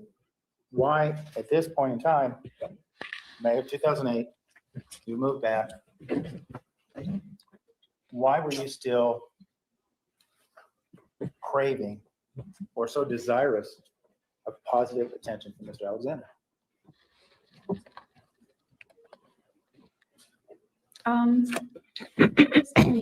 When he was nice to me, it reminded me, he made me feel better. I liked the way I felt when he was nice to me. It made me feel good. So I sought those things. And when he was mean, it didn't make me feel good. So that's why I preferred one over the other. Well, why any contact at all? I'm sorry? Why any contact at all? Why talk to him? Well, he pawned his car off on me, so I had to pay him for that. There was still that connection that we had. We'll get back to a little bit, because obviously you weren't discussing the car on this phone call we just heard. That's true. And you also mentioned that earlier that night you were having chats with him over the internet, right? Yes. Okay. And do you remember what day you moved back? I don't recall the specific day, but it was in the first half of April. Okay. 2008. Well, let's back up a little bit then. Back up to the time, what you were telling us when we ended yesterday. You had said that after this incident where you were kicked in the ribs and then kicked in that hand and suffered the injury that you showed us on the finger. Do y'all think it happened? You realize You think he really did that? I'm genuinely curious.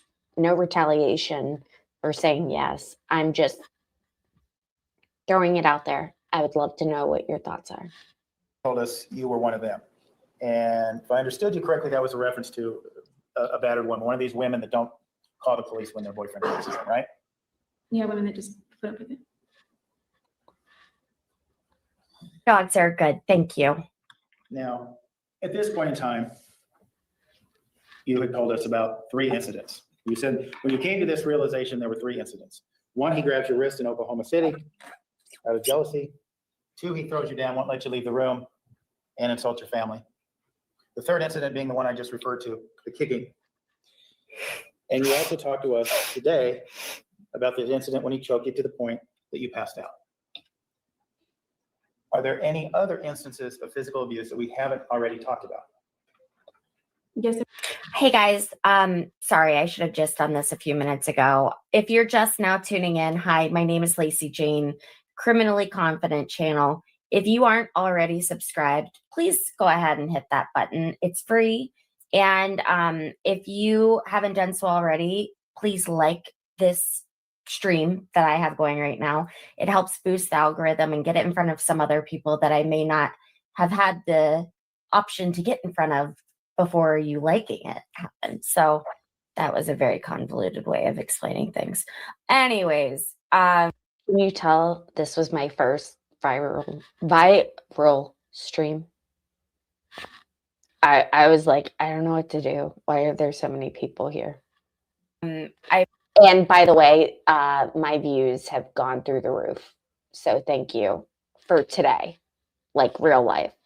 So I appreciate you guys being here. I love you guys. I appreciate you guys being here. Make sure to say hello in the chat. If you're watching on replay, make sure to comment and say hello anyways.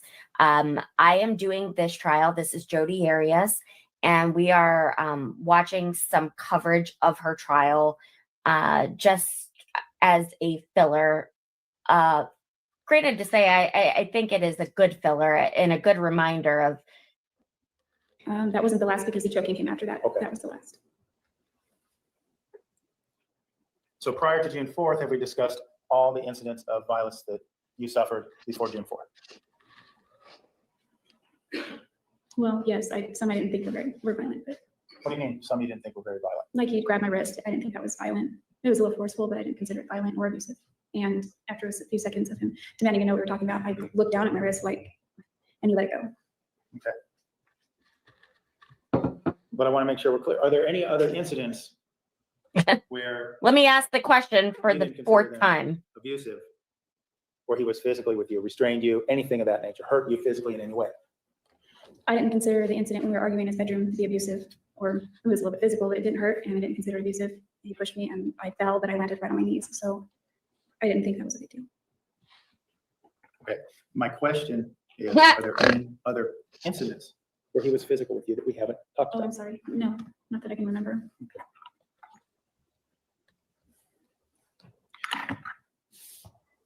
You tell Travis that you're going to move back to Wairika, California, excuse me. And I'm assuming you meaning Wairika, back to your grandparents' house where you wound up, right? Yes. Okay. After he backhands you in the car, what happens next? I was crying pretty hysterically, and I called my mom from the car on the phone. And I asked her if she would please lend me some money so I could move back. Where were you living at the time? I was still renting the same room in East Mesa. Okay. And from what you just said, you didn't have the money to move back, right? I was broke most of the time. Why were you broke?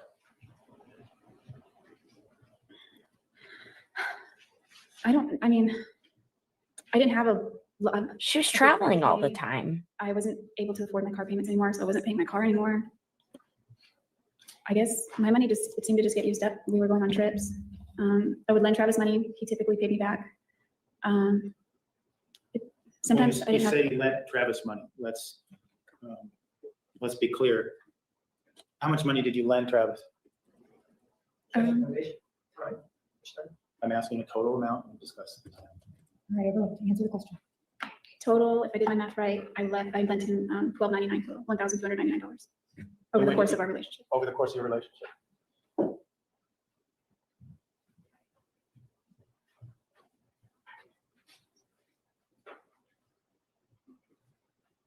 Did you lend him any money in 2008? Yes. Lend him any money in January of 2008? Yes. May I approach, Renner? So, do you want to show you what's been marked as Exhibit 436? Can you take a look at this, please? Bye, UK. Have a good night.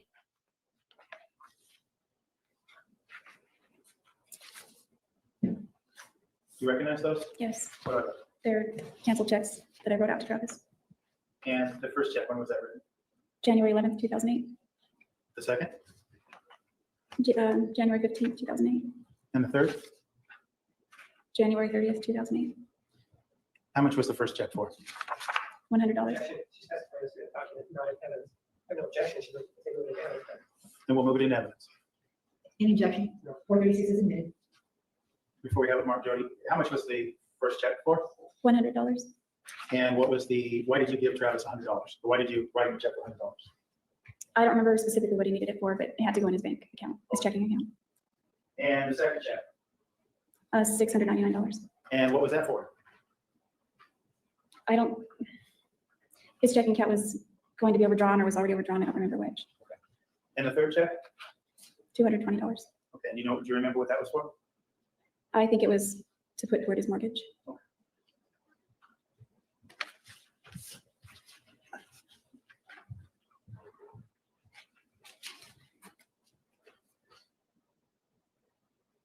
Now these checks, Jodi, you mentioned talking to him about, or needing to talk to him afterwards about his BMW. But this check number 3008, that didn't have anything to do with the purchase of his BMW? No, we hadn't discussed, he hadn't discussed selling it yet. And likewise, check number 3009 to Travis for $699. That also had nothing to do with the BMW? No. And the final check, 3012, for $220, that also didn't have anything to do with the BMW, is that correct? No, he wasn't selling it to me yet at that time. So, if I'm doing my math right, looks like you gave Travis over $900 in January 2008. Is that right? About that, yes. Did you really have that kind of extra money to give to lend? At times, the money was in my account, but it was generally allocated to my own bills. This money that was generally allocated to your own bills, why did you give it to Travis? Or lend it to Travis? He needed it. Didn't you need it? He promised he would pay it back before any other checks cleared my account or before I needed to make payments to my own bills. Did that always happen? What? Did he pay you back before you needed to pay your own bills? Not always, but usually. Did you have checks bounced because of this? Yes, I've had a lot of checks bounced that month. A lot of fees. Did Travis pay those fees? No, he screamed at me for incurring them. Did he pay the $900 something back to you? Eventually he did, yes. Eventually meaning, do you know how much later? Months? It weeks? wasn't, no, it wasn't too much later. One payment was late to the point that I got a bunch of fees that hit my account, and it was an overdraft fees. And that was the only time it was late, I think, that I remember. Did your bills go unpaid? I don't remember if Washington Mutual covered the bill and just charged me a fee, expecting me to put money back in my account, or if there were payments that were returned to the people or companies or creditors, whoever I was paying. Crazy. Now, we saw those checks in January when you had no money to move back to Wairika. Did Travis owe you money then? I don't recall. It was in early March, so I don't recall if I lent him money around that time or not. Okay. I want to hear about the intruder. Come on. Yes. So after you call your mother and ask for money to move back to Wairika, what happens? We turned around on one of the exits because I was crying and he was angry, and we decided it would be best to not attend the tech seminar. People there knew us, and he was probably just as interested as I was in not letting it be known that we had the kind of drama that we did in our relationship. So he turned the car around and drove me back to my house. The phone conversation with my mom had ended, and he pulled up to my house, and we had talked part of the rest of the way a little more calmly. He was apologizing, and he asked if I would come over to his house so we could make it better. Bang. And What do you mean, make it better? well, it wasn't really discussed, but the implication was makeup sex or something to that effect. So I leaned in to give him a kiss on his cheek, and he turned and kissed me on the lips, which I felt was very affectionate because by this point in our relationship, he wasn't really kissing me on the lips at all. And then he walked me to my door, and he told me that he loved me. And so I changed out of the business clothes I was wearing into just more casual clothes, and I cleaned myself up a little bit because I had been crying. And then I swung by Starbucks to get him a cookies and cream frappuccino, and I think I got a strawberry. And then I drove to his house, and we hung out. So he hits you in the face, and if I heard you right, in the car later when he's at the home, he tells you he loves you, right? Did I hear that right? Yes. And I'm sorry, he didn't hit me in the face. you said he slapped you in the car. He did. He did. But it wasn't in the face. Okay, what was it?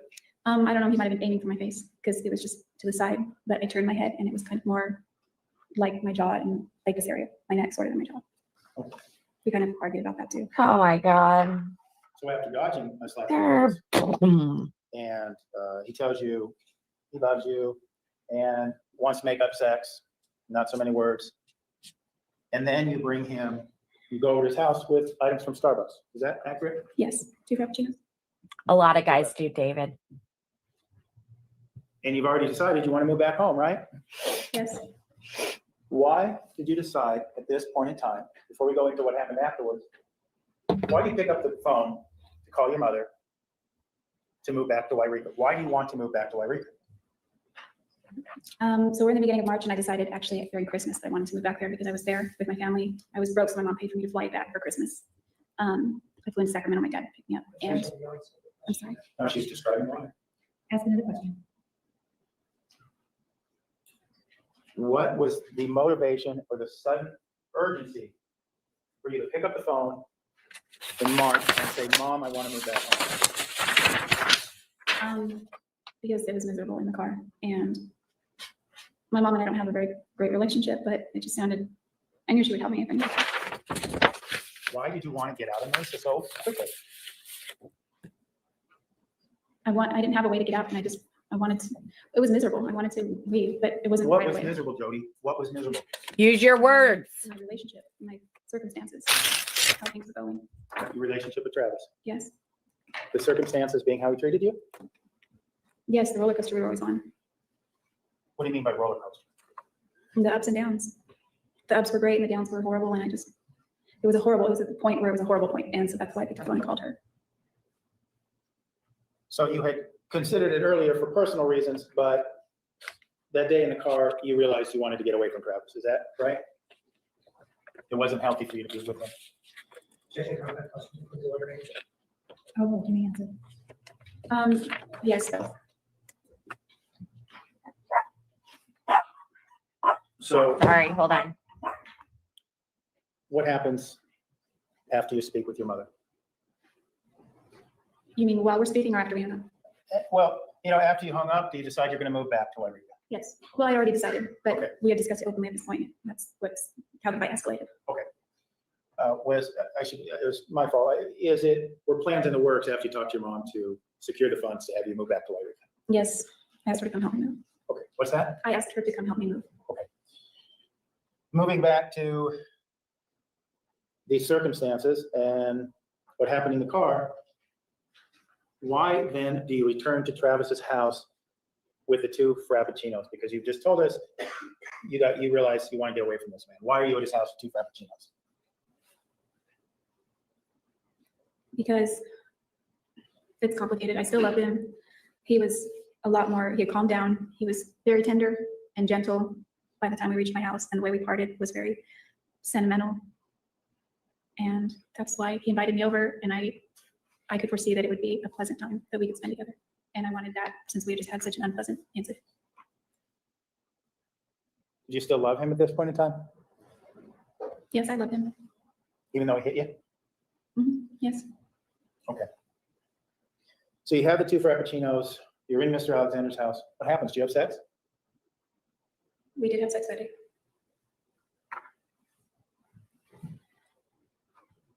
Do you advise him that you're still going to move away? We didn't talk about it. How long did you stay at Mr. Alexander's house that day? We spent almost the rest of the afternoon and early evening together. When did you finally tell him that you were going to move back? That was my mom tripping. Well, we had I know discussed it part of a few that. days earlier, or maybe a week. I can't remember. It was sometime in late February. And I discussed with him that I was going to, but it just was indefinite. Like I didn't know when exactly, but it was somewhere on the horizon. And then in the car, it was more definite. Okay. And I should have been more clear in my question. Was there continued discussion between you and Mr. Alexander as to whether or not you should stay in Mesa? In the car, there was. And there were a few times he joked about it. And, in a nice way. In a nice way? Yes. In these, what you're characterizing as jokes, Did he want you to stay? Yes.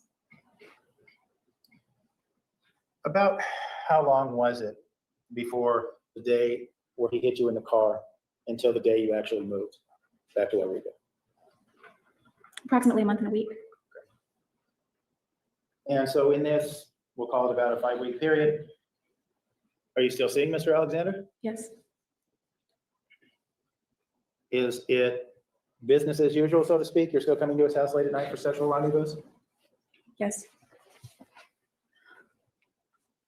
I have to ask again, why? You decided you want to get away from this man. You're making plans to get away from this man. Why are you still acting as his booty call? I was making a string of bad choices during that time in my life.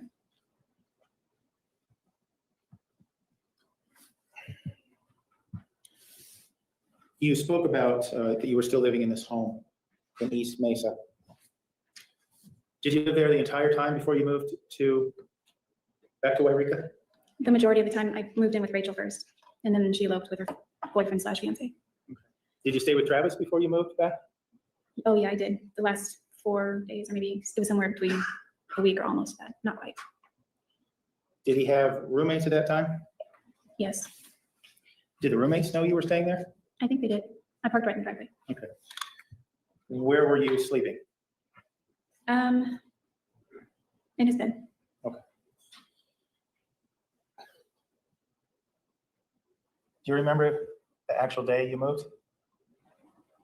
I remember the actual. Well, there was one time I pulled out of town. Well, not out of town, but onto the freeway, and then I ended up coming back to his house and staying another night, maybe 2 nights, and then the last time I rolled out of town, finally, I did. I remember that day. Well, as it relates to the day that you started driving out of town and drove back to Travis's house, why did you wind up driving back to Travis's house? I had been staying with him, and then I went and hooked up my car through U-Haul. I was taking my car. So then I had it parked. There's like you go 3 or 4 houses down, or 2 or 3 more houses down, and then you make I'm talking like facing east, and then you turn north. There's this stretch of pavement and street where there are no houses, just the cinder block walls for backyards, and you can complete the whole block. But in that stretch, I parked the U-Haul there because it was too big at that point to park in front of the house. And as I was getting ready to leave, he made a joke, kind of saying, "If you get tired, you can always turn around, come back, and stay in my bed again." Or it wasn't stay in my bed, but that was the implication. And so I got on the road, and I got to, I think, Sossaman, I think his name is street. It was late when I got on the road. I wanted to get going, but when I get tired at the wheel, I really am almost narcoleptic. So I pulled over to sleep in the seat of the U-Haul. I texted Travis and told him that. He sounded a little bit irritated. So I am narcoleptic. I take offense to that. I ended up going back to his house anyway, and I stayed there 2 more days. Why 2 more days? I'm trying to remember if there was I don't know. I know there was a prepaid legal event on the Tuesday that I ended up staying and going to. You mentioned the U-Haul having your car on the back of it. What was your car at that time? 2004 Infiniti G35 Coupe. We also heard from the testimony earlier in this case about the U-Haul and the BMW, and the BMW not surviving its experience on the U-Haul. And earlier you also said he pawned off his BMW on you. What do you mean by that? What was going on with the BMW at that point in time? What I mean by that was around January, I knew that I needed to give my car back to Infiniti Financial, which was the lender, and I couldn't afford the payments anymore. And because I had gone from excellent credit down to having a foreclosure, and now soon a repo, and all my credit cards were shot, my credit was shot. So Travis was in the process of looking for a Toyota Prius, and he wanted to unload his BMW, but he said he could get more by selling it private party than trading it in. So he didn't want to go through the process of selling it to somebody and worrying about collecting payment and that sort of thing. And so I was going to, there was a guy in his cafe that I worked with that wanted to buy it, and he offered him all cash for $4,500, and Travis scoffed at that and said it's not nearly enough. He wanted to sell it for, I think it was $6,000. So he proposed that I buy it because I had to give my car back. He said, "Your credit's horrible right now. No one is going to lend you a dime. Why don't you drive it? And you can pay me." And he gave me very easy terms to pay him. And I had seen that car break down on him at least 3 times in the time I'd known him. So I was Hi, Josh. Thank you. Getting that car. It didn't have a warranty. And one of the reasons about Infiniti was so that I didn't have to worry about my car breaking down. So I was reluctant, but his idea at the time made sense to me because I did have to get my car back. So I agreed to do that. And I drove that car out to the U-Haul Center, which was in Apache Junction. And I bought a tow dolly that has the back wheels on the pavement and the front hiked up, and it was attached to my U-Haul truck. And sorry, guys, we have guests arriving tomorrow. Oops. Hopefully that helps. We have guests arriving tomorrow, so I was just trying to get in laundry and clean up this room, which is going to be used as a guest bedroom while they are here. And that ultimately means that we are going to be in a new room tomorrow. So lucky you guys to see the place. Question: who thinks she has already had encounters with security officers in prison? I think she's probably had the chances of encounters, I think, are probably more likely with her cellmates. Just my thought. Okay. All right. It's loud. Sorry. When I drove there, they had the dolly hooked up and instructed me to drive up onto the dolly. So I did that, and I shut off the car, and the U-Haul guy checked it out for me. He took the keys out of the ignition for me and everything, and then he shut it, and I asked him to please lock it. He locked it, and then I took off on the road. It was somewhat near the freeway, and as I was hitting the freeway, I tried to speed up, but it seemed like there was a lot of drag on the vehicle, and it wouldn't really go, even though it was flooring it. And there were some cars driving by honking, and I didn't know if they were honking at me, but as that continued, I wondered what was going on, and I looked out the side view mirrors and I didn't see anything different or strange, but they continued, more vehicles continued to do that, and they were passing me because I wasn't going fast enough. I was trying to go faster, but they wouldn't speed up.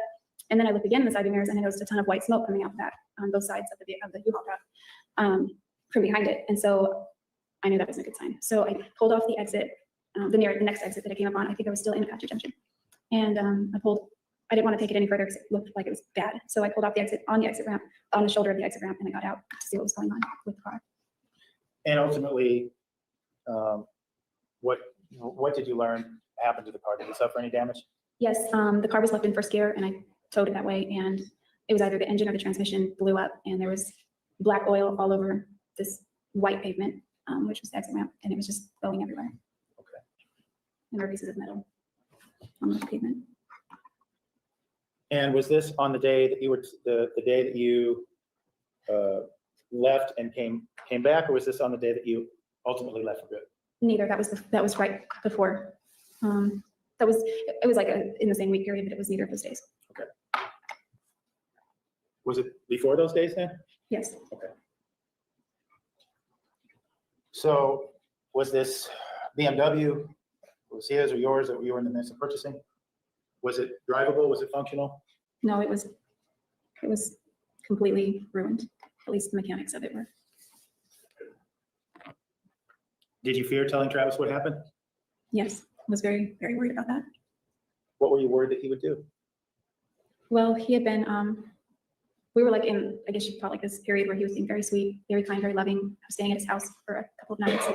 I was out of my house, and I was afraid of ruining that and pissing him off and having him explode again. And this time I knew it was completely my fault, or maybe U-Haul's fault. We didn't really determine. But basically I was the reason his engine blew up. And he had just told me 2 days earlier, I was loading up the truck, and my houseplants were at his house for the entire time that I lived there, because my house, the one I was renting, didn't have a lot of counter space. His did. So my houseplants lived at his house while I was there in Mesa. And so I collected those, put them in the front seat in a box with a seatbelt around it, so if I hit the brakes, they wouldn't go flying. And I left them in the car one night, and this is April. I went to Travis's house, slept in, didn't get back. He drove me back to my house where the U-Haul truck was parked on that day. And I opened the front door and saw they were all wilted brown. I was really bummed because I'd had them for years since I owned my house in Palm Desert.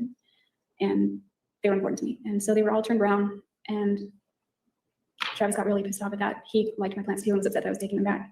And he told me everything I touched turns to shit. So then 2 days later, or a day or three, I don't remember how many days, but it was the same week after this point, I blew up the engine in his car. So I thought he was really gonna lose it then. What do you mean by lose it? Become physically violent with you?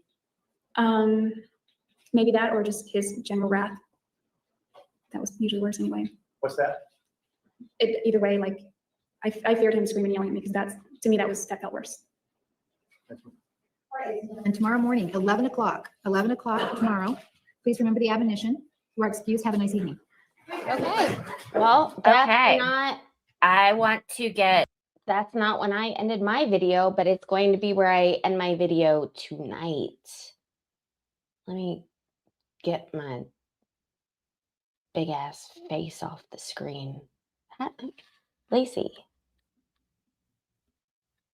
There we go. Okay. So I remember her giving so many details about any and everything. She sold herself out just for that factor alone. Interesting perception. And, oh, I can get my, sorry for the grift. My annual fee for StreamYard is being withdrawn out of my checking account this week. And it costs annually. I'm sorry, this distracted me.